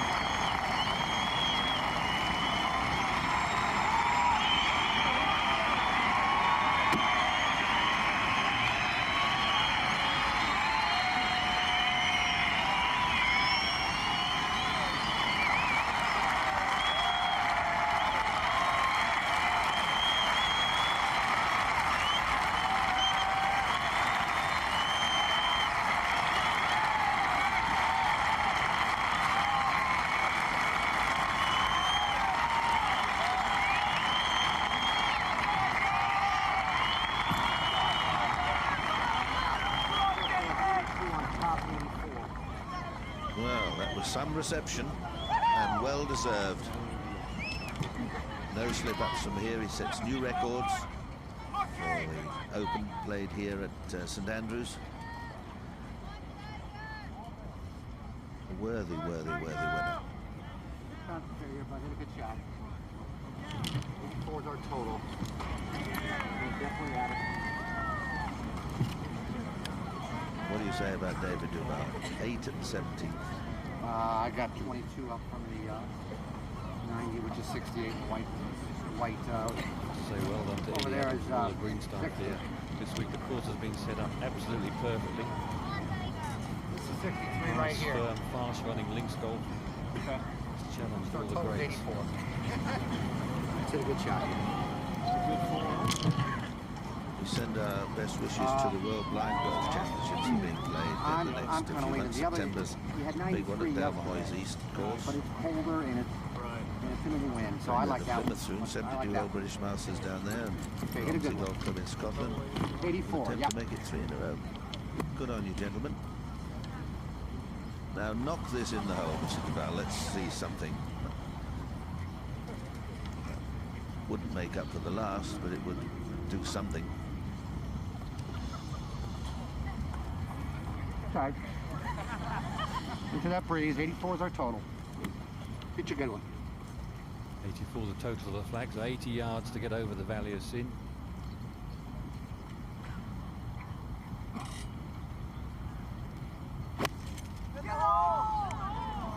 Get up.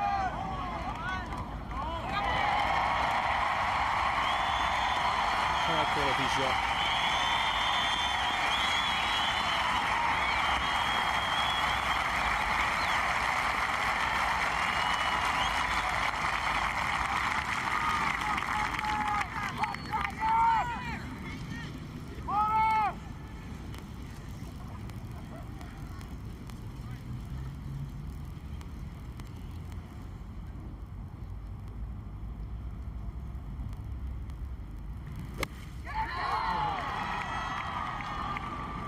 Fizzing with spin. Not even thinking about going for the pin. Still playing the shot as if the tournament depended on it. There's the RMO Secretary's veranda. All the ex-captains. What can you say?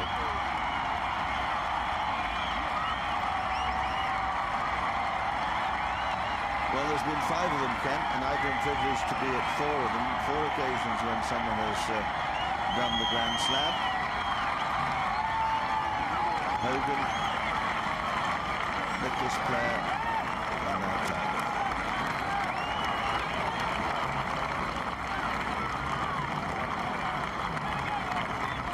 That's really wondering at the last, looking over to his numbers. Peter and his girlfriend. Joanna, all on the stairs.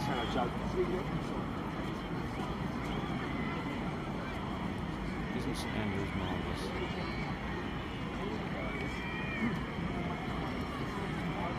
Butchie Harmon. You call him Butchie, do you?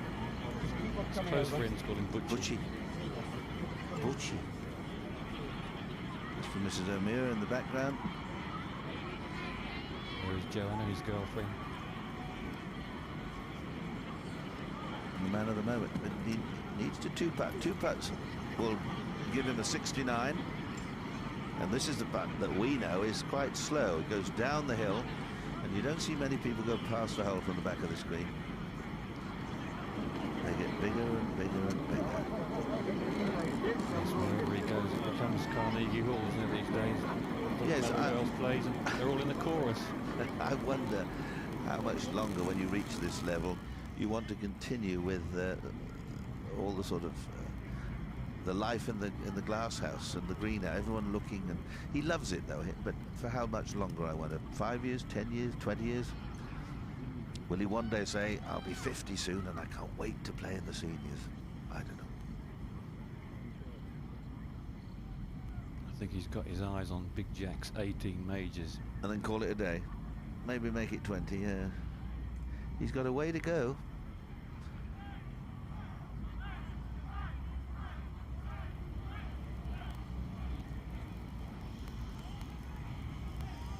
He's probably thinking about Nick Faldo's record. He likes to break people's records. I don't know what the chanting was there, whether it was Tiger, whether it was complimentary or nonsensical. It's nonsensical, whatever it was.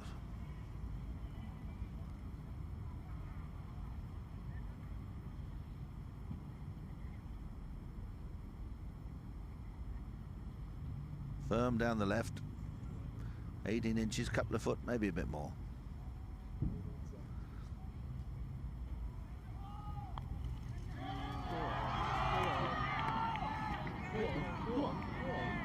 Not turned. Look at that. Isn't that amazing? Short of the hole.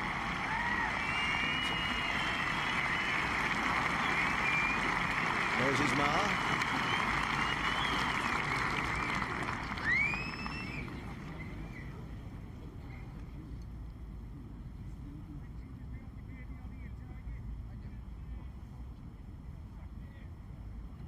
What a place to win the Grand Slam. Amazing, and Pebble Beach as well.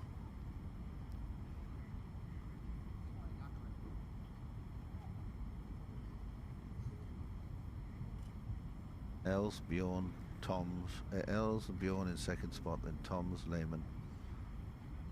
Freddie Couples sixth on his own.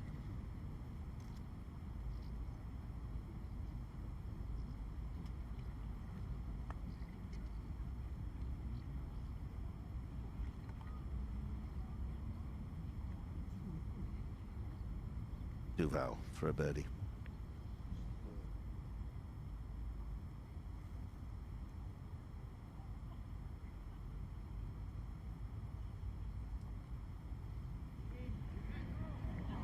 Not to beat. You believe it, Peter? He's back in 43. Amazing when he was really had putts around about the 8th and the 9th that would have. Well, he was really challenging. He really was challenging, and then. Bang.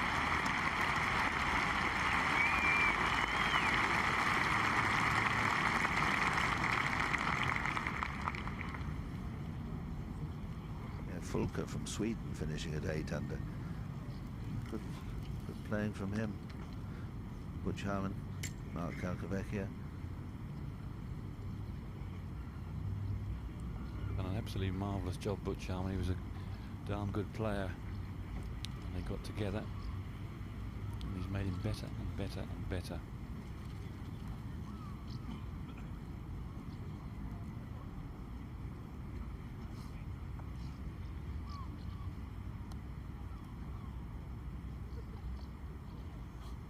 Now please go in. We don't want any anticlimax.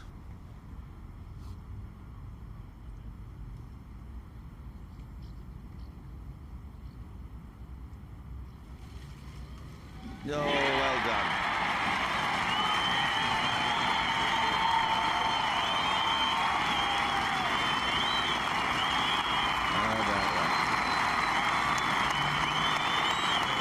What a good team, he and Steve Williams. And commiserations for David Deval. 8 at the 17th.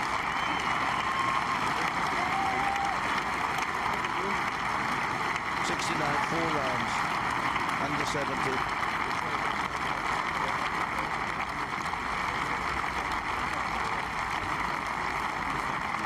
The charming.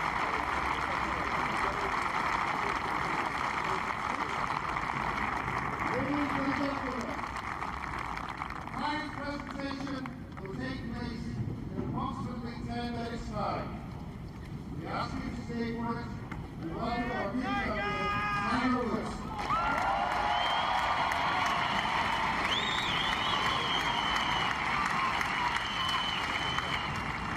Around the corner to the recorder's hut where the cars will be signed. And we were saying yesterday what valuable cards there will be. I suspect they'll be displayed somewhere in the R&A or some championship room in time. You can actually, I don't know whether they're doing it here this week, replicas of the scorecards each day. And Mum, I thought so.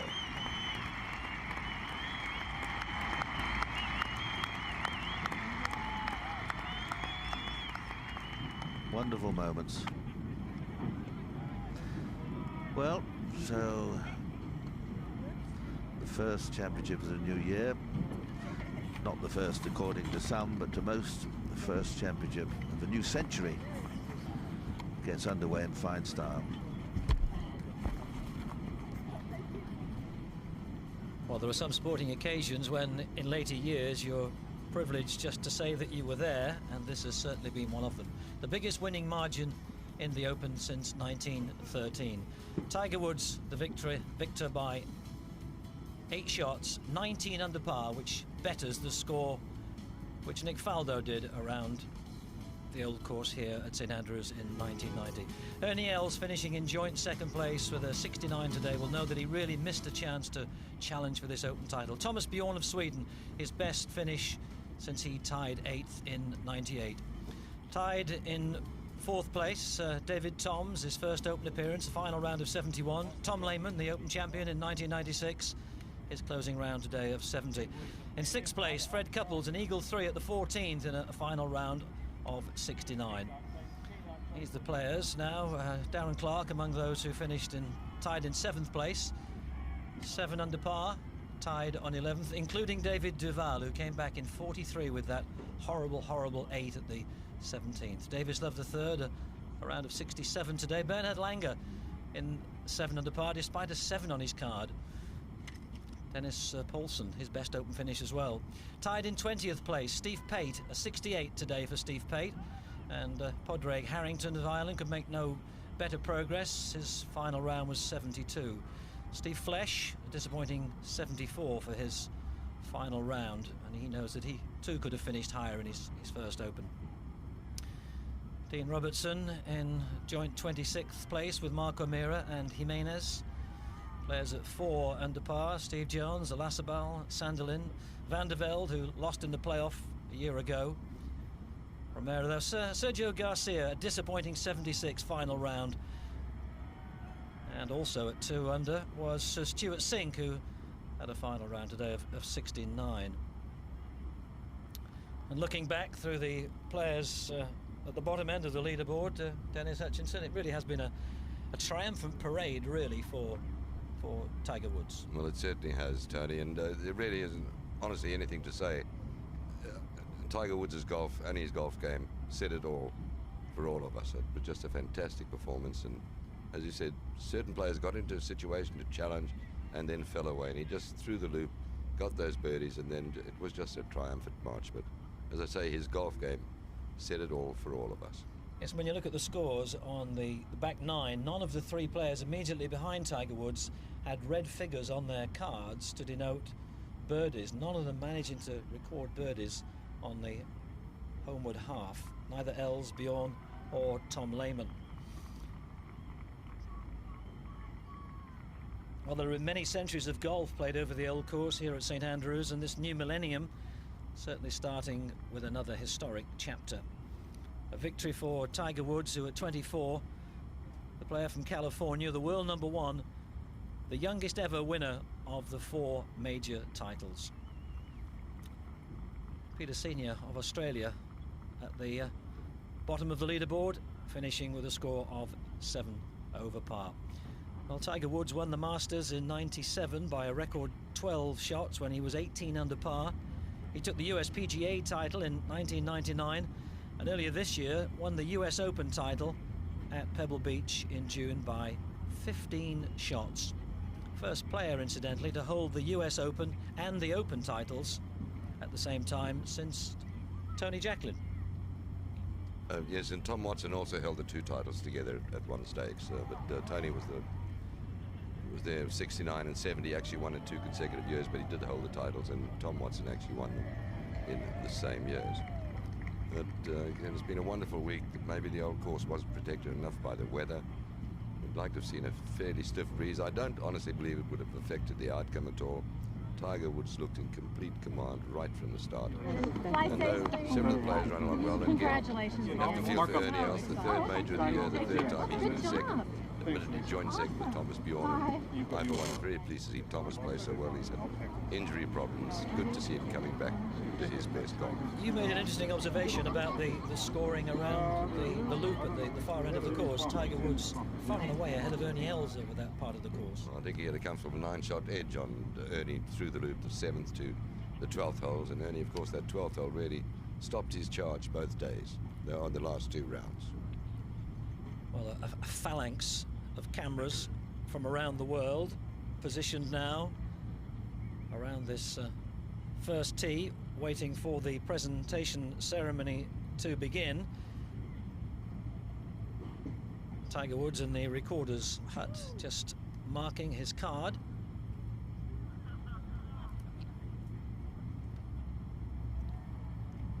Although he didn't lead from the very start of the competition, Dennis, there never really was anybody else setting the pace, was there? There was just a feeling this week, Tony, of inevitability about what was going to happen. I just think everybody felt it, and maybe that was one of the reasons why it didn't always spark the tournament, or the lack of excitement. I think everybody just expected it. It was amazing. As you say, he didn't lead all the way, but you just somehow knew he was going to lead at the end.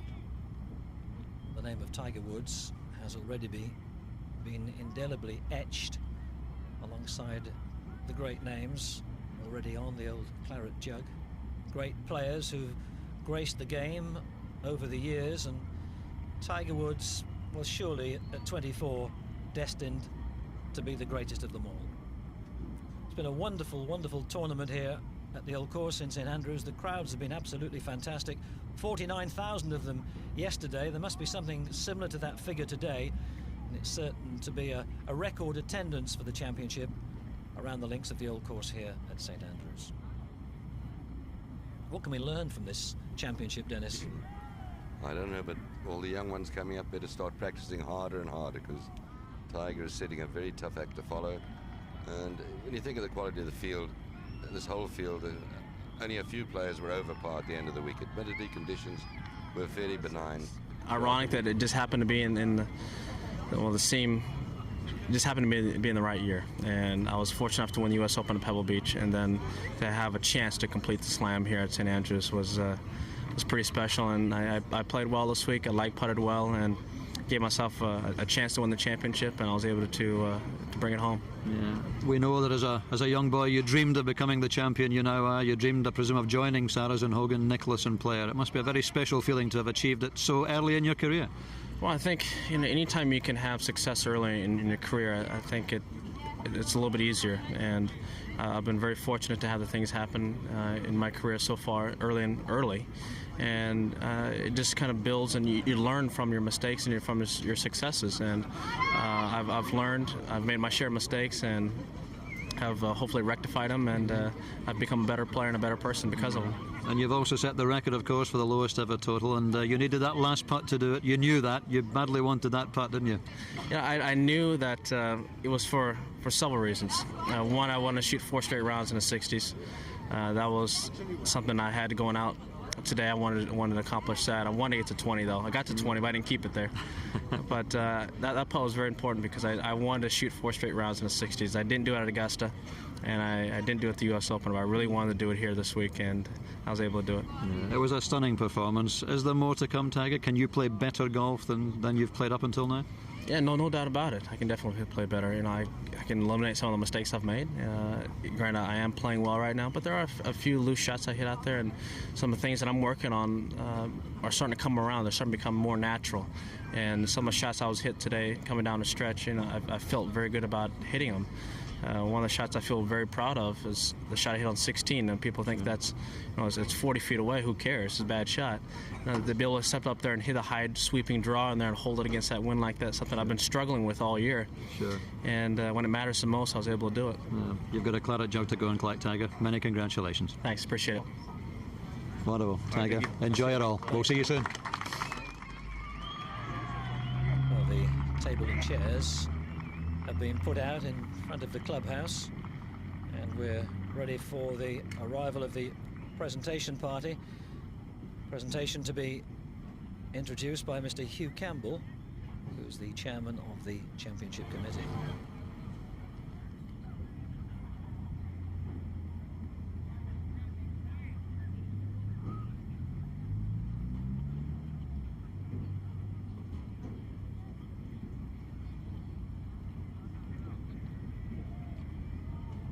Well, there have been some famous hands on this trophy, Dennis. Some famous names, and the name of Tiger Woods, as we saw, was being etched upon it even before he'd completed the 17th green. Yes, it's the first time I've ever seen that done so early, I must be honest. But, oh, the great names down the centuries, old Tom Morris, young Tom Morris, right way back at the start, and then great champions, Varden, Braid, Taylor, Bobby Jones, you know, Gene Harrison, Bobby Locke, Sam Snead, I mean, Jack Nicklaus, of course, the greatest major winner. Will this young man ever go on to beat Jack Nicklaus's record? I wonder. 18 is a lot of majors. He's got 4 already, but 14 to go. I mean, he's still only 24, but it's still a target. Oh, it is a target. He's a young man. But 18 majors, if he does, he might have to go down as the greatest of them all.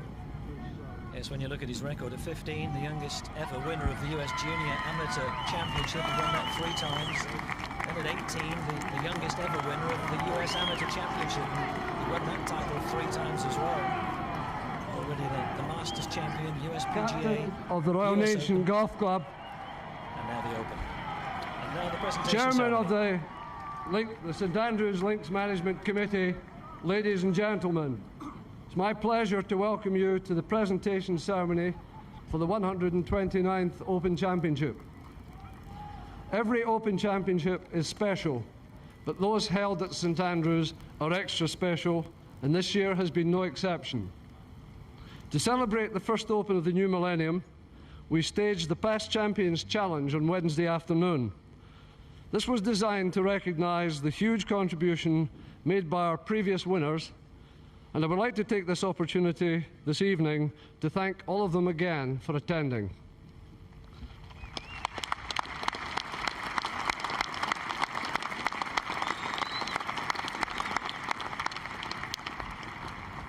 A most important part of the championship is the setting, and there can be none more relevant than the old course here at St Andrews. The course was presented in wonderful condition, and we are grateful to Eddie Adams and his team for their outstanding achievement.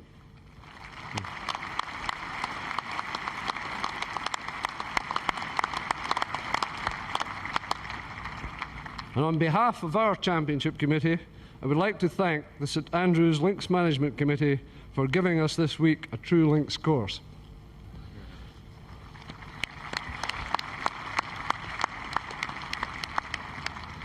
Our thanks are also due to all the volunteers, both here and at regional and final qualifying venues, who together with our professional staff, under the leadership of Peter Dawson and David Hill, contribute so much to the success of this championship.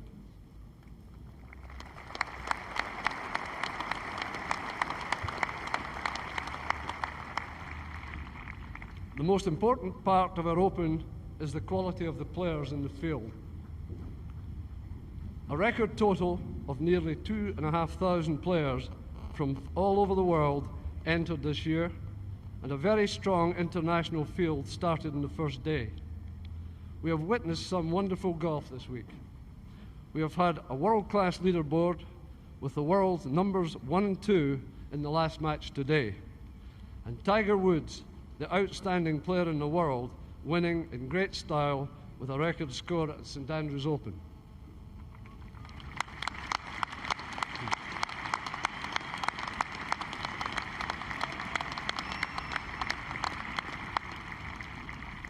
Everything has already been said about this exceptional young man, but I have a particular admiration for his sense of timing. To delay his first Open Championship victory to the year 2000 at St Andrews is truly impressive stage management. And we congratulate you, Tiger, on your most impressive and comprehensive victory.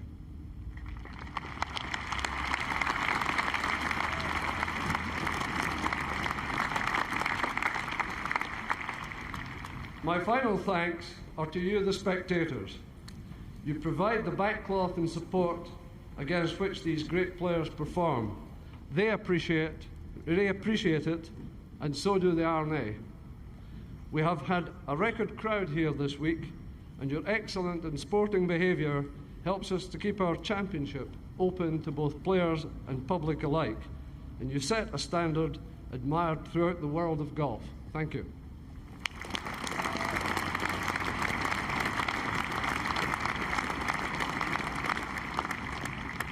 I would now ask Peter Dawson, the Secretary of the Royal Nation Golf Club, to announce the prize winners, and Sir Michael Benellick, captain of the Royal Nation Golf Club, to present the prizes.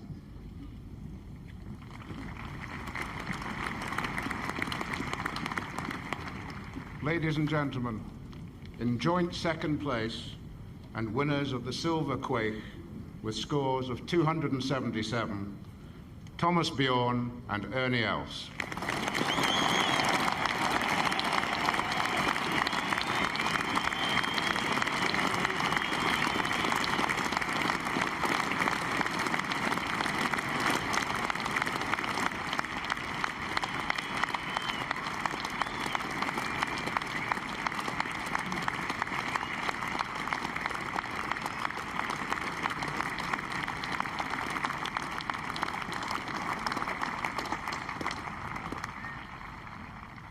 With a score of 269, the winner of the gold medal and the champion golfer for the year, Tiger Woods.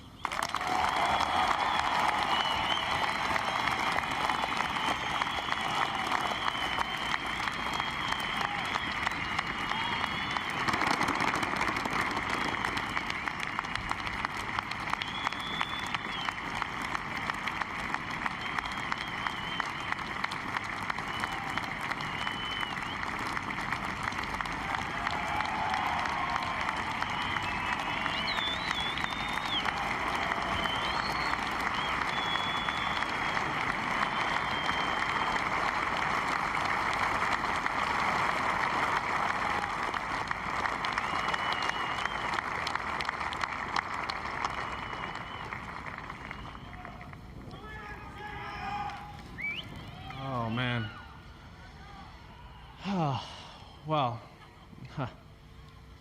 I think this week has been, obviously, I'll be stating the obvious, it's been a very special week.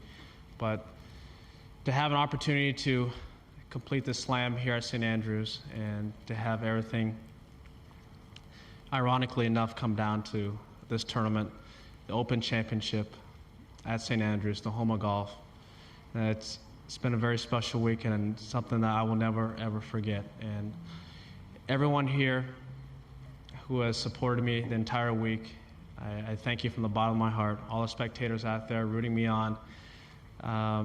You don't know how much that means to us when we get a little support out there, especially when you hit a few stray shots. Wish you would have kicked someone back in, but this week is to have my family and my friends here. It's just an incredible week, and with a chance to play with my good friend David Deval today, even though he didn't have the day that he wanted to have, but to have the start that he did and to conduct himself like a champion that he is, it was an awful lot of fun to play with him and compete against him.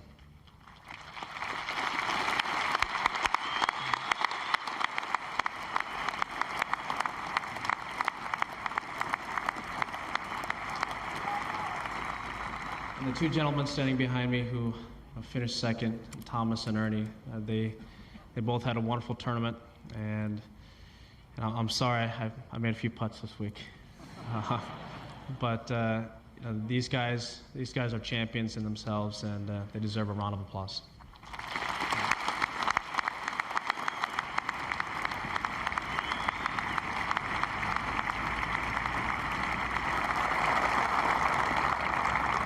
To the R&A, thank you for making this championship as special as it has been throughout the years. I've only played it since '95, but this is where it all started for me. This is my first British Open here. I'm sorry, the Open Championship.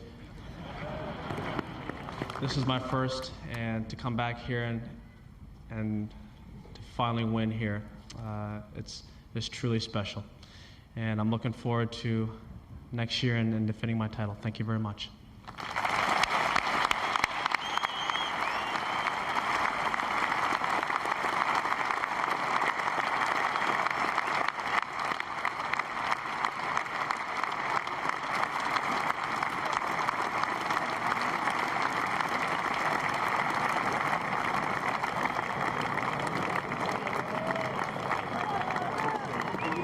Kneel down, kneel down.